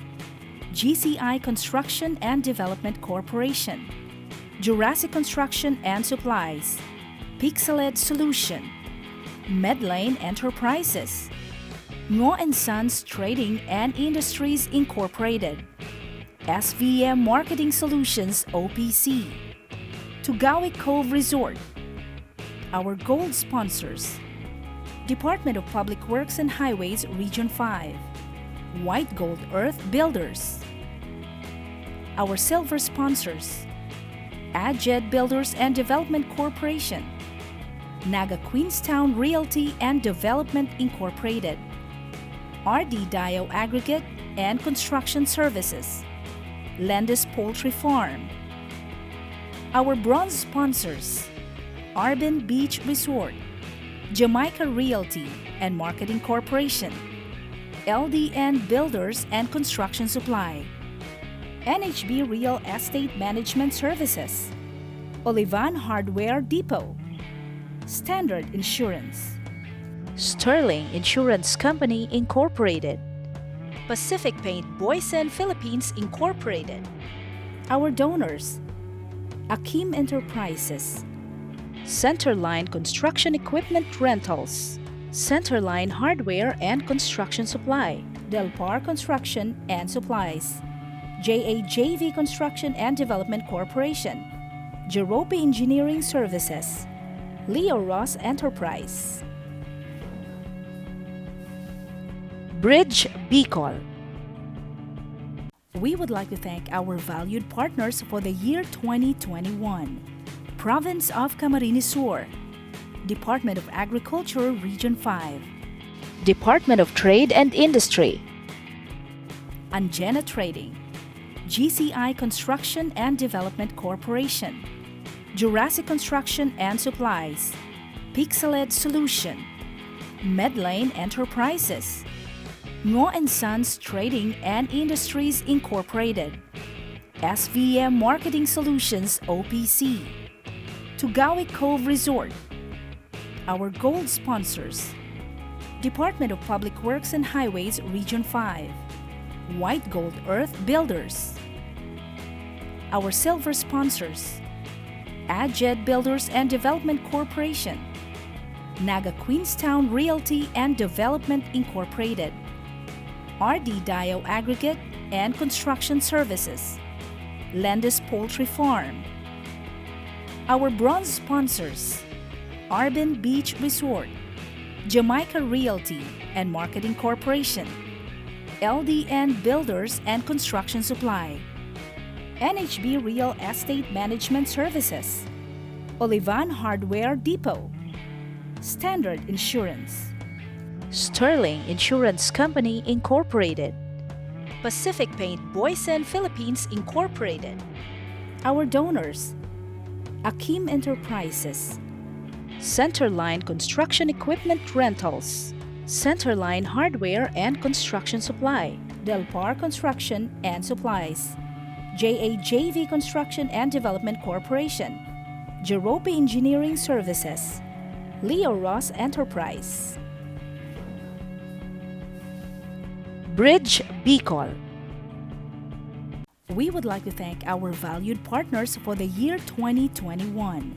Province of Camarines Sur, Department of Agriculture Region 5, Department of Trade and Industry, Angena Trading, GCI Construction and Development Corporation, Jurassic Construction and Supplies, Pixeled Solution, Medlane Enterprises, Ngo & Sons Trading and Industries Incorporated, SVM Marketing Solutions OPC, Tugawi Cove Resort. Our gold sponsors: Department of Public Works and Highways Region 5, White Gold Earth Builders. Our silver sponsors: AdJed Builders and Development Corporation, Naga Queenstown Realty and Development Incorporated, RD Dio Aggregate and Construction Services, Landis Poultry Farm. Our bronze sponsors: Arbin Beach Resort, Jamaica Realty and Marketing Corporation, LDN Builders and Construction Supply, NHB Real Estate Management Services, Olivan Hardware Depot, Standard Insurance, Sterling Insurance Company Incorporated, Pacific Paint Boysen Philippines Incorporated. Our donors: Akim Enterprises, Centerline Construction Equipment Rentals, Centerline Hardware and Construction Supply, Delpar Construction and Supplies, JAJV Construction and Development Corporation, Jerope Engineering Services, Leo Ross Enterprise, Bridge Bicol. We would like to thank our valued partners for the year 2021. Province of Camarines Sur, Department of Agriculture Region 5, Department of Trade and Industry, Angena Trading, GCI Construction and Development Corporation, Jurassic Construction and Supplies, Pixeled Solution, Medlane Enterprises, Ngo & Sons Trading and Industries Incorporated, SVM Marketing Solutions OPC, Tugawi Cove Resort. Our gold sponsors: Department of Public Works and Highways Region 5, White Gold Earth Builders. Our silver sponsors: Adjed Builders and Development Corporation, Naga Queenstown Realty and Development Incorporated, RD Dio Aggregate and Construction Services, Landis Poultry Farm. Our bronze sponsors: Arbin Beach Resort, Jamaica Realty and Marketing Corporation, LDN Builders and Construction Supply, NHB Real Estate Management Services, Olivan Hardware Depot, Standard Insurance, Sterling Insurance Company Incorporated, Pacific Paint Boysen Philippines Incorporated. Our donors: Akim Enterprises, Centerline Construction Equipment Rentals, Centerline Hardware and Construction Supply, Delpar Construction and Supplies, JAJV Construction and Development Corporation, Jerope Engineering Services, Leo Ross Enterprise, Bridge Bicol. We would like to thank our valued partners for the year 2021. Province of Camarines Sur, Department of Agriculture Region 5, Department of Trade and Industry, Angena Trading, GCI Construction and Development Corporation, Jurassic Construction and Supplies, Pixeled Solution, Medlane Enterprises, Ngo & Sons Trading and Industries Incorporated, SVM Marketing Solutions OPC, Tugawi Cove Resort. Our gold sponsors: Department of Public Works and Highways Region 5, White Gold Earth Builders. Our silver sponsors: Adjed Builders and Development Corporation, Naga Queenstown Realty and Development Incorporated, RD Dio Aggregate and Construction Services, Landis Poultry Farm. Our bronze sponsors: Arbin Beach Resort, Jamaica Realty and Marketing Corporation, LDN Builders and Construction Supply, NHB Real Estate Management Services, Olivan Hardware Depot, Standard Insurance, Sterling Insurance Company Incorporated, Pacific Paint Boysen Philippines Incorporated. Our donors: Akim Enterprises, Centerline Construction Equipment Rentals, Centerline Hardware and Construction Supply, Delpar Construction and Supplies, JAJV Construction and Development Corporation, Jerope Engineering Services, Leo Ross Enterprise, Bridge Bicol.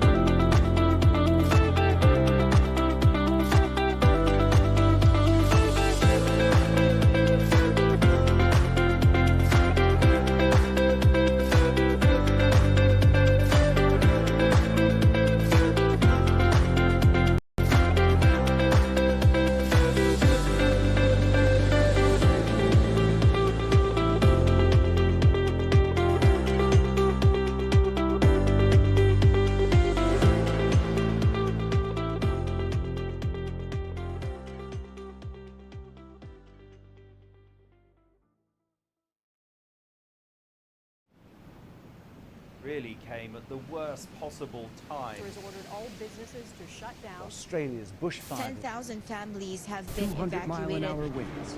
Global response to this pandemic. Employees have been advised to just stay at home, of course, for hard times ahead. We have people who need our care.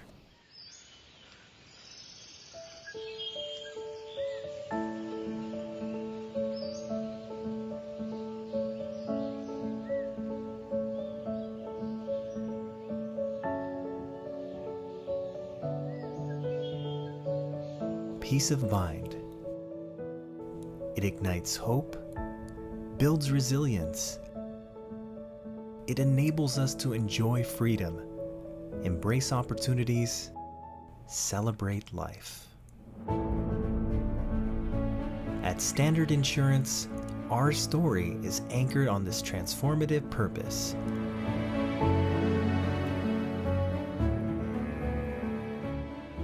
We envision the future with your goals in mind. We uphold integrity to assure you of our commitment. We are driven by your needs and the challenges they present. We strive to be the best, to give the service you deserve.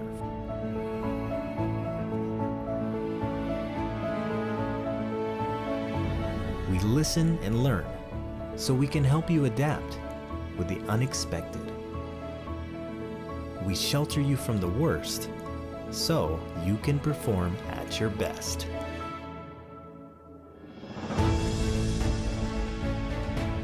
Because when nothing can hold you back, you have the confidence to explore new frontiers, welcome new opportunities, and have faith in the future.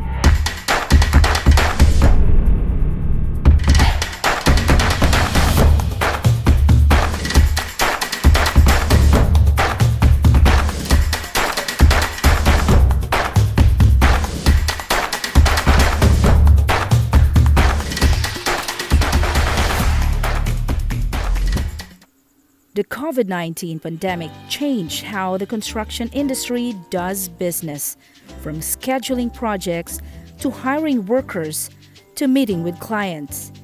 Rising construction costs and labor shortages persist, challenging the industry to innovate new ideas, while stricter regulations contribute to a reduced margin for error and waste. Welcome to our session on construction trends. Introduction of speaker for digital technology in construction.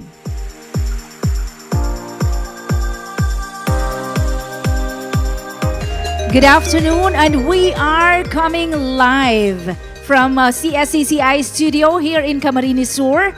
I am deeply honored to introduce to you our very first speaker for the third CamSur Construct, this third session and last session of today.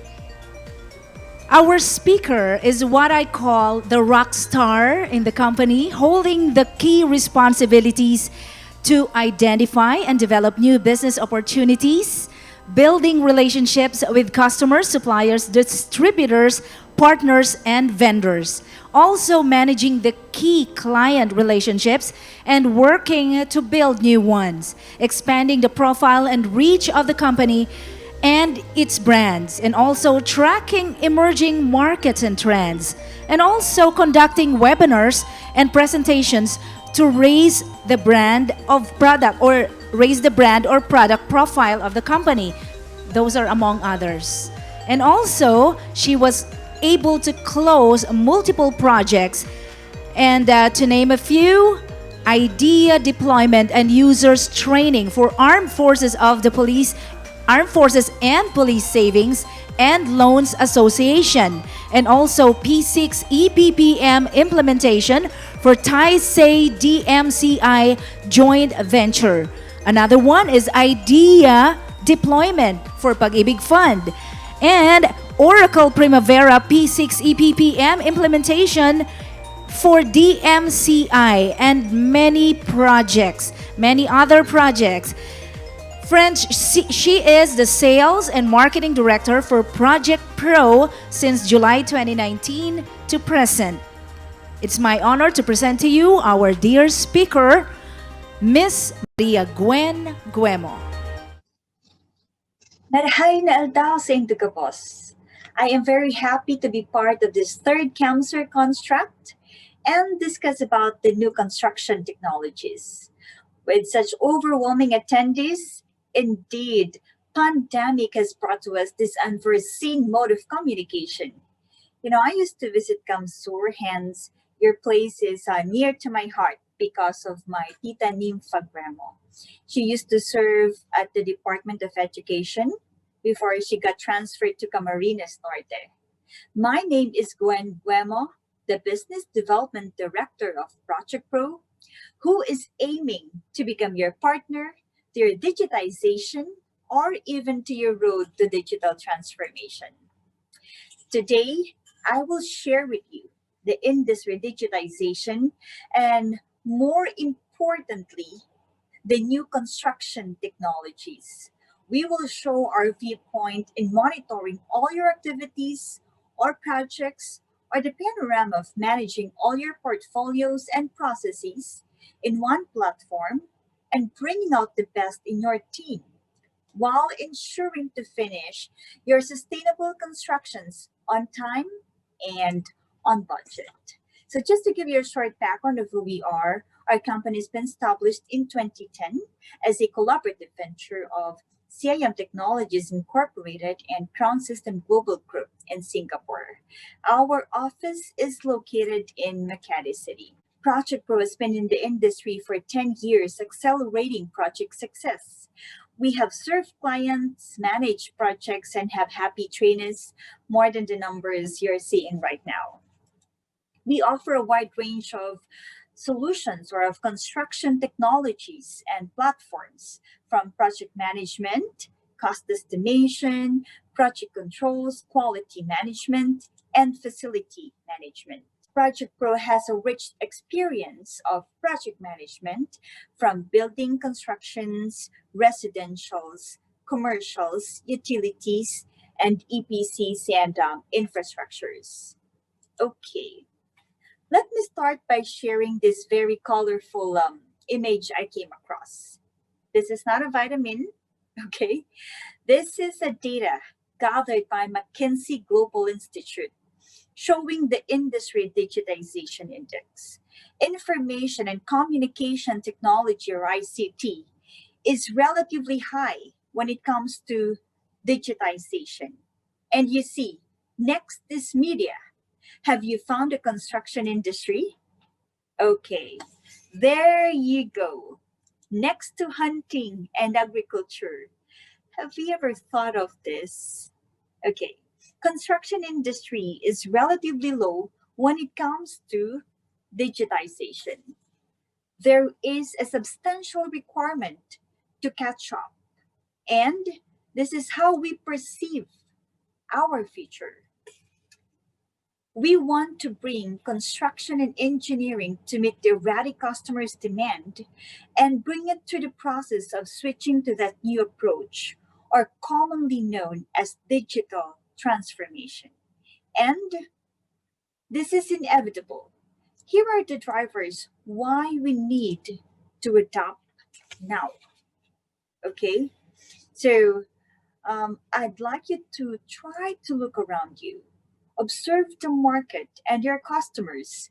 You'll notice that there are more and more and more bigger and more complex projects. Large companies are exploring and investing from one continent to another, aiming to grow their business in global markets. Infrastructures are aging, and there's a huge demand on emerging countries too. With all these facts, what's our strategy for sustainability? How do we address the resource scarcity? Filipinos are said to be resilient, but how do we adopt this resilience to the construction industry, noting the natural calamities or the natural disasters that we have in the country? Another thing, have you noticed the unfolding provinces, the metropolitan, or the urbanization in our country? Like it or not, society and workforce are digital drivers. Workers are aging. The most talented, they now have gray hairs. And, the pandemic, the Philippine construction industry has been severely affected by this disruption caused by the COVID-19 pandemic. The global data predicts that the industry's output will shrink a very significant percentage. Last but not the least are politics and the regulation. This goes together. But how do we like to discern these things? Are these threats, or as a matter of fact, an opportunity for us to be better? Let's take a closer look about the internal challenges that the industry must also address. First is the conservative company culture. There are those who refuses new ideas. Second is informal processes or insufficient rigor and consistency in process execution. There's absence of standardized process. Third, insufficient knowledge transfer from project to another. There's no streamlined process. Fourth, shortage of young talent and people development. Mostly are actually working for the first class countries. Fifth, weak project monitoring. Updates are submitted weekly and reports are created monthly. Last is lack of innovation and delayed adaptation. So with this, I just want to share this very short video.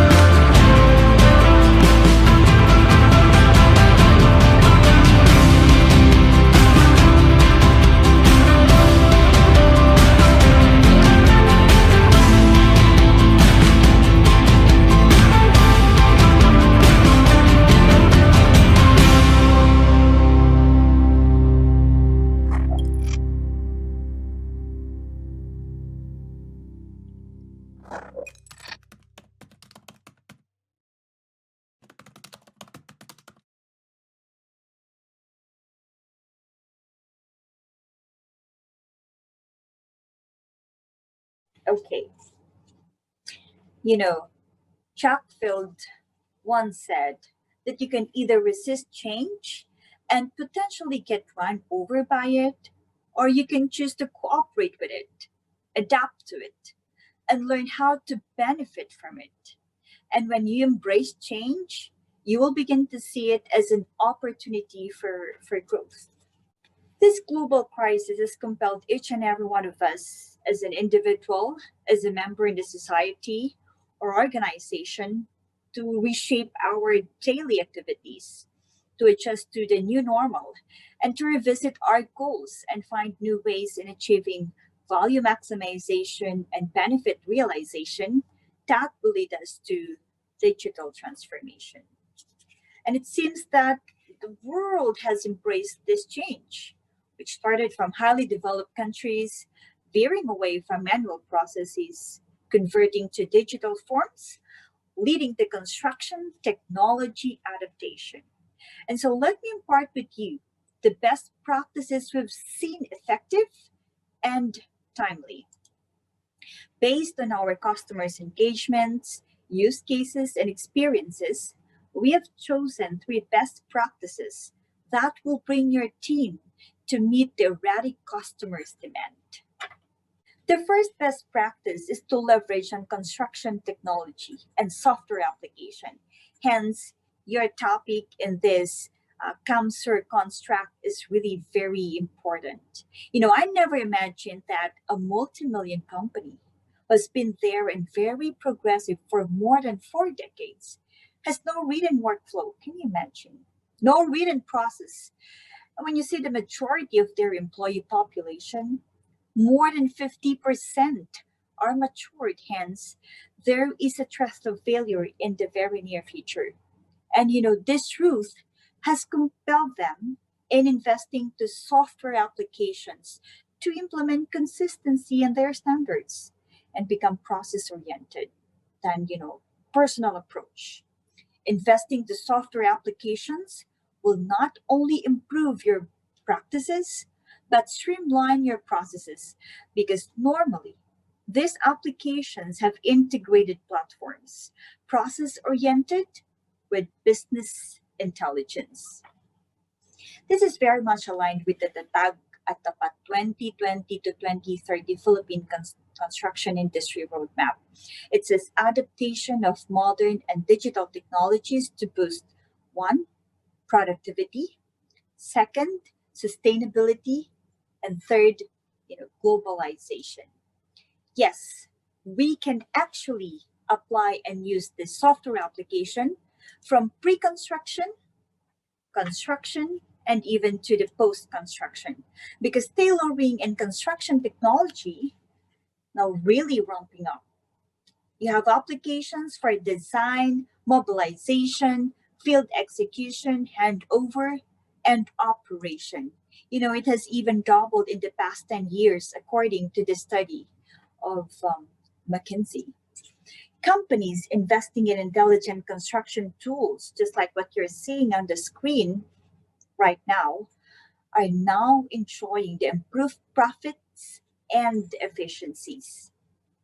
They are able to finish projects on time and on budget using the Oracle Primavera Physics or Lecosoft Power Project in monitoring their projects, and TLOS for their linear project using change diagram, and building outstanding quality projects with Novate Field Management. Some other significant goals to be addressed like chaos, spaces, and gaps, including cost reduction, has been achieved. Oracle Aconex and Isetia will provide you a common data environment and document management system. And I tell you, you'll achieve 96 to 100% client satisfaction. We offer not only an integrated project delivery, but partnership. So let's help each other to achieve our goals in the most flexible but strategic platform, just like what you're seeing right now. Here are some of the projects that has already seen and experience the significant value add of revamping to modern technologies. The second best practice in this trying time is improving visibility within organization using modern construction technologies and application. And I think we all want this. It's like no secrets left to conceal. Through forecasting and work in progress reporting, if there's a powerful portfolio, common data environment, and analytic tools in place, scenario analysis where manual process eating up a lot of time and efforts of our employees. Integrity is questionable. Productivity is so poor, it will all be shunned away.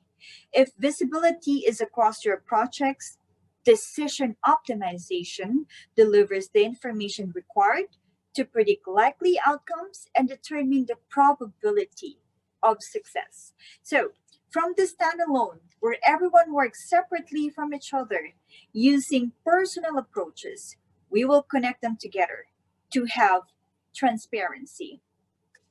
We will put all data in one place, have one central repository that will also pave the way to ensure consistency of standard, and have visibility, collaboration, and a strong communication platform. Third, and not the least, best practice we would like to share is modernizing field data capture to improve project success. As we embrace the pandemic and living in this new normal, safety rules and regulations has been in place, including social distancing, which at first a difficult truth that nobody wants to adopt. Hence, we introduce mobility. Being mobile is now the trend. I think no one in the country hasn't used a cell phone, right? Okay, with this, the enterprise setup I have mentioned earlier, we will connect all the stakeholders, internal and external, from the job site to the head office and even to those who are working from home. Okay, making activities, project management, monitoring easier and faster. Again, here are the three best practices we want the construction and engineering to know, and I'd like you to remember and hopefully adopt the sooner. The up, the visibility, and the no contact collaboration. Thank you for listening.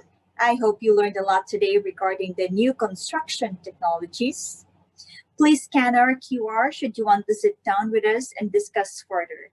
Once again, my name is Gwen Guemo from Project Pro, accelerating project success. Thank you very much.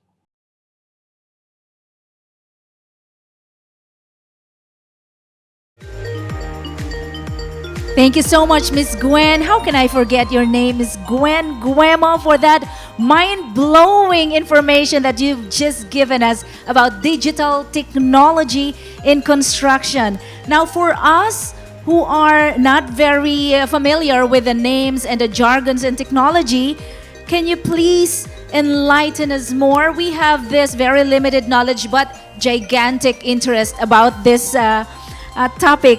Now, we have here several questions for you, Ms. Gwen. Please enlighten us with the first question.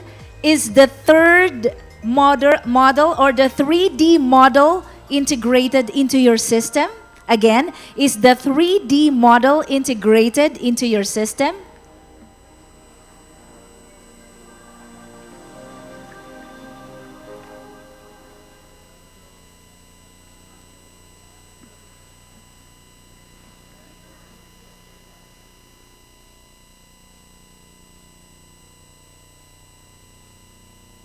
While we are having some technical adjustment, again, we would like to thank the Sales and Marketing Director of Project Pro, Ms. Maria Gwen Guemo.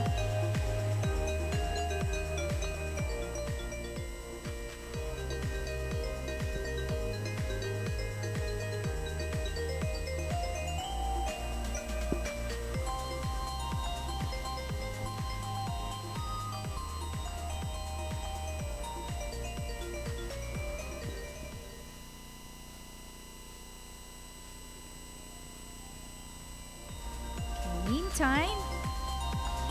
The whole CamSur Business Expo and also the third CamSur Construct is very honored, Ms. Gwen, to have you with us on behalf of the whole CSCCI family.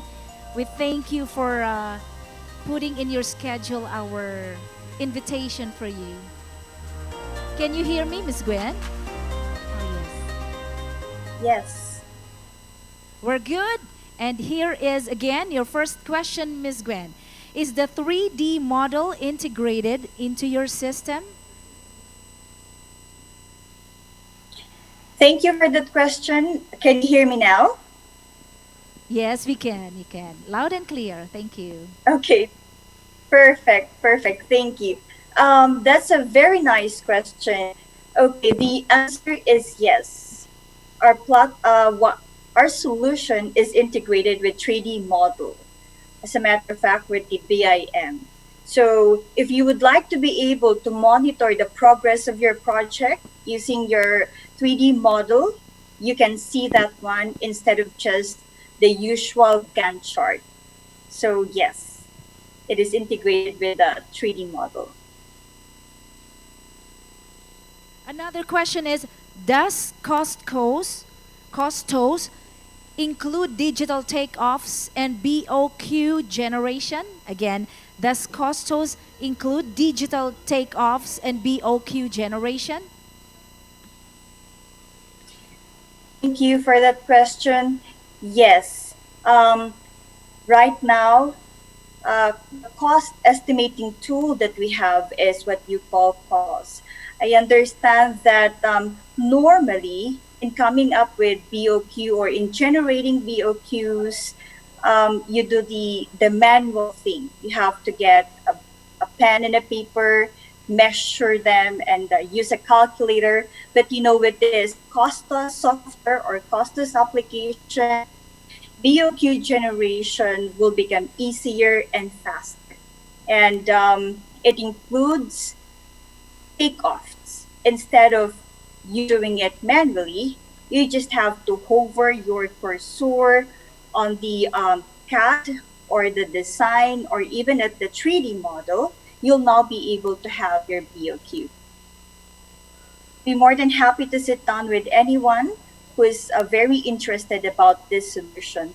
This one is very good, especially for those who are joining bid, no, where you're given a very limited time in order for you to come up with your BOQ. Thank you so much, Ms. Gwen.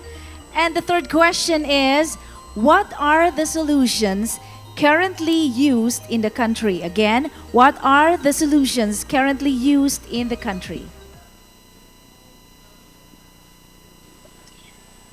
Okay. Almost all of the solutions that I've showed earlier are being used in the country. Really depends on the pain points right now that you would like to start digitizing. There are different ways. There are different approaches when it comes to digital transformation. If you would like to digitize one step at a time, first we have to identify which one do we like to prioritize. If it comes to the project monitoring, being able to monitor the progress of the project, right now, a lot of companies are using the Primavera P6, also the Power Project. And when it comes to linear projects, as a matter of fact, the railways that we have in the country are used TLOS and also P6. So those solutions are very effective when it comes to project monitoring and TLOS for the chainage diagram. And a lot is also currently using the Nuvei, especially those who would like to build outstanding projects, who would like to build quality projects. So they're also using this platform called Nuvei platform.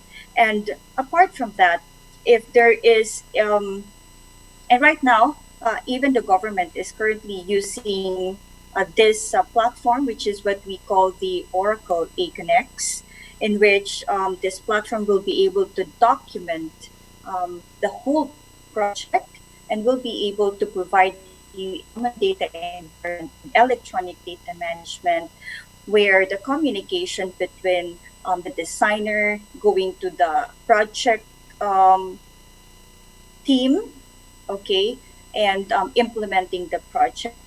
They are using this what you call Oracle eConnects project. Other than that, almost all those solutions that I have showed earlier, a lot of companies right now has invested in the. We still have so much to learn from you, Ms. Gwen, but right now we would like to appreciate you and thank you for gracing our occasion. Friends, ladies and gentlemen, the Sales and Marketing Director of Project Pro, Ms. Maria Gwen Guemo. Camarines Sur Chamber of Commerce and Industry Incorporated, in partnership with the Provincial Government of Camarines Sur, CamSur Business Expo 2021, ready for a better normal. Third CamSur Construct, present this plaque of appreciation to Miss Maria Gwen Guemo for extending his invaluable contribution and unwavering support as our resource speaker, contributing to the success of the Third CamSur Construct webinar with this year's theme, Resilient and Sustainable Infrastructure in the New Normal. Signed by Chairperson of Third CamSur Construct, Erlene Nicole Canada, Chairperson of CamSur Business Expo 2021, Maria Emma F. Llorin, and President of Camarines Sur Chamber of Commerce and Industry Incorporated, Maria Soledad V. Magtuto.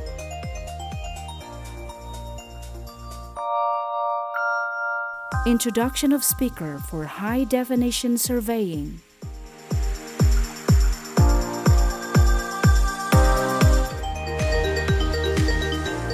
Our speaker graduated in 1991 with a bachelor's degree in geodetic engineering at the University of the Philippines, Diliman, Quezon City, and was licensed a year after as geodetic engineer. He is also a member of Mines Geodetic Engineers Incorporated since 2014 and also a titled member of ASEAN Engineers since 2018.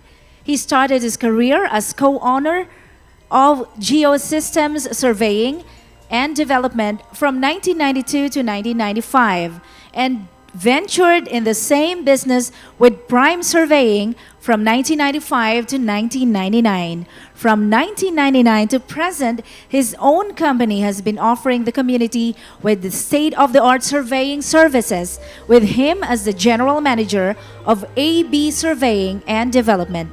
For 29 years in profession, an excellent representative in the industry. Friends, ladies and gentlemen, it's a great pleasure to welcome our speaker, Engineer Antonio Julian L. Botor.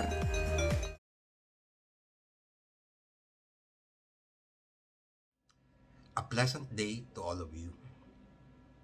Let me first extend my thanks to all the organizers and those who extended their efforts in making this third CamSur Construct a reality. In spite of all the challenges brought about by the COVID-19 pandemic, for inviting me here in this event. Also, to those attending this two-day affair, I would like to thank you also, and hopefully I will be able to share our technology in LiDAR surveying and enlighten everyone with the benefits of this technology in the field of surveying. AB Surveying and Development was established in 1998. You may have heard already from your friends, Facebook, and other media about drone surveying. We are very enthusiastic of this so-called new technology. But in reality, drone surveying or photogrammetric surveying is an old surveying method and is probably more than 50 years old.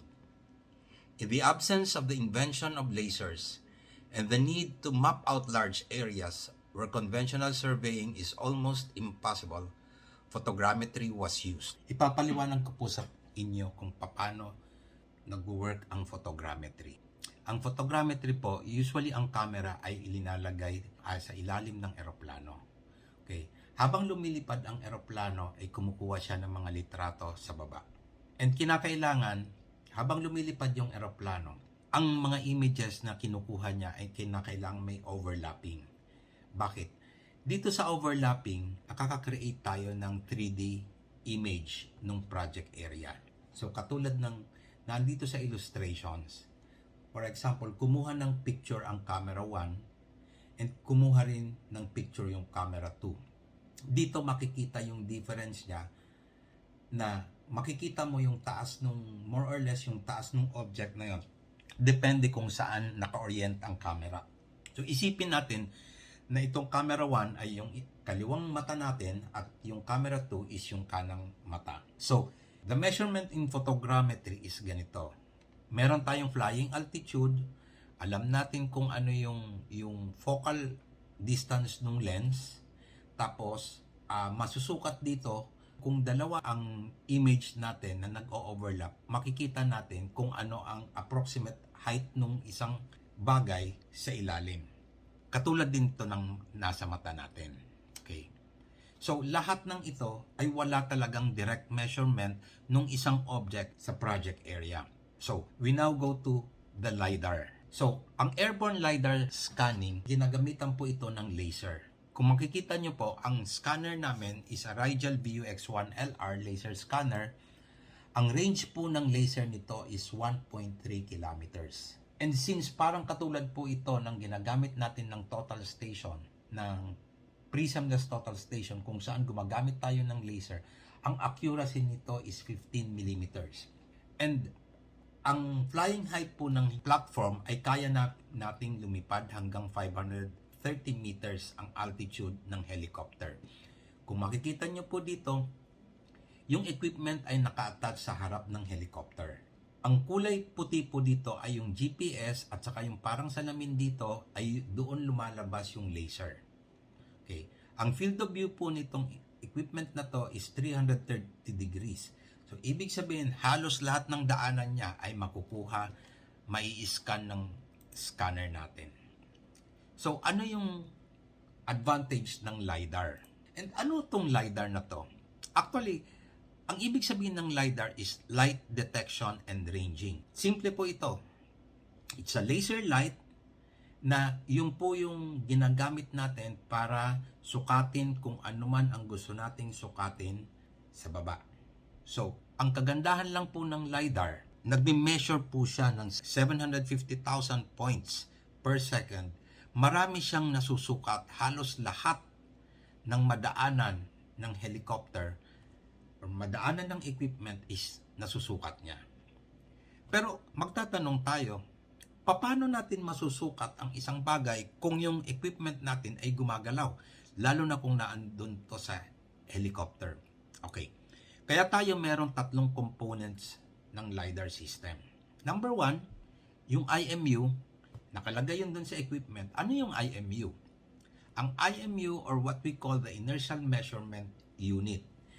Ito ay nakalagay sa equipment para kung gumagalaw man ang platform or ang equipment, halimbawa umiikot sa x-axis yung helicopter or sa y-axis or sa z-axis, nako-compensate ito ng IMU on real-time basis.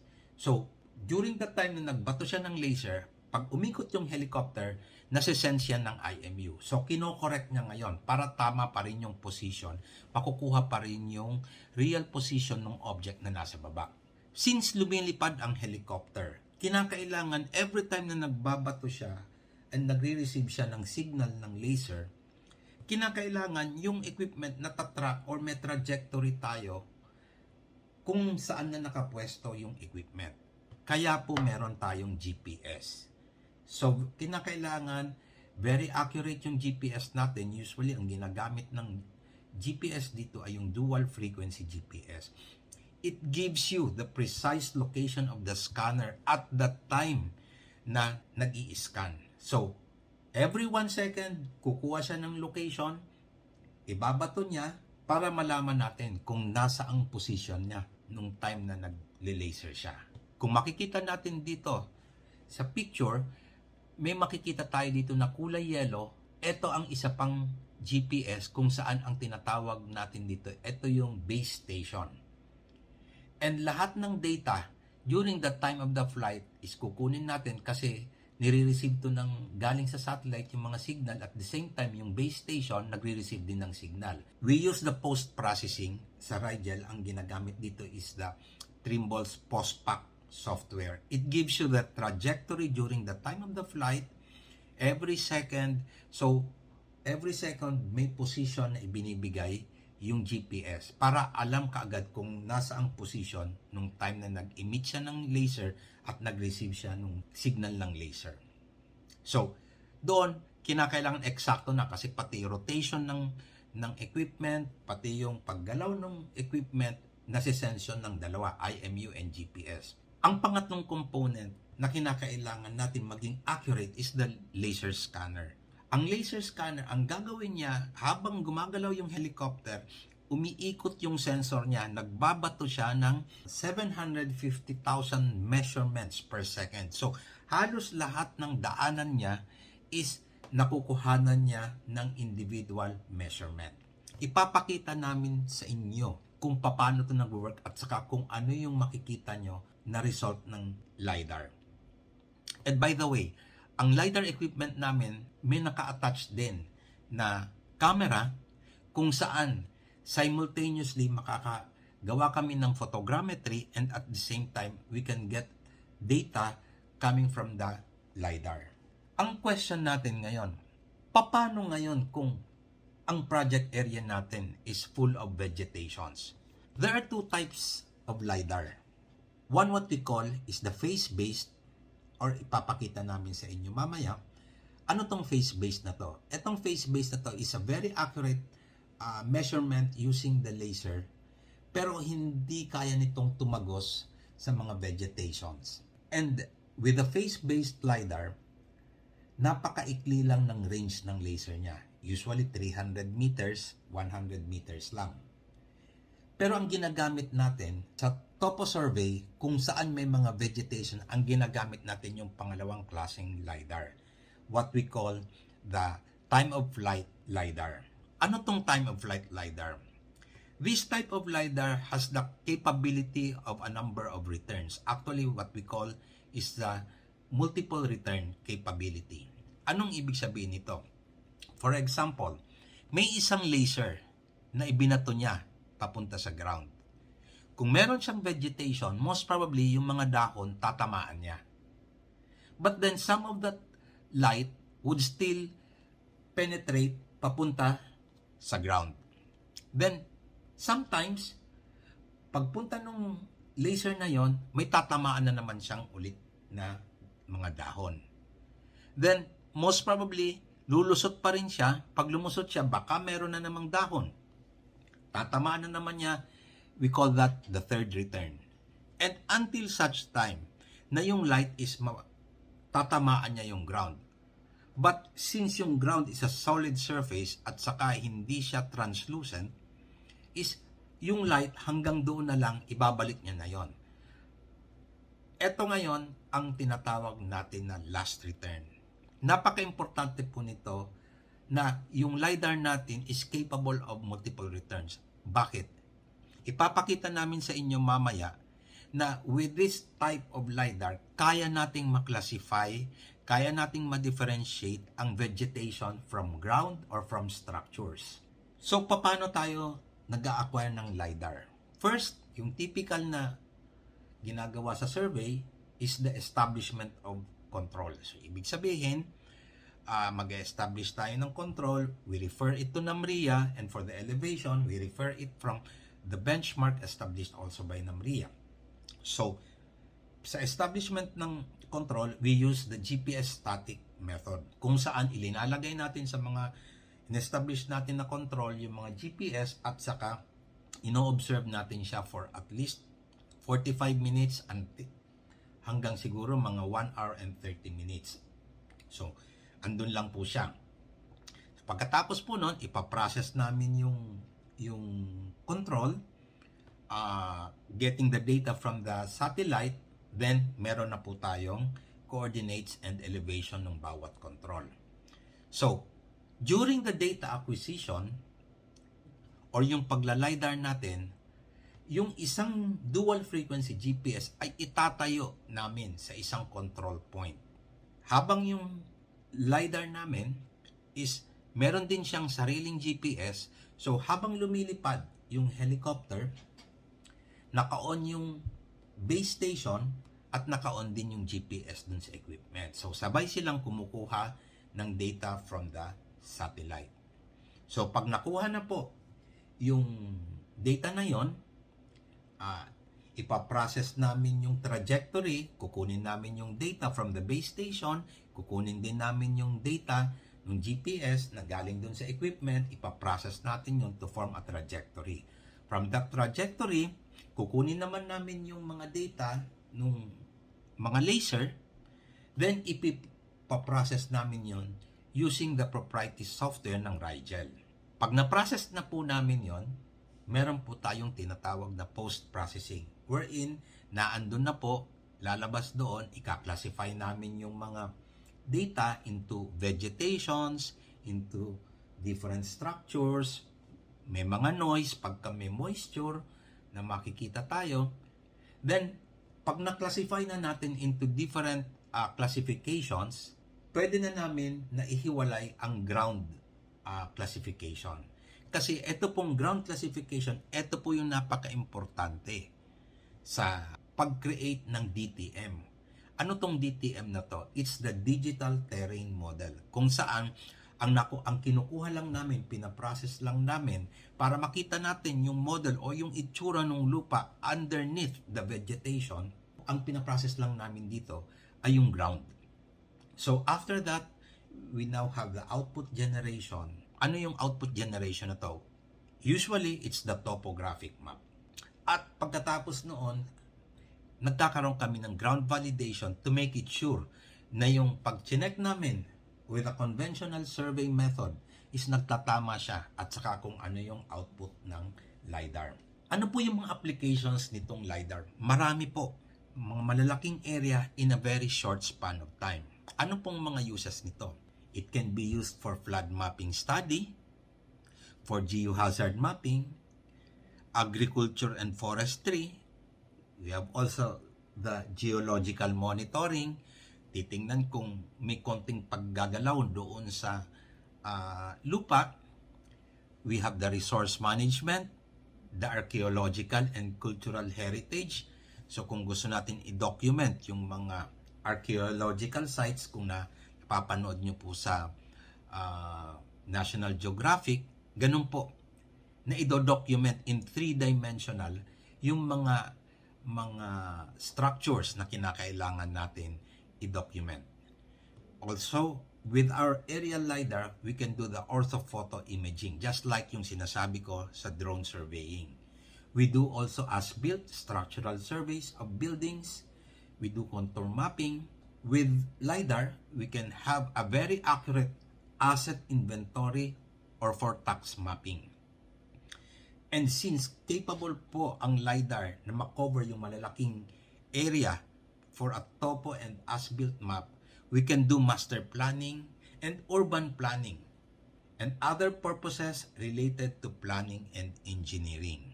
We just have to compare, ba't ako magla-LiDAR, ba't ako magko-conventional? Number one issue is the time frame. Okay? For a conventional survey, very tedious po ang fieldwork. And for example, meron kang 1,000 hectares na ipapasurvey. Usually, it would take at least sabihin na natin 5 to 8 months para makumpleto ang 1,000 hectares. And it's very prone to delay kasi kinakailangan mo pa. Number one, mag-establish ka ng control, magta-traverse ka, then manual, kinakailangan masyatan mo lahat ng nasa ground. Makumpleto mo kung ano yung mga dapat syatan. So, kung may bangin yan, usually nahihirapan yung instrument man. So, kadalasan yan, lalampasan niya. Or kung tatama rin siya, kung maraming vegetations, usually ayaw niya magtabas, lalaktawan niya. And usually, pag nagsusurvey, pag ganyang mga maraming problema sa site, usually magsha-shot ka 10 meters, 20 meters. Yun yung interval ng shot. But with LiDAR, ang fieldwork nagiging maiksi. Usually 95% or 100%. Kasi a typical example, a 1,000 hectare project area, pwede pong ma-LiDAR po yan in just a span of 1 hour. So, it is the fastest available commercial surveying method. Isipin nyo po, i-compare nyo pag nag-conventional ka, 6 months para gawin mo yon. Samantalang pag nag-LiDAR ka in just 1 hour, nakuha mo na yung data. The accuracy. Okay, for conventional survey, there are so many steps na pagdadaanan mo bago ka makakreate ng topo map. Usually, you do the traverse, you do the GPS control, then from that, i-compute mo yung traverse mo, then papapasukin mo yung total station, magsha-shot ka. So, minsan ang gagamitin mo pa, prismless total station. Pag shot mo doon, akala mo puno, yung pala iba yung nashotan mo.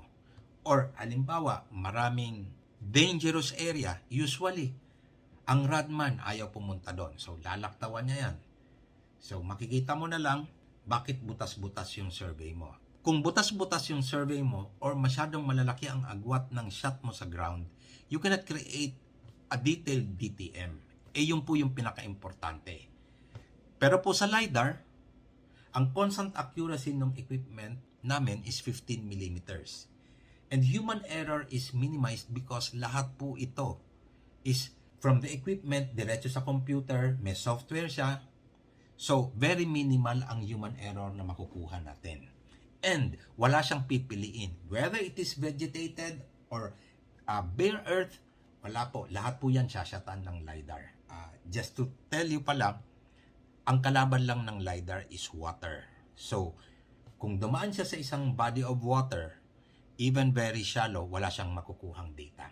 So, it's purely on the dry side siya. Nasa land side lang ang LiDAR. So, pag nakita nyo, ang output ng LiDAR is wala siyang points. Ibig sabihin, it's a body of water. Another issue is the details of structures and features. In conventional survey, no details of structures and features are included in final output. One example is, minsan pag nagko-conventional survey tayo, may mga structures na halimbawa poste ng kuryente. Sasyatan lang natin yung poste ng kuryente. Then after that, wala na. Hindi natin sinusukat gaano ba kataas yung poste. May wire ba siya in between? Ano yung sag na nakukuha doon sa wire na yon?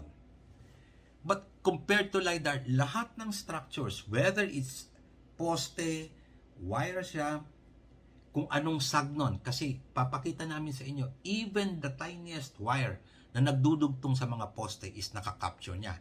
And remember, the accuracy of this LiDAR is 15 millimeters. So all structural and natural features are included in the final output. Whether doon sa mapa is kinakailangan ng kliyente or hindi.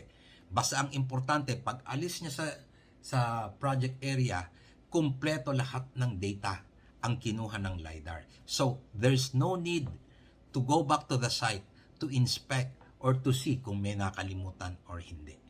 Pero sa conventional survey, I tell you, mas madalas na balikan ang project area kasi may mga nakalimutan. It's either nakalimutan na syatan or kulang yung mga nasyatan niyang puno, or may nakatago pala na poste, hindi niya nakita, or may bumagsak palang lupa, hindi nasyatan nung instrument man. So lahat kinakailangang balikan yon. Another issue is the accessibility. Okay, for conventional survey, kinakailangan natin i-set up kahit doon sa mga delikadong lugar. In my experience, sa Metro Manila, marami dyan, usually illegal settlers. With conventional survey, delikado ka. Pag ayaw ng illegal settlers, baka pagpasok mo or yung radman mo, saksaking ka na lang bigla. And there are so many permits na required. Usually, lalo na ngayon na may pandemic, ang hirap kumuha ng permit. Halimbawa, meron kang gustong i-survey sa loob ng subdivision, kailangan mong kumuha ng permit from the Homeowners Association. Pagdating doon sa private property, kailangan mong magpaalam sa mga may-ari. Paano kung wala doon yung may-ari? Hihintayin mo. Kasi kung hindi, pwede kang kasuhan ng trespassing. But with LiDAR, paglipad mo, ang kukunin mo lang permit is the CAAP permit and the J2 permit from the Armed Forces.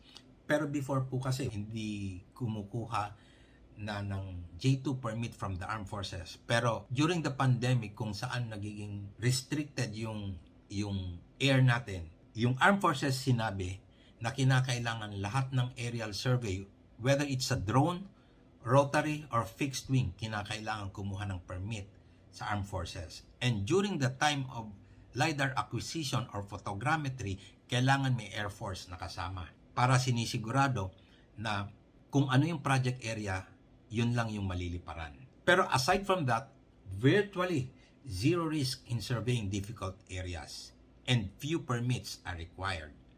So CAAP lang at saka Armed Forces. And there was a time na nagkaroon kami ng project sa Samar. So during that time, medyo mainit yung mga kapatid natin sa labas. Kung conventional ang gagawin namin, hindi namin magagawa yung project. Pero with LiDAR, in just 2 hours, tapos na namin nun. And walang nakaalam na nagkaroon na pala ng survey sa ground. Another issue is the cost. Maraming nagsasabi sa atin na, oh, LiDAR yan, high-tech yan, so mahal yan. So dito na lang tayo sa conventional survey.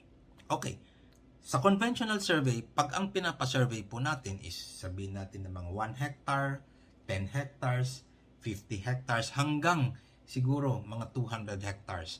Of course, conventional survey, mas mura pa rin siya.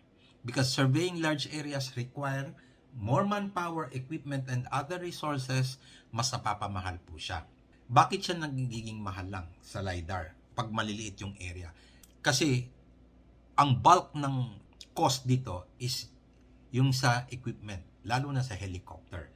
Pero the cost will go down as the area or as the project area becomes larger. For example, a 1,000 hectare, siguro sa conventional survey, kung susundan yung taripa, sabihin na natin na 5,000 pesos per hectare. So sa 1,000 hectares, you need 5 million. Pero ang LiDAR, it can only cost you mga 2 million. So kung meron kang 10,000 hectares, actually bumababa yan hanggang sa siguro mga nasa 700 pesos per hectare. Pero sa conventional survey, hindi kaya yon. Bakit? Kasi if you have already invested in that equipment, wala ka nang masyadong manpower. Ang manpower mo na lang nakukunin yung mag-establish ng control. Wala ka nang mga radman na kinakailangan mag-stay dyan. Ang kinakailangan mo na lang is mag-rent ka ng helicopter, may LiDAR operator ka, may piloto ka. And isipin natin, kung 1,000 hectares yan, in 1 hour tapos na. Wala na, tapos na. So, yun lang yung manpower. The rest is yung mga office na nagpa-process ng LiDAR mo. Pero sa field, wala na. Na-avoid mo na yung magpapasweldo mo ng mga local aid, yung mga guide mo, na wala na lahat yon. Ito yung mga LiDAR capabilities namin. Okay. We have the airborne LiDAR scanning. We use the Rigel VX1LR. We have also the mobile LiDAR scanning. We are using the Rigel VMZ2000. And we have also the terrestrial LiDAR scanning using Faro Focus X330. Ito pong Faro Focus X330, ito yung sinasabi ko na face-based na LiDAR. For airborne LiDAR scanning, this is very good for large-scale topographic and as-built surveying. Usually, ang client namin is the mining industry, hydropower projects, yung mga transmission lines, and mga geothermal project areas. And lately, ang project namin is yung mga sa DPWH, yung mga new road wherein wala pang existing na road, wherein gusto ng DPWH magkaroon ng kalsada dito, but conventional survey is hindi na applicable. Minsan po kasi, based on our experience, when we do the survey for new roads, tendency pag sa conventional ka, kukuha ka ng guide, kung saan yung dinadaanan ng mga tao doon, yun ang isa-survey mo, yun ang gagawing kalsada. which is hindi yun very efficient. Pero with airborne LiDAR scanning, you can scan, sabihin mo nang ang width nung i-scan mo is 1 kilometer and the length of the proposed kung from end to end, titingnan mo ngayon. So, the consultant, pwede niyang pag-aralan kung saan yung effective na daadaanan, mas matipid, at saka yung, meron kasi tayong sinusunod na mga slope, kung saan yung grade ng kalsada na as per standard ng DPWH. Isipin natin kung sa conventional survey, ang span lang ng survey natin na dadaan tayo sa kabundukan is sabihin na natin 10 meters ang width or 20 meters ang width, tapos 70 kilometers yon. Ang consultant, hindi siya makakagawa ng magandang design kasi very limited yung information niya doon sa site. Pero with LiDAR, isipin mo kung may 1 kilometer ka, yung consultant makakagawa, makakadesign ng maayos na kalsada. Ito po, ipapakita namin sa inyo, isa sample output na RGB point cloud. Ito po is output na ngayon ng LiDAR. Yung LiDAR point cloud, pwede siyang i-colorize. Ang kagandahan dito is mavisualize mo yung project area in 3D. So makikita mo dito, for example, actually this is a 3D image of a colorized point cloud in Baguio. So makikita nyo dito, ang Baguio, puno siya ng forest, heavily vegetated siya, may mga portions na may mga structures, may mga bahayan. Pero ito kasi gusto nilang gamitin to, number one, to have a topographic and as-built map of the city para number one, sa tax mapping nila, ma-identify talaga nila ilang bang structures, ilang bang bahay ang naandon sa Baguio. So, with LiDAR, wala na pong maitatago, mabibilang ng LGU kung ilang bahayan, eto ba nagbabayad ng buwis. Sa tax declaration ba, baka mamaya nakalagay sa tax declaration is bakanteng lote. Pag tiningnan sa mapa, ops, meron palang building. Number 2, yung city engineering office nila, gusto nilang ma-design ng maayos yung drainage nila. So, kinakailangan nila makita talaga ano ba talaga ang terrain ng Baguio. Feasible ba? Kailangan bang i-redirect pa sila na drainage? Kasi with LiDAR mapping, nakamap out na yung buong LGU. So makikita na dito, saan ba talaga ang mataas, saan ang mababa? Bakit ba dito nagbabaha? Yung pala kasi may bukol dito, dapat pala yung drainage na andun sa kabila. So eto makikita po natin, this is the RGB point cloud. In other words, it's a colorized point cloud. So, yung LiDAR natin, pwede kasing maklasify to, yung sinasabi ko kanina, with multiple return capability and with our software, kaya nating i-classify yung mga point cloud into various classifications. One of that is pwede mo siyang i-classify as ground. Dito po sa image na to, makikita natin na yung kulay dark brown is the ground, yung light brown is the structures. Actually, yung pag-color naman, depende na po sa atin yon kung paano natin i-color. Halimbawa, yung structure, blue, tapos vegetations is green. Kung makikita natin, yung karamihan sa Baguio is kulay green kasi heavily vegetated pa karamihan sa Baguio. Except the downtown of Baguio. Makikita natin may mga structures doon. When processed, ang mangyayari dito, pwede namin na i-off lahat ng vegetations, lahat ng structures. Ang ipaprocess lang namin is yung ground points. With the ground points, we can now process it into a DTM. The DTM, the Digital Terrain Model. Ibig sabihin, ito pong nakikita natin to, it's a bare earth. Tanggal dito yung mga puno. So, walang naitago. Kahit maraming pine tree doon, maraming malalaking puno, ito ang itsura ng lupa ng Baguio. Siyempre, kung meron ka ng DTM, automatic, madali ka nang makakuha ng contour. Dito, sa contour, mapapansin nyo na natanggal talaga yung mga vegetations. Kasi, kung nag-contour ka, for example, nanggaling sa photogrammetry, pag nag-contour ka, usually ang nakikita doon yung top ng mga puno. So, ang representation yan sa contour, pag yun ang nakuha mo, makikita mo yan, yung mga contour natin, bilog-bilog. Ibig sabihin, top ng puno ang nakuha nun. Pero dito, makikita natin na yung contour is talagang sumusunod sa terrain. So, ibig sabihin, proof to na ang LiDAR is ang nakuha natin, ang na-process natin is the ground points. Another Example, kasi ang LiDAR po hindi lang sa vegetations. This can be very efficiently used sa mga urban places.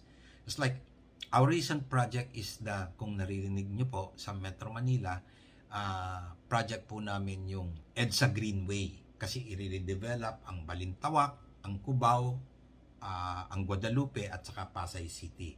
So, gusto nila na ipa-as-built sa amin yung 4 na project area. Pero using the conventional survey, hindi namin ma-imagine kung paano gagawin yon using the conventional survey. Kasi minsan, ang hahanapin pala nila, ilang wires ba ang dumadaan sa ganitong kalsada? Gaano ba kataas yung building? Ilang structures ba?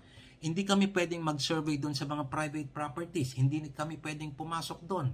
Kasi every private property, kinakailangan magpaalam kami. So kung gagawin namin yon, it would take months. Baka nga mamaya umabot pa sa 1 taon bago namin matapos. Lalo na ngayong pandemic, wala kaming access sa mga private properties. So anong naisip namin? Ang inintroduce namin is aerial LiDAR. So ito po yung result. By classification, kung saan yung mga blue, yun yung mga structures. Kung makikita nyo dito, yung mga kulay parang yellow is the wire, yung mga wire ng mga kuryente. So dito kitang-kita, makukuha talaga. Kahit mga private properties, yung mga puno, makukuha, mabibilang natin. So ganito po ka-detailed at saka ka-accurate yung LiDAR. Okay. Yung same point cloud, po pwede mo pa rin siyang i-classify by elevation. So from here, ma-imagine natin na yung kulay red, ang pinakamataas na structure, habang bumababa siya, nagiging green siya. So, in the middle is yung kulay yellow. So this is same point cloud, but we classified it into elevation. So, tanggalin na naman natin yung mga vegetations and structures. What we have is the ground. So, from the ground, process namin into a DTM. Ang ginagamit po namin dito, ang DTM na ginagamit namin is every 1 meter. Very dense po ang output ng LiDAR na actually, for every 1 square meter, imagine nyo, for every 1 square meter, a 1 by 1 tile, meron kang points na ang minimum is 20 points per square meter. Sa conventional survey, usually 5 square meters na wala ka pang points. With conventional survey, you cannot create a DTM with a grid of 1 by 1 meter. Bakit? Kasi yung raw data mo is already 5 meters apart or 10 meters apart. So hindi ka pwedeng mag-DTM. You cannot create a very detailed and accurate DTM. Pero with LiDAR, kung saan meron kang at least 20 points per square meter. So a DTM with 1 by 1 grid is very easy. Pwede mo pang, kung gusto mo pa na mas accurate kaso mas mabigat yung file mo, you can create a DTM of 50 cm by 50 cm to give you a very detailed DTM. Okay? Lalo na po sa urban areas, kinakailangan dito para makita nyo yung mga pagpalit ng slope, lalo na sa mga sidewalk, kinakailangan. Okay, another sample output. Ito po, just to show to you kung gaano ka-detailed ang LiDAR. Using the colorized LiDAR data, sinection namin ang colorized LiDAR data. Nung pag-section namin, makikita nyo po dito sa section na may ito po yung mga puno, makikita dito yung mga structures na kung saan makikita, bawat point dito is a point cloud. Ito po, bawat isa dito is sinukat ng LiDAR. So, makikita mo dito, nabubuo yung mga bubong, nakikita nyo more or less itsura ng canopy ng mga puno, and below that is the ground. Next, ang papakita po natin is a classified LiDAR data. Kung makikita natin dito, ang kulay green is the vegetation, brown is the ground, and blue is the structure. Kung makikita po natin dito, nung sinection namin to, makikita mo yung very defined ang ground, pero sa taas niya may mga puno, may mga vegetation. So, hindi po ito kaya ng photogrammetry. Ang photogrammetry, ang makikita lang niya, since image lang siya, ang makikita lang niya is yung top ng vegetations. Hindi niya ma-measure yung yung ground. Okay. So, kaya bakit nabuo itong mga canopies na to ng mga puno? Because of the density of points na kinukuha ng LiDAR. So kung alimbawa, meron kang 2 points per square meter lang, ay hindi mo ma-identify na puno yan, hindi mo ma-identify na vegetation siya, hindi mo ma-identify na structure yan. Tapos kung may mga wires ka pa, syempre hindi mo yan makukuha kasi kung 1 to 2 points ka lang per square meter, usually nalalampasan yan. Pero the denser the point cloud, mas maganda po ito. Mas detailed ang output ng LiDAR. Okay, this is a 3D view of the classified LiDAR data. It's the same as yung previous na presentation ko, except this one is on a 3D mode. Makikita po dito, nakuha niya pati yung mga wires ng transmission tower. So from there, for every point here dito, may equivalent siya pong coordinates and elevation. The northing, easting, and elevation.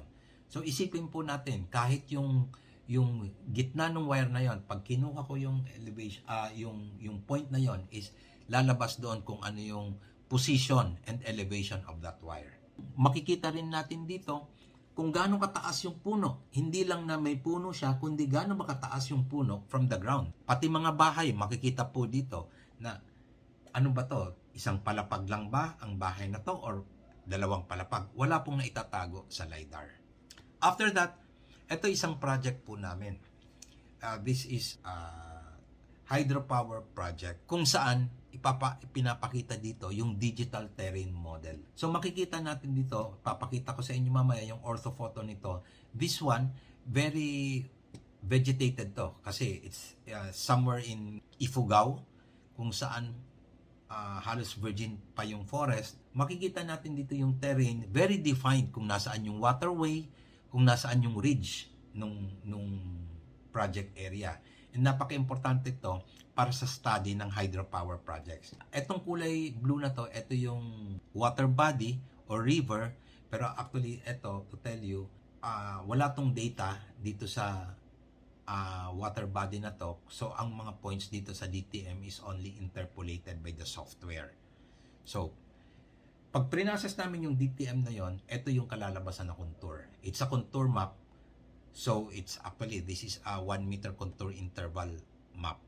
So with our LiDAR scanner, nakaka-create din kami ng orthophoto. So ito po yung sample na itsura ng georeferenced orthorectified map. Yung photos namin, yung camera namin is not like an ordinary camera, but it's a 100 megapixel camera na kahit ganito po kaliit yung mga structures, pag zoom in mo po ito po ang kalalabasan. Very detailed pa rin. So etong portion na to, actually it's a photogrammetry. Pero since yung equipment namin is capable of doing photogrammetry and at the same time LiDAR, ipinatong namin yung contours na processed from the LiDAR on the orthophoto. Kung makikita natin dito sa portion na to is heavily vegetated. Pero nakuha pa rin natin yung terrain nung area because of LiDAR, hindi dahil sa photogrammetry. So makikita dito yung mga rice field, sinusundan talaga ng contour, yung mga lines ng rice field. So makikita natin na very accurate yung LiDAR. So etong mga blanco na to, it's a road. So usually ang road walang contour. So ito po yung pinaka-output namin. This is a topographic map. Ito na po yung output ng area na yon. Actually, ito yung river. So kung meron kang magandang DTM, nakikita natin yung mga waterway na actually sa conventional survey usually hindi lumalabas. Kasi usually ang waterway is nakatago dun sa mga vegetations. Pero kung very dense kasi yung points, madedetect niya through DTM na ito pala is waterway. Kahit yan maraming talahib dyan, makukuha po ng LiDAR. Pakita ko po sa inyo, with LiDAR data na na-colorize mo, ang kliyente hindi na kinakailangan pumunta mismo sa site para i-inspect niya ano bang itsura nito sa ground. You can have it through our software, makakapag-fly through ka, mai-inspect mo gaano ba talaga ka-dense yung forest, gaano ba katataas yung mga puno, ano ba talagang itsura, ano ba talagang terrain. Dito makikita dito yung fly-through. Makikita nyo na parang akala mo naandun ka sa site. Pero using LiDAR, matitipid nyo na yung oras nyo na hindi nyo na kinakailangan mag-travel, maglakad sa forest because yung LiDAR data mo will speak for itself na ito yung itsura ng project area. So, we have also the mobile LiDAR scanning. LiDAR din po ito pero nakasakay lang sa sasakyan.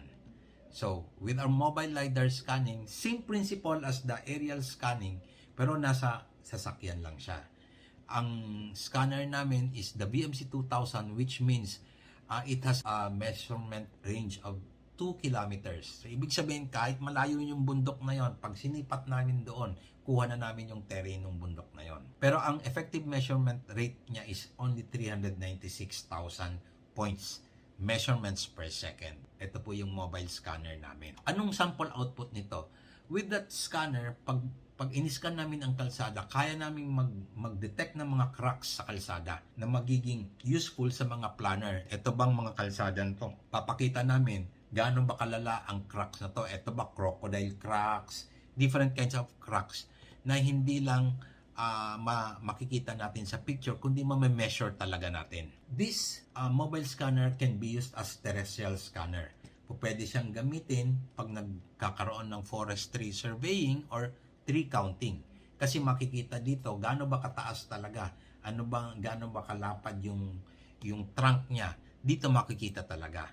So, this is the same equipment pero naka-terrestrial lang siya. Ibig sabihin ng terrestrial is pwede mo siyang maitayo lang sa tripod. Ito po yung isang output ng terrestrial scanner. So, kitang-kita mo ilang branches yan. Very detailed po siya, pati mga wires, yung gaano ba kataas, gaano kalapad yung canopy ng vegetations. Usually, ginagamit namin to for tree counting survey. Ito po yung pangatlo pong scanner namin, what we call the terrestrial LiDAR scanning. Ito po yung tinatawag namin na phase-based.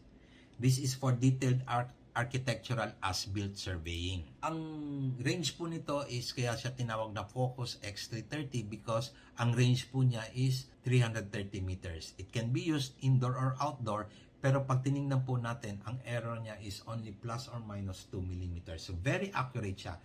And the measurement speed niya is 976,000 points. Measurement speed, points per second. So, meron po din siyang naka-attach na camera up to 70 megapixels. So, ito ginagamit po namin to for architectural, yung mga as-built for documentation, to produce a 3D as-built, lalo na for BIM, na gusto nilang makita mga assets nila, or sa design, gusto nilang makita ano ba yung as-built, 3D as-built ng isang lugar. Ito po ang ginagamit namin. Pero ito pong faro, it cannot penetrate vegetations. So, ito po ang limitation ng faro. This is a sample output ng RGB point cloud using faro. Kung makikita, pina-as-built sa amin yung asset ng isang geothermal company. Gusto kasi nilang makita yung mga tubo doon, ilang tornilyo ba ang nakalagay dyan, ano bang taas nung mga tubo, gaano ba kahaba ang tubo para anytime na nagre-repair sila, hindi na nila kinakailangan pumunta sa site para sukatin. Meron na silang documentation, meron na silang 3D CAD nung mismong facilities nila. So, with that, ito ang output namin.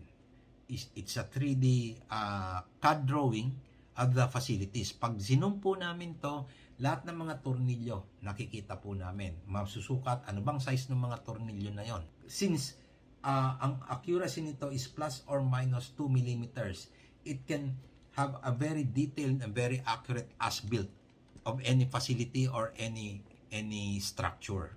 For example, ito, using the faro, pina-as-built sa amin ng yung archaeological site. It's a church in Ilocos. So, in-scan namin to. And the output is ito po, 3D as-built using AutoCAD. Ito po, pati po yung mga images, pati yung mga design sa front ng church is nakuha po namin with an error only of mga plus or minus 2 millimeters. Tapos, naro-rotate to since it's a 3D model in CAD. So, from that, we can have sections very easily, a front section, front view of the church, the back view, the right side view, any view. can be done already because you have the 3D model in CAD file. Isa pa po sa mga assets ng company namin, we have now the latest multi-beam echo sounder. Ito naman po, it's just like a LiDAR, pero this time ito po yung sa ilalim ng dagat. So ito po yung latest technology din na actually kami po ang pioneer dito sa Philippines nito. So we have also the survey vessel. So yung pang-survey po yun, survey ng pang-tubig, pang-dagat at saka pang-il. Ang multi-beam methodology is just like a LiDAR, except it's scanning through the use of sound. Kaya sonar siya. So from there, makakakuha kami ng data sa ilalim ng dagat para makakita talaga ano ba talagang itsura ng DTM or terrain sa ilalim ng ocean floor. So with this, ito yung mga photos ng typical fieldwork namin sa ground. So using the multi-beam, binababa namin sa ilalim ng dagat, and inside the survey vessel na andun yung computer, real-time yung pag-collect ng data and pati pag-process ng hydrographic survey. So it is a sample output ng bathymetric. Halos more or less same as yung LiDAR, except syempre pag sa ilalim ng tubig, we cannot do photos. Hindi kami pwedeng makapagbigay ng RGB, colorized data ng multi-beam. So, ito example ng mga GPS control na in-establish namin using the GPS. So, ito po yung typical example. So, if you have any questions, pwede po namin sagutin hanggang sa makakaya po namin. Thank you.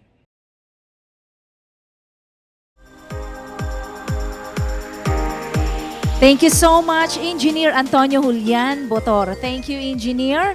And we are actually very overwhelmed by the information that you have just given us about the superior LiDAR surveying method. And we also now have in the Philippines survey vessel. That's really amazing. And also, it's the fastest available surveying method so far in the technological advancement. It's the LiDAR surveying method. Thank you, sir. That's very informative.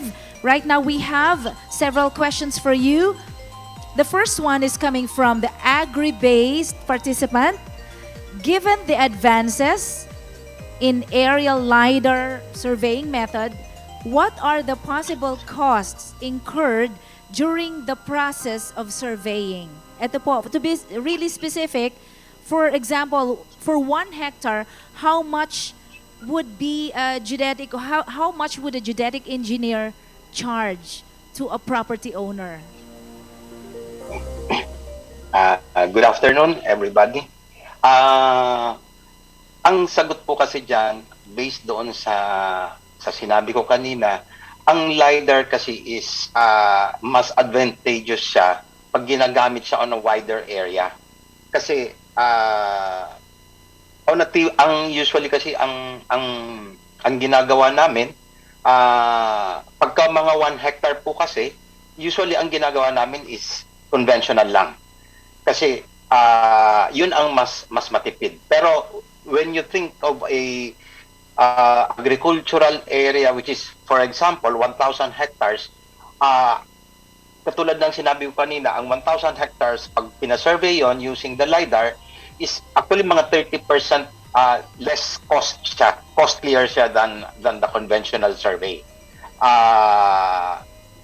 Pag tinopo namin siya and you get all the maps from there, siguro mga nasa, ang range niyan is mga nasa 2,000 pesos lang per hectare. Ang kagandahan po dito lang, since ang CamSur kasi, malaki ang area ng CamSur, mas matipid pagka ang survey na agricultural is mas malaki.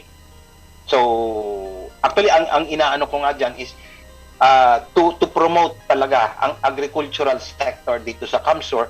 Mas maganda kasi kung ipalidar ang buong CamSur kasi it's not only the agricultural sector ang makikinabang dito. Lahat ng sectors makikinabang dito. So, pagka dinivide mo yung mga cost nito between the agricultural sector, mga LGUs, sabihin na natin may mga minings, tapos yung iba pang mga hydropower, mas lalo pong mas nakakatipid tayo. Yun po. Opo. Thank you so much, Engineer. And also, we have here the second question. Can HD surveying be used to assist in the improvement of other industries, such as agriculture, for efficiency of agricultural lands? Does our LiDAR surveying method have an application in other industries? Yes, actually, ang ganda po nung tanong na yon. Since ang LiDAR po kasi is nako-cover na lahat. And every aspect sa industry natin nangangailangan ng mapa. For example, ang nagtanong sa akin ngayon is yung agricultural sector.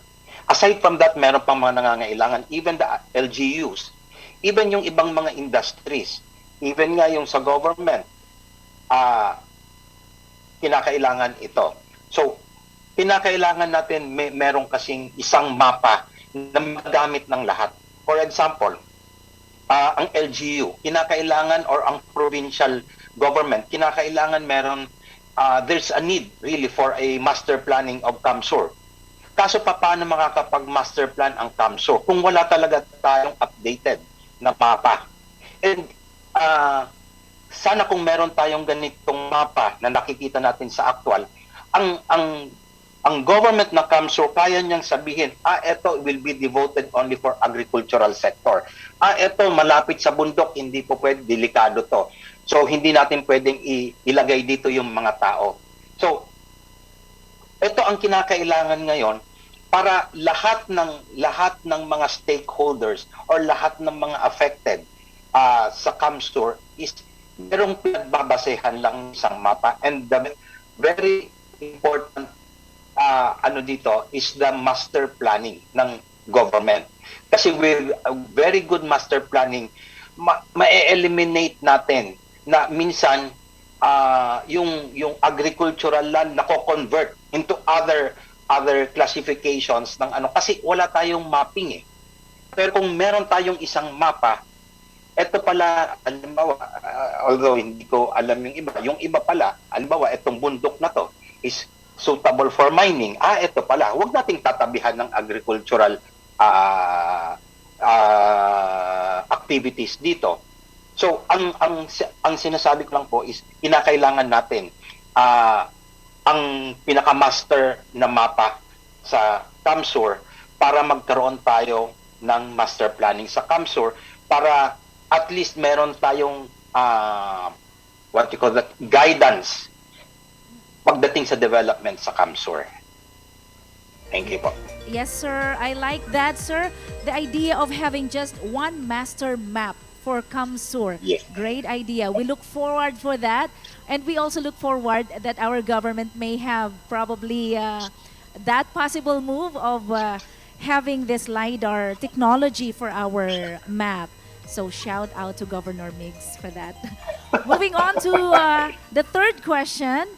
How can the LiDAR surveying method be used to support the development of green infrastructure? This is in relation to the morning session, sir. Yeah. Actually, ito kasi ang remember tayong may mga planners tayo and even the LGUs. Sa totoo lang kasi bulag sila kung ano talagang situation ng CamSur. Hindi natin sinasabi na kaya sila bulag kasi it's just nagbubulag-bulagan. Wala kasi walang map. Walang iisang map and walang updated na mapa ang CamSur.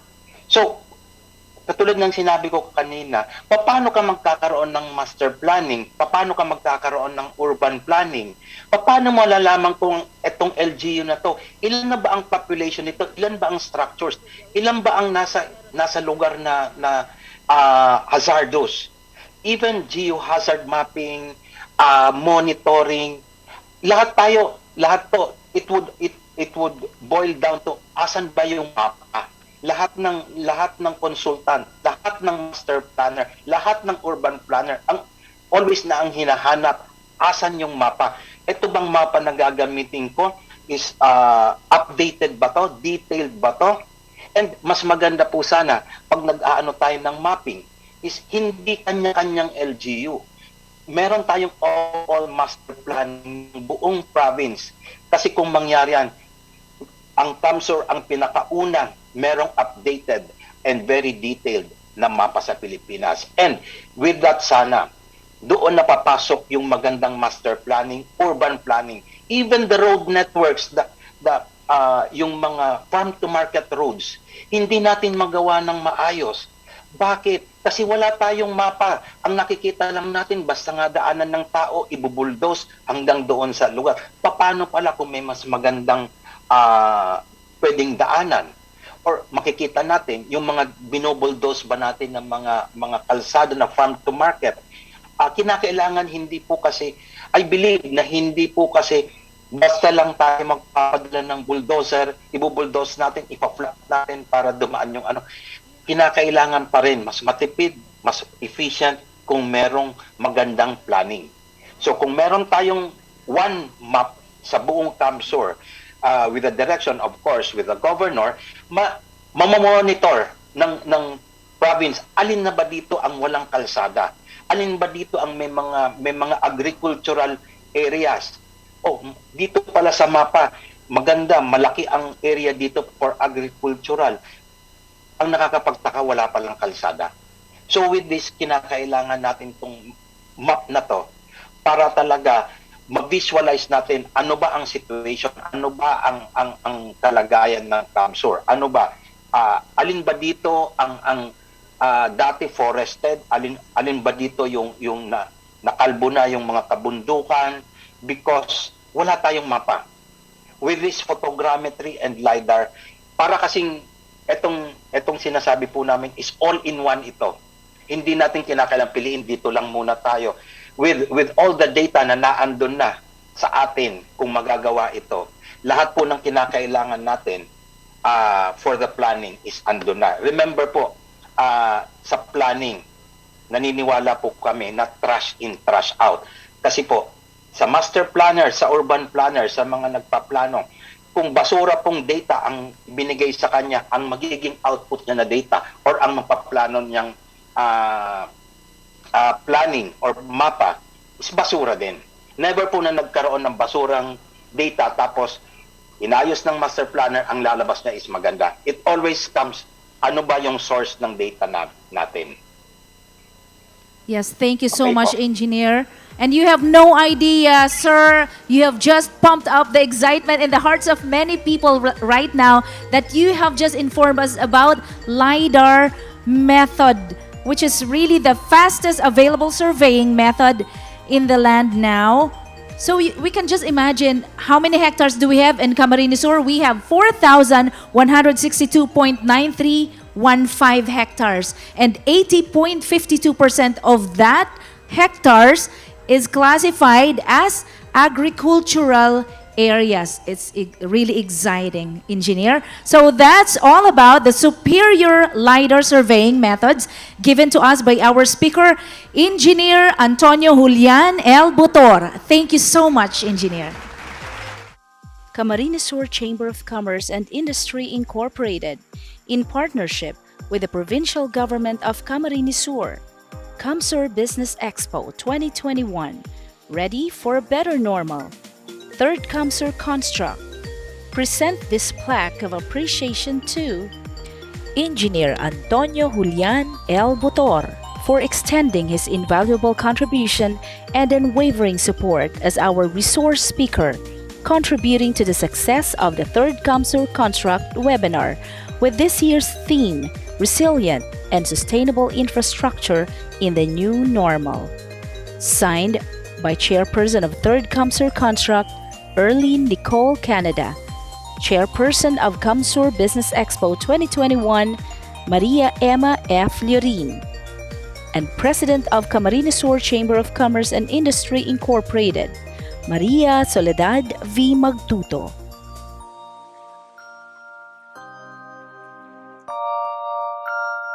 Introduction of speaker for Advanced Plumbing and Waterworks.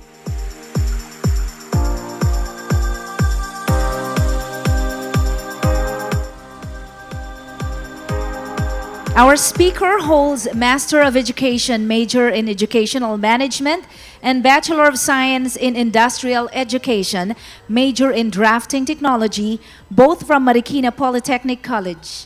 He holds PRC licenses as professional teacher and registered master plumber, which will be called soon as plumbing engineer by virtue of law. Plumbing Engineering Bill, or according to the Plumbing Engineering Bill. He is an industry practitioner as CAD specialist, designer, and contractor. He started his teaching career at Claret School of Quezon City as drafting teacher. He taught CAD and drafting at Don Bosco Technical Institute of Makati as senior teacher 3, and at the same time, worked on part-time basis as assistant professor at the La Salle College of St. Benilde in Manila for almost 8 years. Moreover, he taught for 3 years at Salalah College of Technology in Oman, Middle East, as technical instructor where he handled different engineering and architecture subjects. In 2011 to 2014, he worked as an instructor at the Marikina Polytechnic College, and this is his alma mater, or beloved alma mater. He handled architectural design related subjects and professional subjects in the College of Technology. Currently, he is working as master teacher at San Jose del Monte National Trade School. He also works as a part-time assessor of technical drafting NC2 in TESDA, Pamamarisan District. Friend, ladies and gentlemen, it's a great honor to present to you our speaker, a registered master plumber, Mr. Sunny B. Ojeda. Salamat po sa napakagandang pagpapakilala. Again, I am going to discuss the plumbing design analysis, which is part of water management in accordance with the Uniform Plumbing Code 2000 and the revised National Plumbing Code of the Philippines 1999.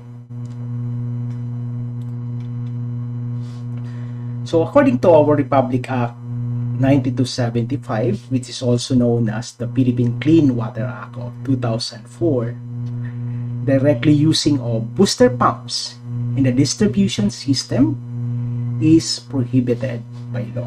So yung unang linya na nakasample ko dito, from water meter going to booster pump, to pressure tank, to the house, ito po ay bawal. Ano yung pwede? Ito po. Pwede po kung gagamit tayo ng storage tank bago natin hihigupin ng pump. No? So bawal po yung from water meter going to booster pump na hindi siya dadaan sa storage tank. Okay. So, pang-motivate lang yan sa inyo. So, bago tayo magsimula sa ating design analysis. So, eto na yung main part ng ating pag-uusapan. So, we need to consider first the daily water demand. Kung gaano ba karami yung occupants dun sa isang bahay na yon. Then, the daily water demand per person is 45 gallons. This is according to our United Nations Economic and Social Commission for Asia and the Pacific. So, etong study na to ay ginawa nila at nalaman nila na 45 gallons ang kailangan ng isang tao o ng Pilipino sa isang araw. So, 6 times 45, syempre, will give us the 270 gallons. So, let us now determine the size of cistern or the water storage, which is, the formula is equal to water demand times the 300%, no? Dahil ang target natin dito ay magkaroon ng 3 days na supply kung sakali mang mawalan ng tubig. So 270 gallons times 300 will give us 810 gallons. which is also equal to 3.07 cubic meter using our conversion factor, no? So, i-assume natin yung length, yung width, and the height, and that will give us the volume of our cistern. No? So, ganito lang yung sample natin. So, bibigay ko sa inyo yung format nito, yung Excel file ko na maaari nyong i-download dun sa aking webpage mamaya para makapag-workshop tayo. No? Magagawa nyo yung ating pinag-uusapan tungkol dito. So, mamaya pag-uusapan natin yan kung saan yun i-download. So, makinig muna tayo. So, yung ating namang tangke ng tubig, yung best tank, paano naman natin malalaman kung anong size ng ating tangke ang bibilhin sa market? So, in our result, we have 810 gallons. No? So, yung available na water tank sa market ay eto. 206, 400, 526, hindi pa pwede. 700, hindi pa rin pwede. So, 856 or 53 gallons, ito na yung posible. No? Or the code of 3,200. Ito ay yung katumbas niya naman sa liters. No? So, 853 gallons ang tugma. Kaya dun sa aking slide, kung babalikan natin, our best tank 850 gallons capacity or the code 3,200. Yung ating magiging water storage. Ito yung sa baba, no? Na tugma para sa 3 araw na kahit mawala ng tubig yung ating local water district, hindi nag-supply, no? Sa araw na yun, halimbawa, nawalan siya ng tubig, magkakaroon pa rin ng tubig yung building na yun, na good for 3 days. Alright. So, in our next slide, paano naman natin isa-size up yung elevated water tank? So, based on our formula, overhead tank is equals to the family or the total water demand times 150%, or which is good for 1.5 days. So the 270 gallons times 150% will give us 405 gallons. So yung nabibili sa market na tangke ay 400 gallons capacity na malapit na ngayon dun sa ating nakuhang value. Okay? So in our next slide, we will I will just recommend to you the size of water tank appropriate for up to 5-story building. So yung 3-port or 75 horsepower na 550 watts with a maximum flow rate of 52 liters per minute or the maximum head of 52 meters. Na? So, etong klase ng centrifugal pump na to ay kayang-kayang magbato ng tubig na hanggang 5-story building. So, yun yung aking based on sa experience. No? Pero, pwede rin itong i-compute ng ating mga electrical engineers. No? At kinukonsidera nila dito pati yung loss, no? Friction loss na tinatawag natin dahil dun sa mga coupling, sa gate valve, sa check valve, and so on. Okay, so let's proceed to our second slide or next slide. Sizing of drainage and the vent pipes. So, unang-unang inaalam natin dito ay yung drainage fixture unit or the DFU values. So, yung water closet, may DFU value siya na 3. Then the rest, yung lavatory, shower, urinal, bathtub, shower and the floor drain, then yung kitchen sink ay 2 lang yung DFU value niya. That is according to our Unified Plumbing Code, no? So, ang na-compute dito, no? So, we have 30 DFU value. So, anong size ng tubo ang gagamitin para sa ventilation, para sa soil, para sa sewer, and so on, no? So, in our National Plumbing Code and UPC provides that if it is not more than 256 DFU value, we could use 50 millimeter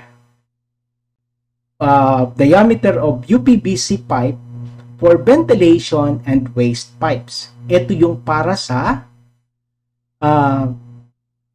waste pipe natin, no? Ito yung katumbas naman ng tubong DDoS, no? Yung maliit na tubo natin.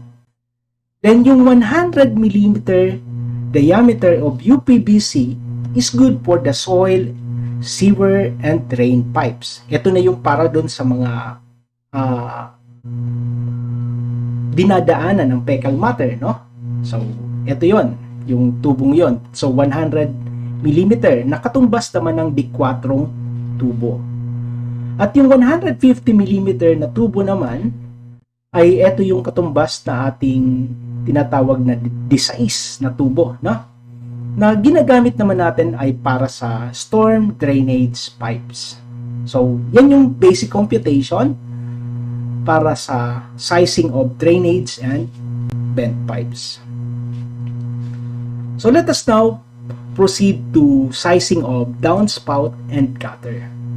So, paano naman nalalaman kung gaano kalaki ng downspout o ng gutter ang ating gagamitin para dun sa ating dinidesign bahay?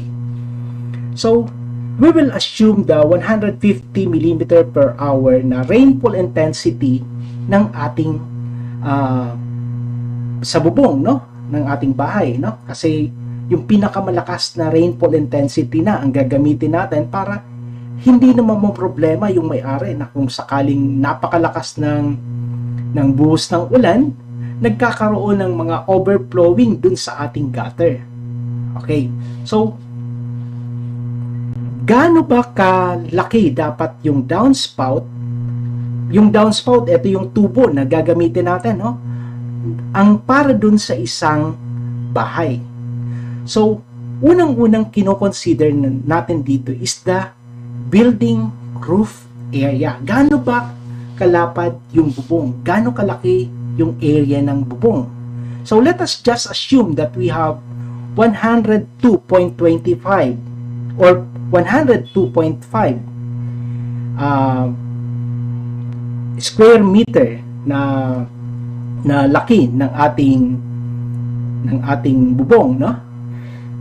So, dun sa ating table na 150 mm per hour maximum na rainfall intensity, ang suggested na pinakamalapit dun sa 102 ay etong 100 square millimeter, na katumbas niya ay number 3 or the 80 mm UPVC pipe, no? Detress na tubo ang gagamitin natin. Therefore, so yun ang ino-note natin dito.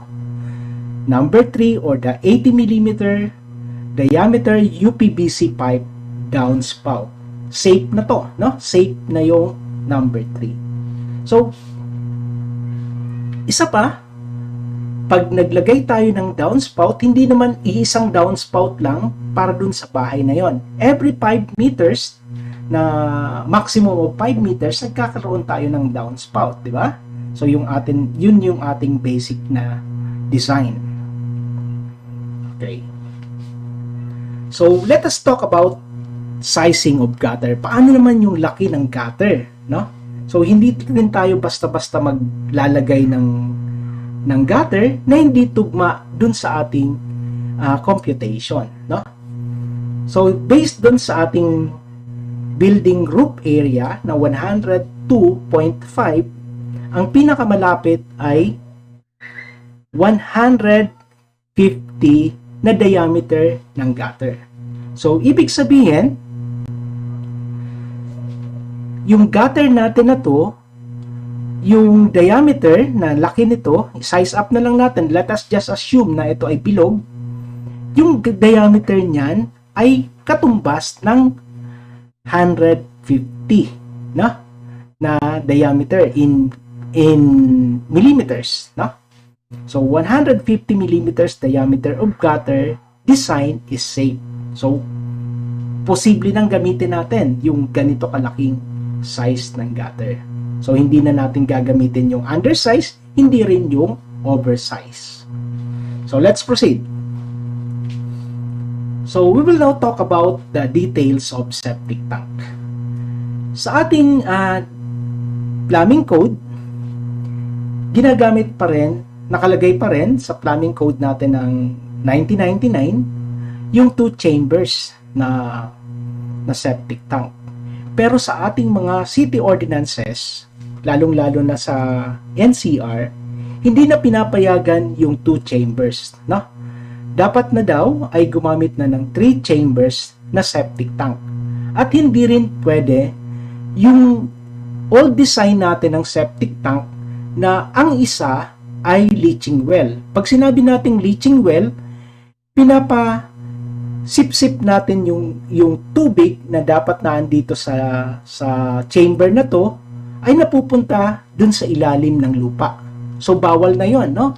So dapat sarado na yung ating chambers para paglabas ng ating waste or ng tubig ay medyo hindi na siya polluted na katulad ng black water, no? So paano dapat yung tamang design ng ating septic tank? Ito, 3 chambers na dapat. At may mas maganda pang design dyan, depende dun sa ating structural designer na i-design niya, no? So ganito yung design na nakita ko na pinakamaganda para paglabas ng ating waste ay talagang hindi na siya ganun ka-polluted, no? So dadaan pa siya ng 3rd chamber na may rock at sand, no, na filter, no, yung ating waste bago siya lumabas sa ating mga street drainage system na tinatawag, no? So paano naman natin i-compute yung laki ng septic tank? Yun ang ating pag-uusapan sa ngayon. The formula. So based sa ating National Plumbing Code, length of septic tank volume is divided to width times the depth, no? Then the digestive chamber is equal to L times the 2/3 of the length, no? Then the leaching well length times 1/3, no? So ito yung basic formula na ginagamit natin. Pero, meron pa dun sa ating National Plumbing Code na notations na ito naman ang sinasabi. The minimum size of the digestive chamber must be not less than 0.90 meter in width and 1.52 meter in length with a 0.75 as the minimum depth. Ito yung lalim, no? And yung maximum naman na lalim ay 1.80. So, paano natin kukunin yung ating laki ng septic tank, no? Paano yung laki? So, yung length, yung width, yung depth. So, let us check this out. The table for septic tank as per UPC, no, or the Uniform Plumbing Code 2000, ito yung ating table, na kung 2 bedrooms, 750 gallons. Kung 3 bedrooms, 1,000 gallons or that 3.79 cubic meter. Then 4 bedrooms, ito naman ang katumbas. At 5 to 6 bedrooms, ito naman ang katumbas. So since 4 bedrooms lang yung ating design ng bahay, no? So magkakaroon tayo ng at least 4.54 cubic meter na dapat ating minimum na design. So i-assume natin yung value 4, then 1.20, then 1. So pasok siya. Kung isa-sum up natin to, magkakaroon tayo ng 4.80 cubic meter, no? So kung ito total natin, no, hindi sum up, mali yung term, no? So pag tinotal natin 4.80 cubic meter na tank volume. So yan ang ating magiging size ng septic tank. Okay? So ganun lang kadali na gawin based doon sa table na ating sinusundan. Kung ilang bedrooms ba ang naandun sa bahay na yon. Okay? Malinaw. So in this slide, we will talk about plumbing design analysis for the sizing of swimming pool pump, filter, and pipes. So as you can see, I have here the formula for rectangular shape of pool, no? So ang sample lang natin ay yung basic na rectangular shape. Pero dun sa aking Excel file na ibibigay sa inyo ay may iba't ibang formula doon na para sa oval type na swimming pool at meron din para sa kidney type, then meron din para sa circular type na swimming pool. So, unang-una nating inaalam dito yung number of gallons of water dun sa swimming pool. So, in our formula, average depth, shallow plus the deep of the pool divided by 2. Ito yung constant value natin na dinerive na ng mga practitioners dati. So, hindi ko alam kung paano yan nangyari. So, yung length or yung shallow depth na 1 meter ay katumbas na siya ngayon ng 3 feet at yung 1.5 ay katumbas nung 5 feet, no? Then, dun sa ating computation, magkakaroon tayo ng 4 cubic feet na result as our average depth. Then, kukunin naman natin yung number of gallons of water. This is equals to length times width times the average depth times 0.75. So, will give us 11,700 gallons. So, paano natin malalaman yung gallons per hour? So, eto naman, number of gallons divided by 8, no? Will give us 1,463 gallons per hour. Since kailangan natin itong i-convert sa gallons per minute, ito naman yung possible conversion natin, no? 1,463 divided by 60, makakakuha tayo ng 24 gallons per minute. So, kailangan natin yan para ma-assume yung size ng pool pump na gagamitin natin dun sa ating swimming pool, no? So, let us calculate first the average feet of head, no? AFH is equals to the total run of pipe divided by 3. So, ito ay inaalam yung mga sukat ng tubo, nung gaano kahaba yung tubo na papunta dun sa skimmer, papunta dun sa supply, at papunta dun sa floor drain ng swimming pool, no? So, yung mga sizes na yon ay tinatawag nating head, no? So, halimbawa, 19 meters ang total. So, kinonvert siya sa 62 feet. Sa feet, no? Naging 62 feet. Then, So yung average speed of head niya ay magiging 21 dahil dinivide siya sa 3. So yung sukat ngayon ng pool pump na gagamitin ay 1/2 horsepower na 230 volts at 60 Hz with at least 30 gallons per minute at 30 feet head.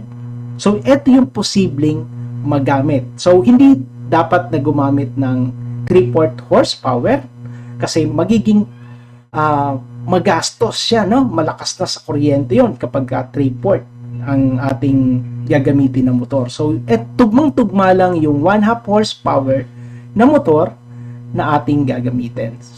So next, sizing the water filter. So yung water filter naman at 25% oversized from the pool pump, no? So ito yung formula equals to GPM times 1.25, no? Gallons per minute. So 30 gallons per minute times 1.25 will give us 67.5 na water filter. Ito na yung ngayon yung gagamitin nating size ng water filter. At ang pinakamalapit na water filter ay yung 50 GPM. No? So let us determine the size of pipe. Sa ating pipe naman, yung pinakamalapit ay yung 60 GPM na maximum flow rate. So which is 1.5 na size ng tubo. Kasi yung 2.5 na size ng tubo ay para sa 100 GPM na. Sobra-sobra na, no? So ang laki na ng tubo na gagamitin mo. Pero kung gusto mong i-oversize, wala namang problema. Pero mas maganda kung yung tugma lang ang ating gagamitin, no? Yung 1.5 size na tubo. So therefore, we have to use 1.5 size of UPVC or the PPR pipe. So that's all for now. So in our workshop sa application, I want you to do the design problem 3-story residential building with 8 occupants.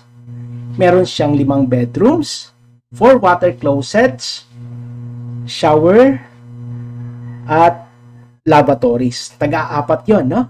Then, may isang bathtub, may 2 kitchen sink, may 10 shower, at floor drain, no? Shower drain or floor drain ang ibig sabihin dito, no? Then, the roof area is 138 square meters. Then, 6 by 8 rectangular pool, no? With the shallow depth of 1 meter, then the depth is 2 meters. Okay? So, saan natin i-download yung ating Excel file?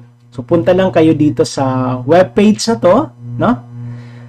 /sirsan.weebly.com/handout.html.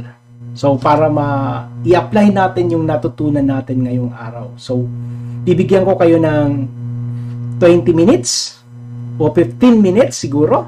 Kayang-kaya nyo nang gawin to para pagbalik natin mamaya ay question and answer na tayo at ipapakita ko sa inyo yung magiging appropriate na design ng ating design problem.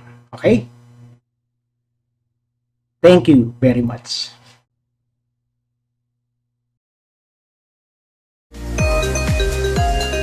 And thank you so much, Mr. Sunny B. Ojeda, our speaker for Advanced Plumbing and Waterworks. Medyo napaisip din pati kami, sir, dun sa questions na binigay nyo for the workshop. Parang sabi namin, Parang hindi namin masyadong alam to, but it's really interesting na ganun pala yung mga features nun. Right now, sir, we are going to entertain some questions from our participants. Meron po kaming nag-gather dito. They have been listening to our speakers since this morning that we are talking about green building, green architecture, and everything na green. So, napakaganda po, ano? Ito po yung unang question. Are you there, sir? Just making sure na technically okay po kayo dyan. Yes, ma'am. Opo. Thank you. Ito po yung unang tanong, sir. Is it advisable for local common households to adopt green plumbing technology? Kasi pinag-uusapan yung green. Ano po? Green technology. So it's green plumbing technologies.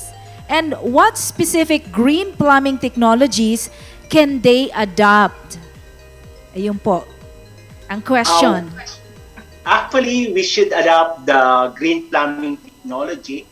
As in my presentation previously, I presented the design for water management, which is about the septic tank. No? So we should not use that 2 chambers septic tank. We must adopt the 3 chambers septic tank in order for us to eliminate black water in our drainage system. So yun po ang pinaka-advisable at yan po ay nakabatas na natin. Apo. Thank you, sir. So it's 3 chambers na pala ngayon. Commonly talaga alam namin 2 chambers. Thank you po. And the second question po is this. Are there advanced plumbing designs that can reduce wastewater or recycle used water or utilize rainwater? Again, ito po yung question.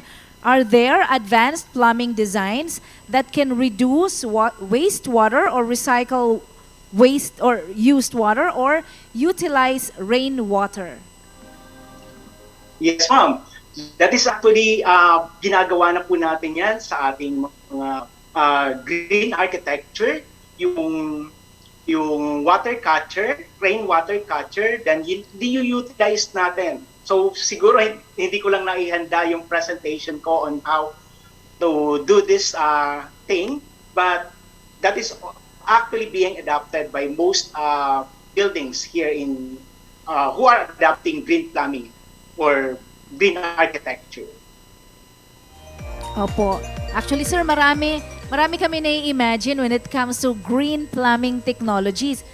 Our imagination is even running wild kasi yung mga sinauna, yung sa bundok nga po na pag-usapan namin na nagkakalot lang or naghuhukay. Kalot is in Bicol. So naghuhukay lang yung mga tao noon. So is that still possible na kapaki-pakinabang pa rin yun kung nasa bundok ka? Dahil balik agriculture din tayo, so yung mga animal dungs are even useful. How about kung human waste daw? So, actually napaka-delikado na nung human waste kasi maaari tayong magkaroon ng sakit, iba't ibang sakit na makukuha dyan, hindi lang yung leptospirosis, na? So, maaaring makakuha tayo ng iba't ibang sakit dun sa fecal matter na naandyan sa paligid. So, eliminate na natin yung ganong sistema na hindi nilalagyan ng tamang system to eliminate those things, no? Para talagang maging safe yung mga tao sa paligid. Opo, maraming salamat po. Thank you so much, sir, our dear speaker, teaching us about the advanced plumbing and waterworks. Our speaker, we thank you so much, sir, Mr. Sunny B. Ojeda. Salamat po. Camarines Sur Chamber of Commerce and Industry Incorporated, in partnership with the Provincial Government of Camarines Sur, CamSur Business Expo 2021, ready for a better normal.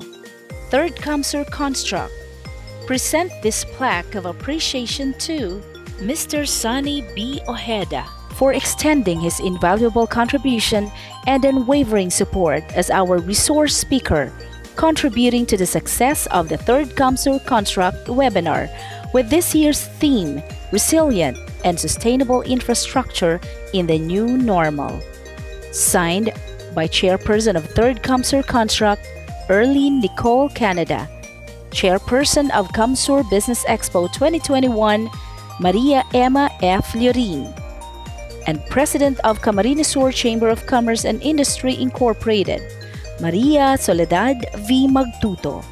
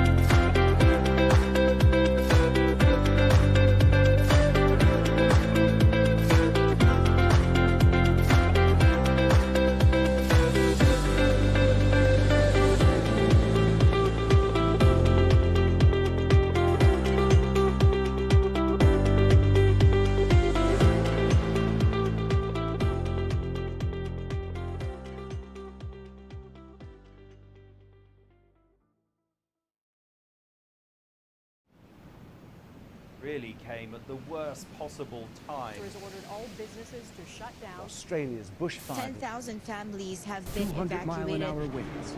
Global response to this pandemic. Employees have been advised to just stay at home, of course, for Hard times ahead. We have people who need our care.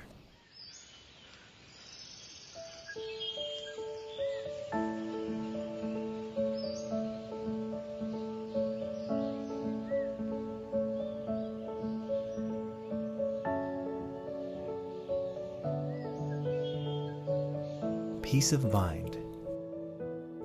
It ignites hope, builds resilience. It enables us to enjoy freedom, embrace opportunities, celebrate life. At Standard Insurance, our story is anchored on this transformative purpose.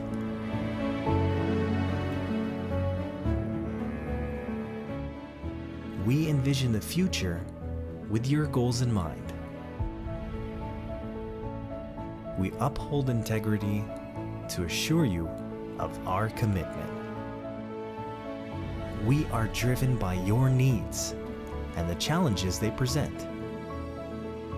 We strive to be the best, to give the service you deserve.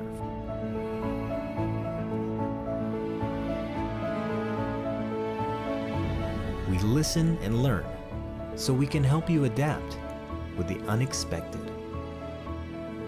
We shelter you from the worst so you can perform at your best.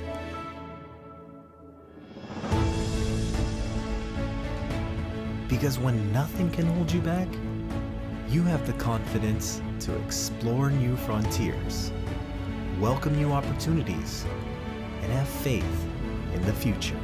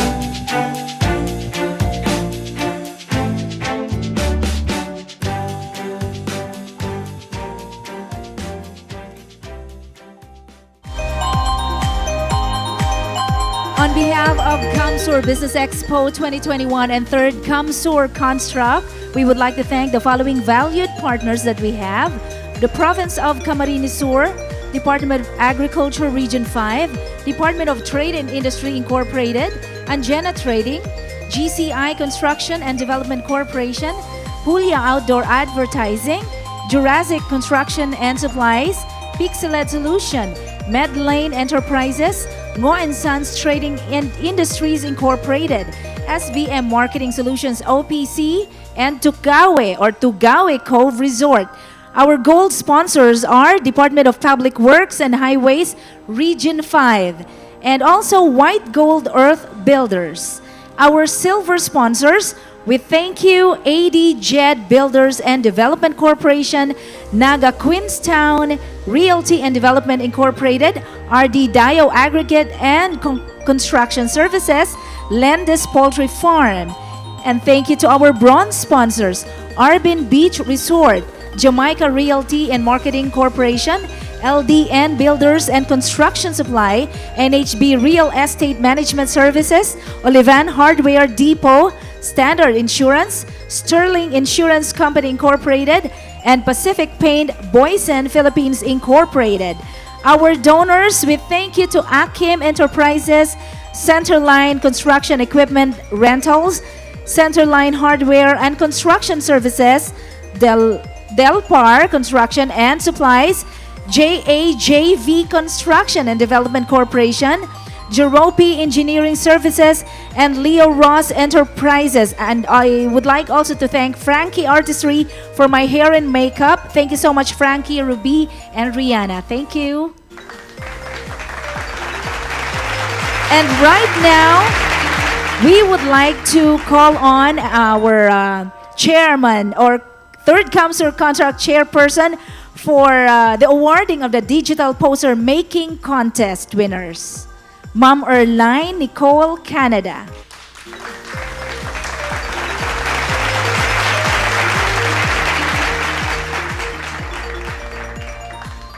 Good afternoon. Although they may seem like a simple contest, this is an important stepping stone for our young designers. The future of the infrastructure industry belongs to our youth, and it is important to recognize their talent and nurture their passions for design. It is even more important to ensure that they understand the need for the sustainable, environmentally friendly, and climate resilient structures now and the years to come. That is why I would like to congratulate every student who has participated in these competitions. And also, I would like to acknowledge the judges who took their time to provide their insight to our participants. Thank you to Engineer Aldicoa, the President of the Rotary Club of Naga. Thank you to Architect John Christian Di Maiwat, the UAP Bicol District Director in Architecture for LGU Iriga. And lastly, to Engineer Alexander B. Gaite, immediate past President of the CamSur Chamber of Commerce and Industry and owner of Jurassic Constructions and Supplies. Thank you. Thank you so much, Ma'am Erline. Thank you. And now it's time to award the winners of the third CamSur Construct Digital Poster Making Design Contest. To present the award, may we call on our dear President, Madam President of CamSur Chamber of Commerce and Industry Incorporated, Ma'am Maria Soledad V. Magtuto, and also the fourth CamSur Business Expo Chairperson, the Executive Vice President and Chairperson of the fourth CamSur Business Expo, Ms. Emma Yurin.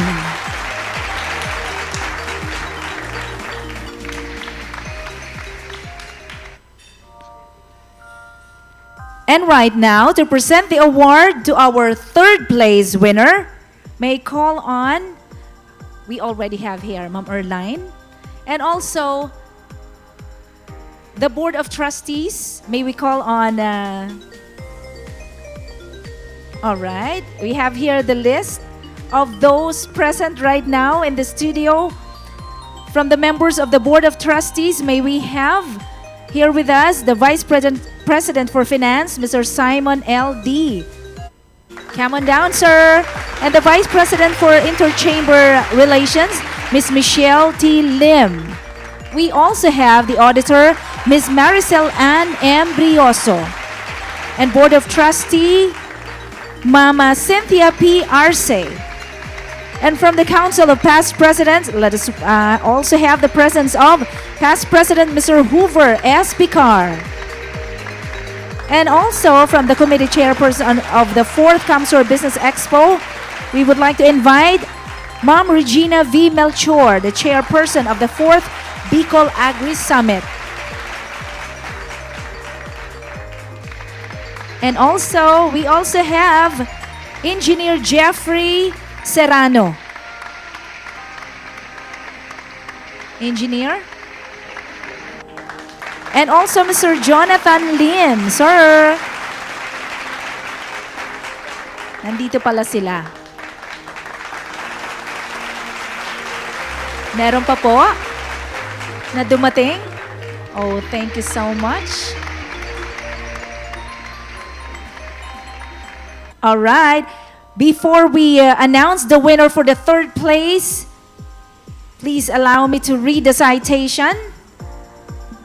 For the 3rd place, CamSur Chamber of Commerce and Industry Incorporated, in partnership with the Provincial Government of Camarines Sur, CamSur Business Expo 2021, Ready for a Better Normal, presents this Certificate of Excellence to the 3rd place winner. May call on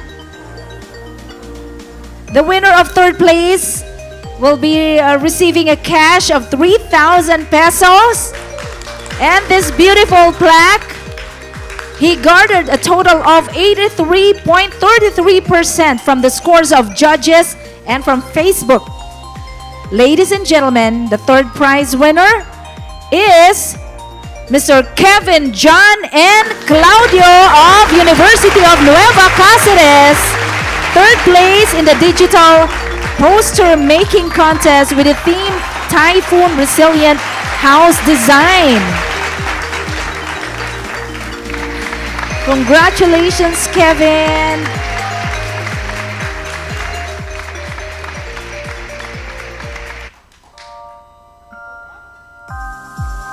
Let's pause for a while for photo op.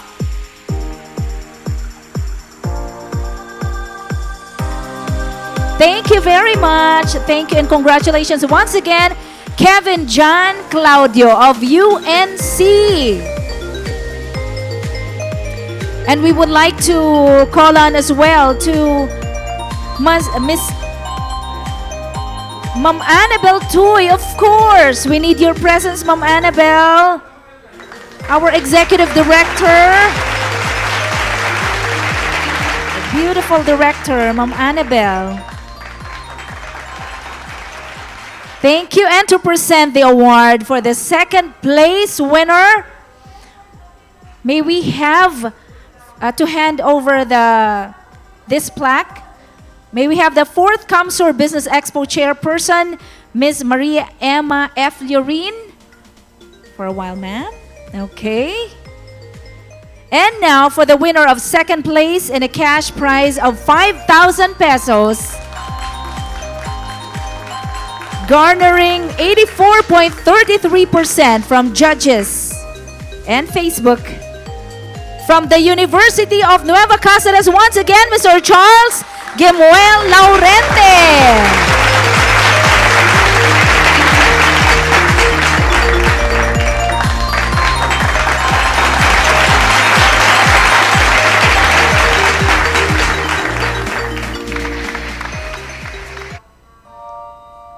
Please pause for some photo op. Face forward, please. Thank you so much and congratulations, Charles Gemuel Laurente, our 2nd place winner. Congratulations. To present the award for our first place winner, may I call on the President of the Camarines Sur Chamber of Commerce and Industry, Ms. Maria Soledad V. Magtuto. Are you ready? And now, the winner for first place and the grand prize of 10,000 pesos, garnering 91.33% from the judges on Facebook, from the University of St. Anthony. Congratulations to Mr. Jason Palomilio.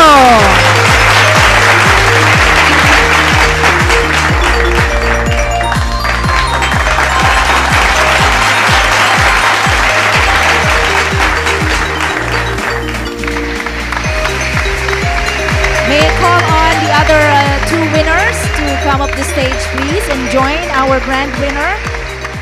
So we have Jason Palomilio, our first place. The second place winner, Charles Gimuel Laurente. And the third place, we have Kevin John Claudio. Congratulations, guys. The winners of our CamSur Construct Digital Poster Making Contest.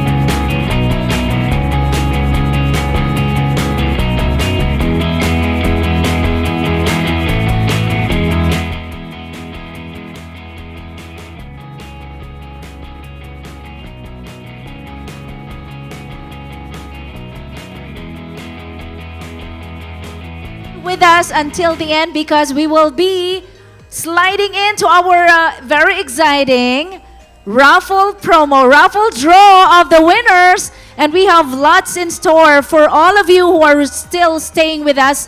Malay niyo po, kayo ang mananalo, and we have big prizes for this afternoon. Stay with us. In just a little while, we'll be having this exciting raffle promo. God bless you, everyone. Thank you. Closing remarks by Steering Committee Representative for the 3rd CamSur Construct, Ms. Cynthia P. Arce.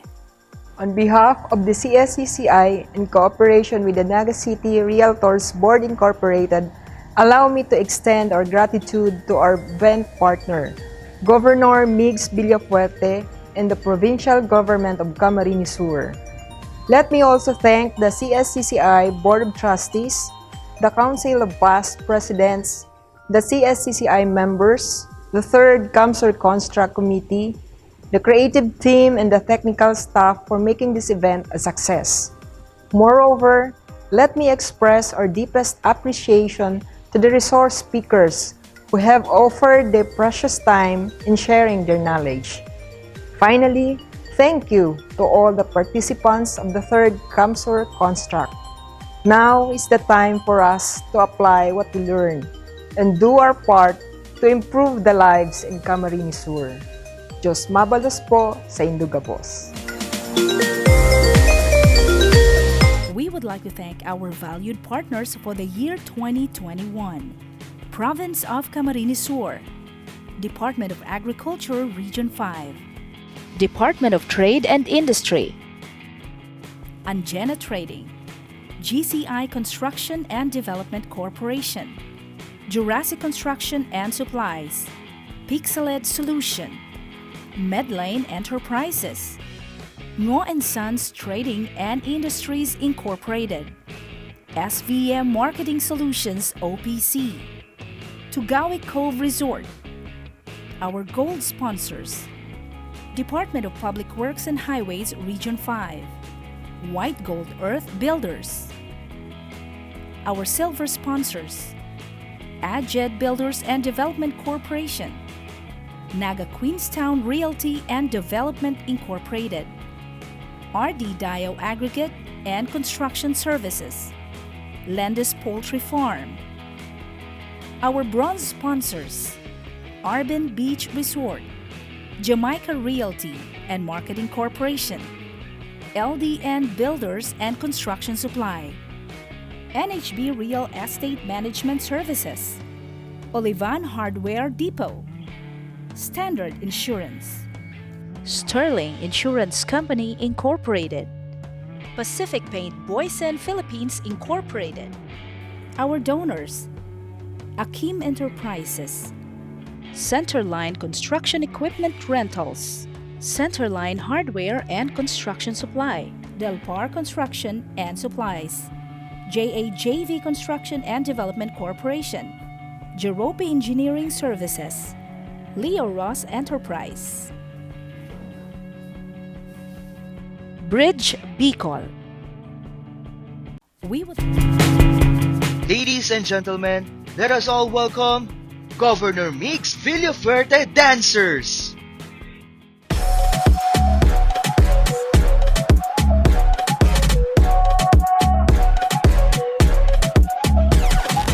Báilame como si fuera la última vez y enséñame ese pasito que no sé, un besito bien suavecito, bebé. Taqui, taqui, taqui, taqui.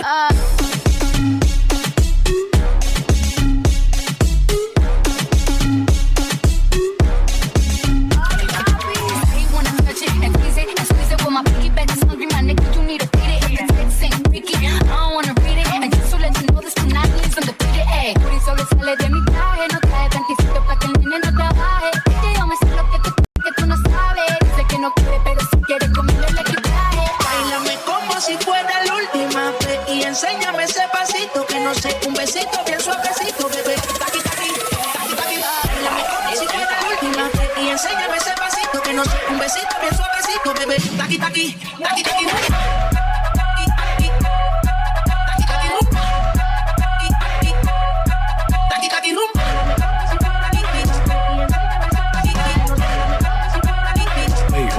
Wait. Todd, can you play that again?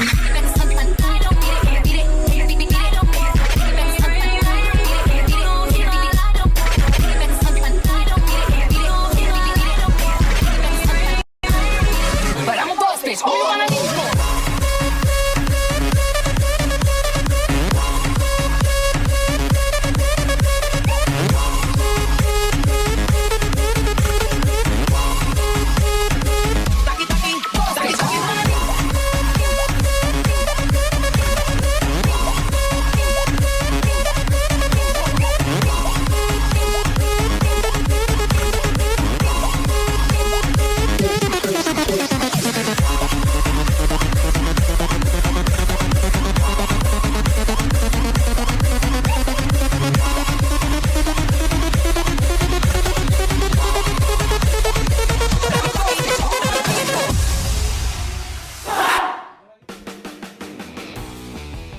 Ladies and gentlemen, let us all welcome our game master for this afternoon, CSCCI's past president, Hoover S. Picard!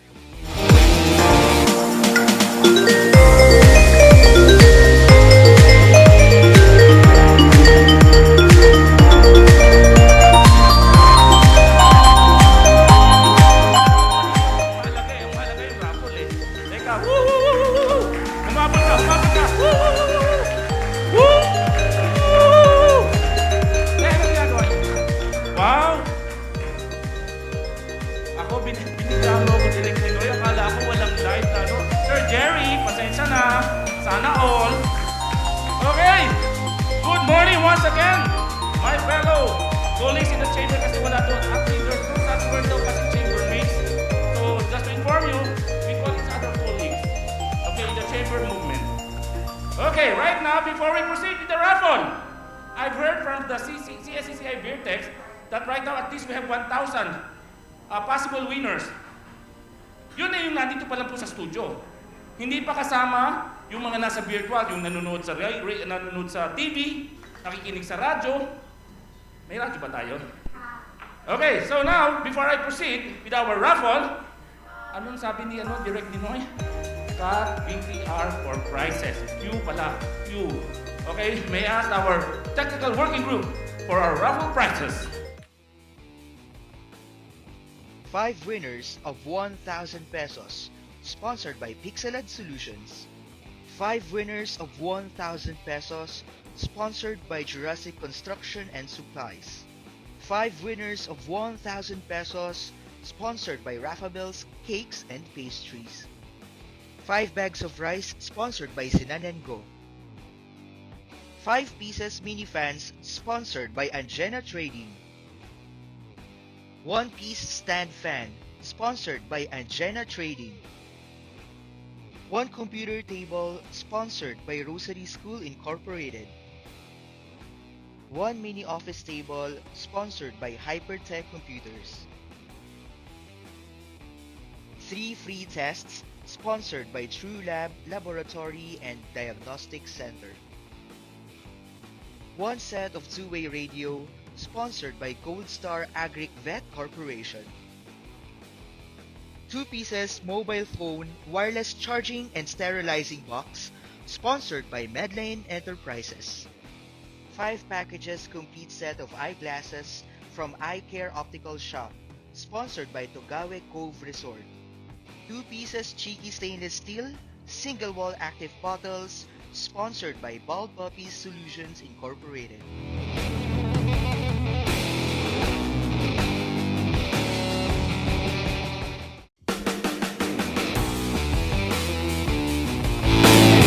Very much to our generous sponsors and donors. This time, okay, we'd like to, we will be giving out 5 winners, 1,000 pesos each. Clear lang po yun sa mga nakikinig, lalo na sa virtual. Each 1,000 pesos. This one will be sponsored by Pixelad Solutions. 5,000 divided by 5 times 2 times 3 divided by 3 is equivalent to 1,000. Okay? So right now we'll be raffling off 5 winners, 1,000 each. Teka muna. Akala ko kasi hindi na magpumumpi. Okay, 5 winners, 5 winners. Go!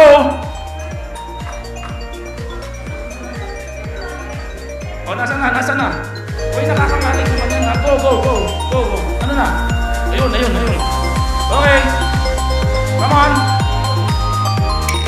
Spin a wheel. And next one, okay? Before anything else, if you think you're the winner, if you have the same name as Jenny Rex Sazon, may I know the number or later na lang ang number? Pagka umalis na sila, bahala na sila maghanap kung saan tayo makapunta. Okay, clear. So, another 4 more. Let me clarify this one, 5,000 each. Pixelad Solutions. Asan ulit? Jailand Raja. Okay? Okay, 3 more.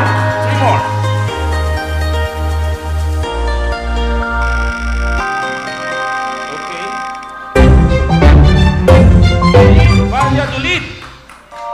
Sige lang, tuloy lang. Another 2. Next, request naman na mamaya. Pagsusunod naman, yung kabila naman. Kasi mga ngalay kayo dyan. Okay, yung kabila naman. Okay? Next.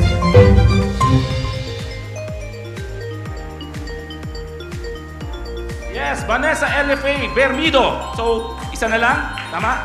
One more, 1,000 pesos. Care of Pixelad Solutions.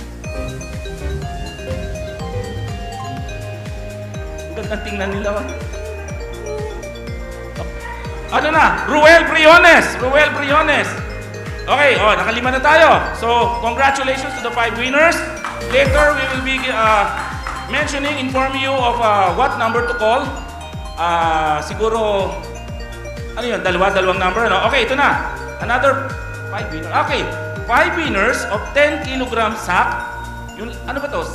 Sako lang o may kasamang rice? May kasamang rice. Okay, pine-verify ko lang. Okay? Of Sinan & Go, dinurado. Wow, dinurado. Kami hindi pa nakatikim sa talambuhay ko. Pagaling pa naman nanalo. From Maying Rice Mill. Okay, care of, ma'am, sa inyo to, di ba? From our Abdi Chair, Regina Melchor. 5 winners po. 10 kilogram sack. Okay, 5. So, tig sa 10 siya. Okay, go. Ang dami naman talaga nating mga gustong manalo. Ay! Junbel Paglinawan, para may kulatili, pagka member ka ng chamber, presence needed. Okay? Okay. O sige, tuloy pa tayo. 4 more. Of 10 kilograms. Noli Aliñante Jr. Okay? 3 more. Nagbago na ba kayo, ne? Di ba? Baka mga halik kayo dyan. Okay, no. Ano na? Nasa na? Okay, Henry Turalde. Okay, you are winning Sinan and Go Dinorado from Maying Rice Mill. 2 more. Patricio Joyce. Okay ko Hulaan ko lang Ano to? Lalaki o babae? Patricio Joyce. Garci Turena. Pag kumuha to, pakinood nga, maghuhulaan kami sa mga member ng chamber kung lalaki ba siya o babae.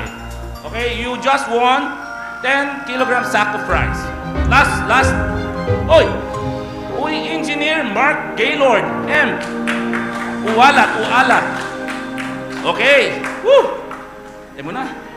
Wait, Direk, wala pa tayong commercial break. Tuloy-tuloy lang. Okay lang. Okay. Yan. Para talagang nagpalit na talaga, hindi ba? Nagpalit na. Okay. Teka muna. What's your name, ngani? Sheena. How about you? Sheena Fatima, okay? Sa kaliwa ko, Fatima, sa kanan ko, Sheena. Pagka nakaharap sa inyo, sino to? Sino siya? Sheena. Okay, dahil dyan mananalo kayo. Anong susunod na tayo, Papa? Uy, 5 winners, mini fans. O, pakita ko na yung mini fan na yan. Alin ang mini fan? This one. Ito po, bagay na bagay manalo para sa mga pumipila sa vaccination centers. Kailangan nyo to. So, kung hindi pa po kayo nababakunahan, pagkakataon nyo na, because of this, may karapatan kayong ma-prioritize. Magiging A3, A4 kayo. Care of, siyempre, ang ating treasurer, Angela Trading. Ito po Uy, iba-iba pong kulay. So, kung choosy kayo, pwede kayo mamili ng kulay. So, we have 5 winners. Okay, go. Carmencita, Portugal. Sige, tuloy lang. Okay, Carmencita, Portugal. Next.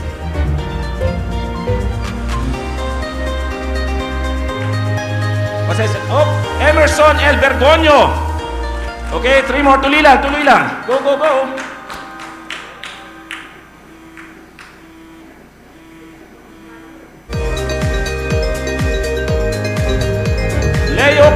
Leo Cainto, di ba siya yung kanina? Resource speaker? Tama? Si attorney kahapon na tayo. O kahapon. Okay? Si attorney Cainto. Ilan more? 2 pa more. Okay, 2 pa more of mini fan. Okay? Go! Last 2. LGU Milaor CamSur. Oy! Ibig sabihin nun, ang LGU magmamayari. So, kung ilan man sila nandun, time sharing na lang sila for just mini fan. Okay? Actually, hindi. Di ba may vaccination center dito doon? Pwede nilang gamitin yun. Di ba? Yun lang ang gagamitin nilang source of air. Di ba? LGU CamSur, congratulations. Okay? Last, may isa pa, di ba? Okay. One more. Violeta Ramirez, you've just won a solar, hindi pa, yung kanina, mini fan na pinanalunan ni Violeta Ramirez, care of Angela Trading! Woo! Okay, wait lang. Woo!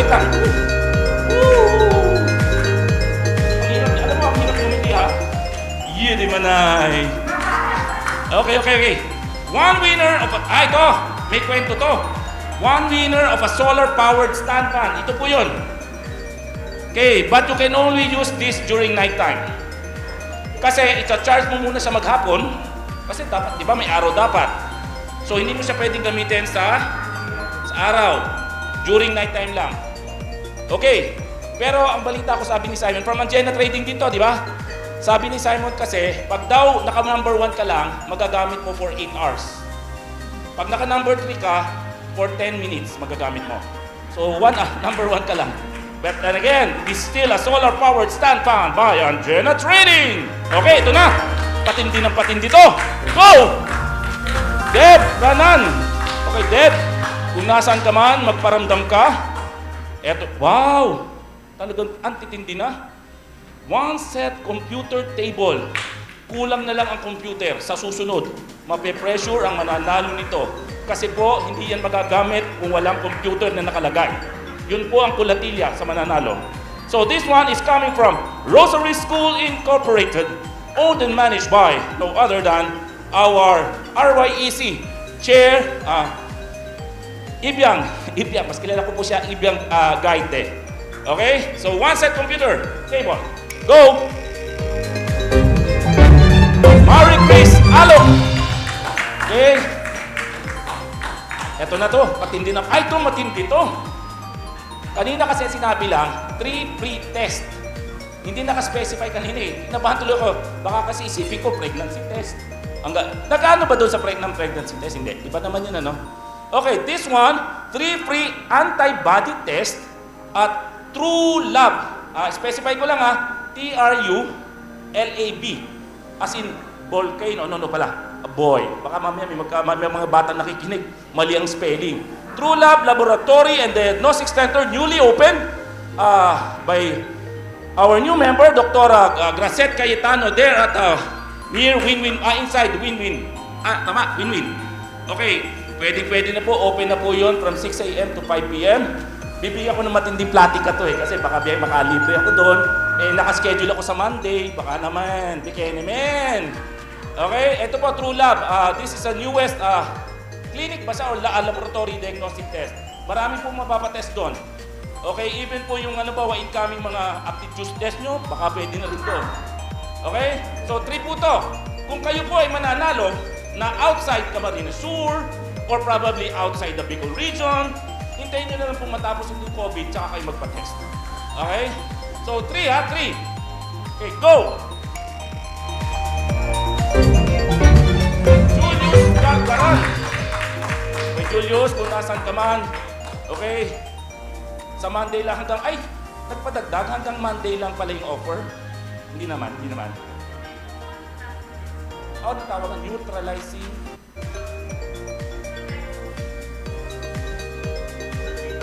Okay, specify po. Neutralizing antibody test.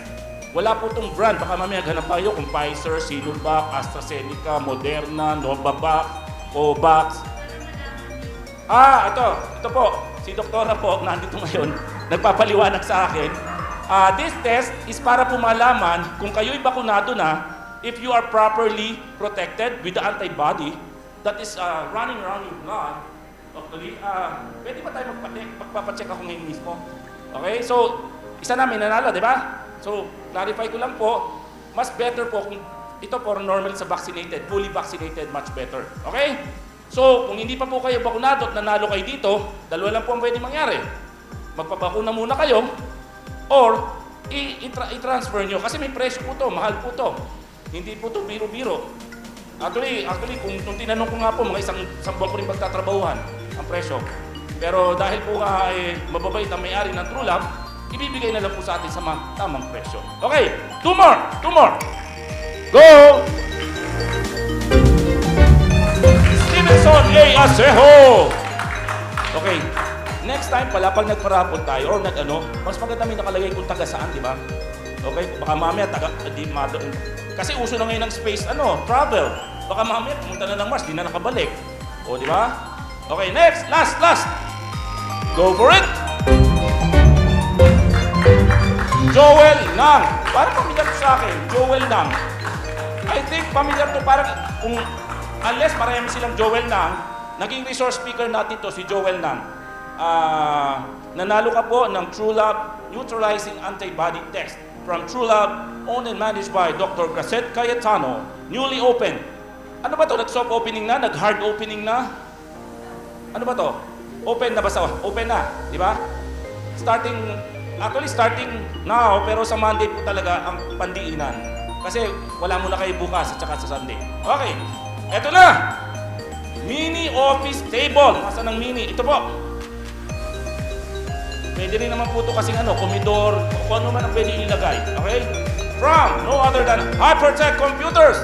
Ever since ang ating member Melody Ngo Di Prieto. Mini office table. Okay? Tuloy mo lang habang tinuturuan ko ba. Okay. Emmanuel de Lima, Senyo. I would suppose taga-Baaw to. Okay. Pakalitan naman yung salubungan kayo. Salubungan. Yan. Dito ka. Yan. Para mabago makita tanawin. Pag tumitingin ako, yun pa rin nakikita kong tanawin eh. Okay. Ito matindi. One set of two-way radio from CamSur Construct Corporation. Actually, ito po yun. Sana, ang plano ko kasi sana, dalawang mananalo. Maghanap na lang sila ng kausap. Di ba? Pero in fairness ang range po nito dahil sa pandemic, 2 meters. Pwede kayo mag-usap, 2 meters ang range nito. Okay? Actually, kung hindi nga lang sa pandemic, 1 meter na lang ito eh. Okay? So, ito. May isa pong mananalo dyan. Go! 80! Sarah Jane D. Bubble! Okay? Sarah Jane, hanap ka na lang. Oy, kilala. May nakakakilala. Dama-dama na lang yan. Sarah Jane. Okay, ano susunod? Aba, palaki ng palaki. 2 winners of Cheeky Stainless Steel Single Wall Active Bottle. Ang haba naman ng pangalan.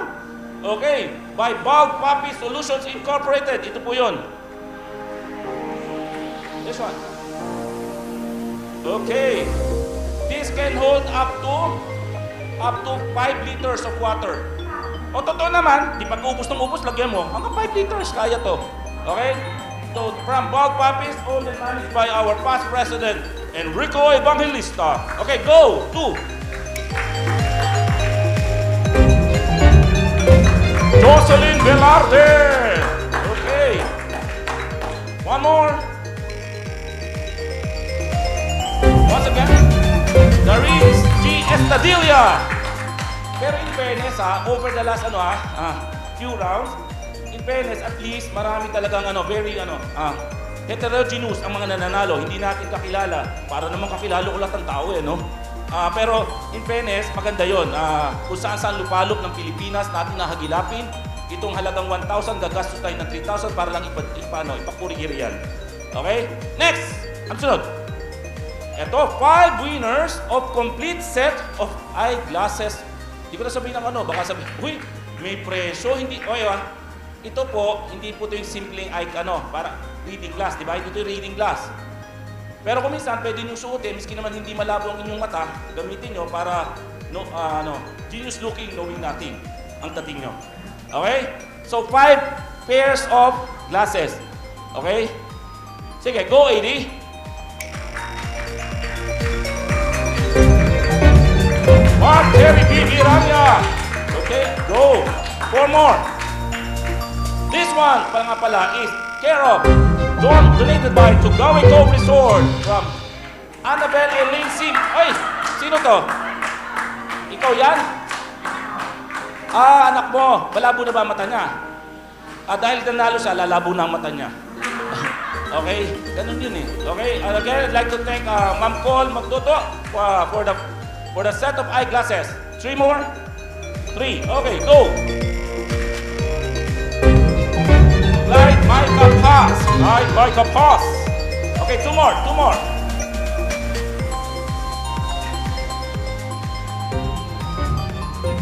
Charlie Rebano.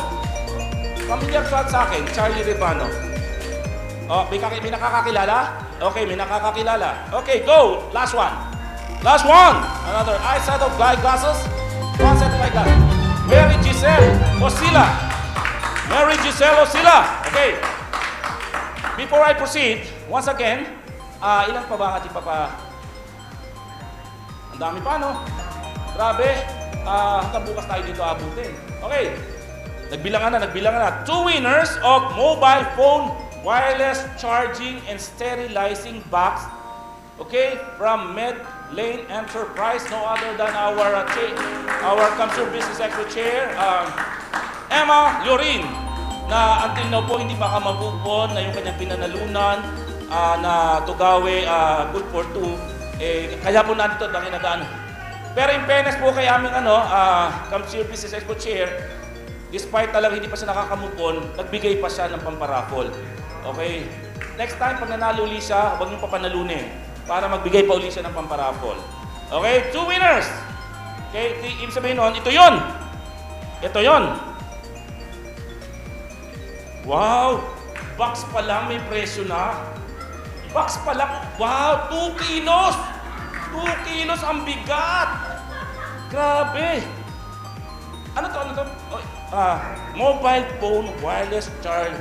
Tsaka parang hindi, in fairness, hindi made in China ang dating. In fairness.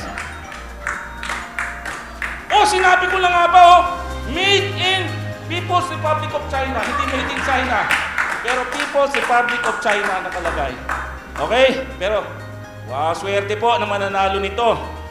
Okay, mobile phone wireless charge. Oy, clear lang po mobile phone lang i-sterilize Baka naman pati naman yung panlinis ng bahay, nilagay niyo pa dito. Okay? Okay. Eddie, come on down for 2 winners. Donald Bernardo. Okay, nanalo na isa pa. Okay, sige pa. Go, go, go. Level C, Maham Jr. Okay, anak, congratulations. Ito na. Malaki-laki na to, may presyo. Ito talaga literally. 2 winners, okay, care of Rafa Bell's Cakes and Pastries. Actually, Rafa Bell Cakes and Pastries gave 5,000 pesos. Okay? Pero dahil sa parang naman daw hindi isa lang ang matutuwa, ginawang divided by 2. Divide. Okay, so 5,000 divided by 2, okay, 2,500 plus 500 each, 3,000 minus 500, it will be equal to 2,500. Then, may calculator din kasi it is cared of by Rafa Bell's Cakes and Pastries, okay? In fairness, shout out yung kanilang ubi cake! Okay? Pasensya na po doon sa ibang may mga cakes and pastries, pero magbigay rin kayo ng 5,000 para may wala namang problema yan Another one, ubi cake of Rafa Bell's! Woo! Actually, sa totoo lang po, sa labas po may nag-iintay na lahat ng ubi cake para sa lahat ng studio. Okay? Sa mga studio participants, okay? Lahat po, paglabas nyo, ipakita lang po ang inyong special power of attorney, ang inyong PhilSys ID, na kayo nagpapatuloy na kayo yung taong yon, and mabibigyan po kayo ng Rafa Bell's Cakes and Pastries Uba Cake! 2 winners, 2,500. 2,500 po ito Cold cash to Miguel Angelo Castro. Miguel Angelo, 2,500. Miguel? Okay, actually, ang pinakamalapit po nyung actually, baka naman po itong nanalo Miguel unahan na kita. Baka magpunta-punta ka doon sa Mibilla Cáceres at ko mo ng 2,500. Nandito ang 2,500 sa studio ng CamSur Chamber Commerce and Industry. Okay?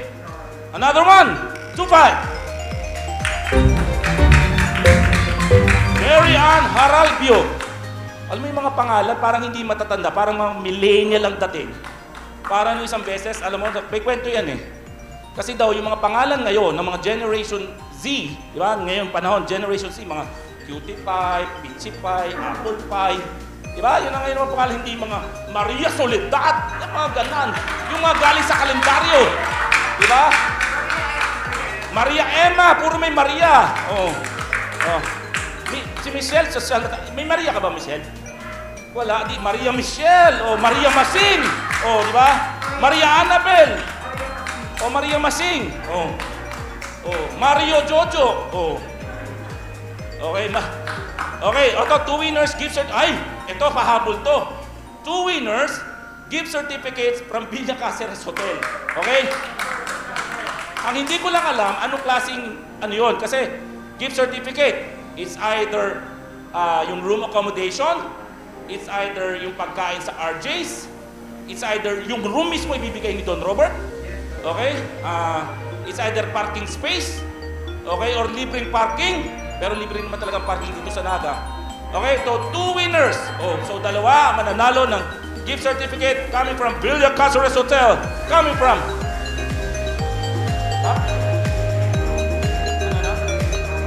Okay na So, gift certificate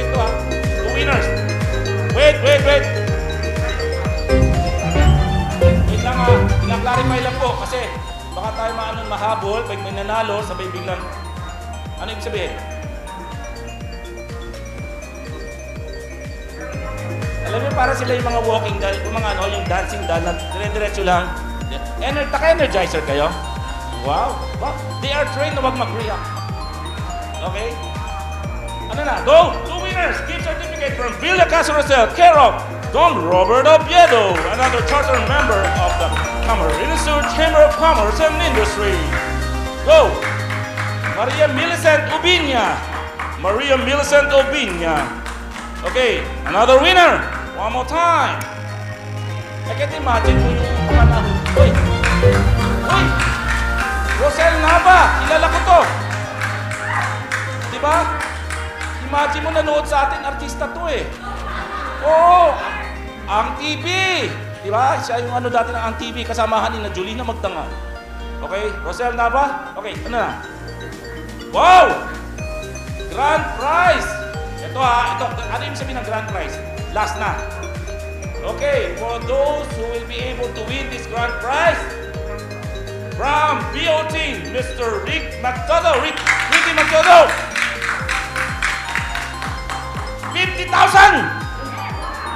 divided by 10 plus 3,000 minus 6,000. Ala, mag-compute kayo, baka mamaya mali ang sabihin ko.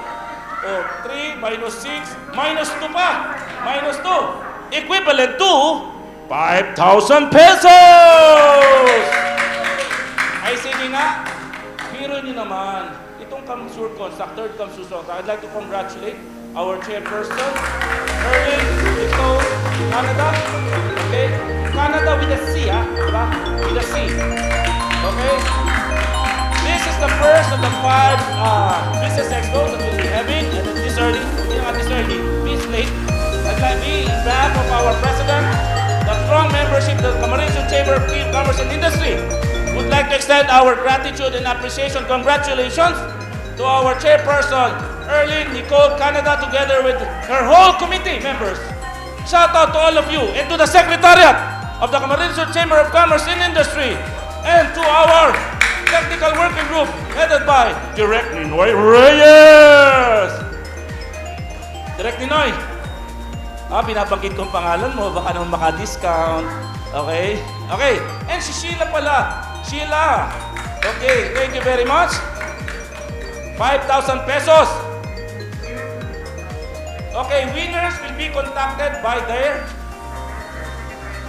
nabasa ko lang kasi. Will be contacted by their secret.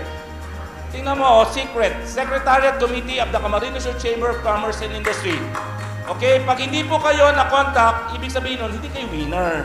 Simple lang yan. Okay, pero let me remind you, we have 4 more business expos. This coming August 14, 15, that will be a Saturday and a Sunday. We will have our health and wellness, di ba? Evolution of physical, evolution of every lifestyle. Healthy lifestyle. Evolution of a healthy lifestyle. August 14, 15, this early. I would like to invite all of you to again, please log on and watch us and join us for the first ever Health and Wellness Business Expo with a theme, Evolution of Healthy Lifestyle. Okay? This one is chaired by no other than Dr. Ryan Bastareche. Okay? Manood po tayo noon kasi ang goal, after manood kayo noon, ako po right now, to tell you frankly, I am 240 pounds. Okay, sabi sa akin ni Dr. Ryan Bastareche, manood lang daw ako for 2 days, I will lose 40 pounds. Okay? Sabi sa akin, iba yung sabi sa inyo. Basta ako, manonood ako, kasi gusto kong mag-lose ng 40 pounds. Okay? Kasi, di ba, beauty is in the eyes of the beholder. Pag sinabi ng Uber, 2 pounds lang naman ay binaba mo. Basta ako, 40 pounds ang piling ko. Okay? So, once again, for the 5,000 pesos! Okay, AD? Handa ka na ba manalo, AD? Hindi pa pala. Okay, eto na! Clifford! Ike! Alice! Okay, so, ano susunod? Okay, magpapatingyo ako, tapos, kaway-kaway, ngiti-ngiti. Okay, so, once again, Tapos na po tayo sa raffle. Huwag muna kayong aalis. Why? Because I still have 1 hour of your time to really express what I feel today. So, it's really...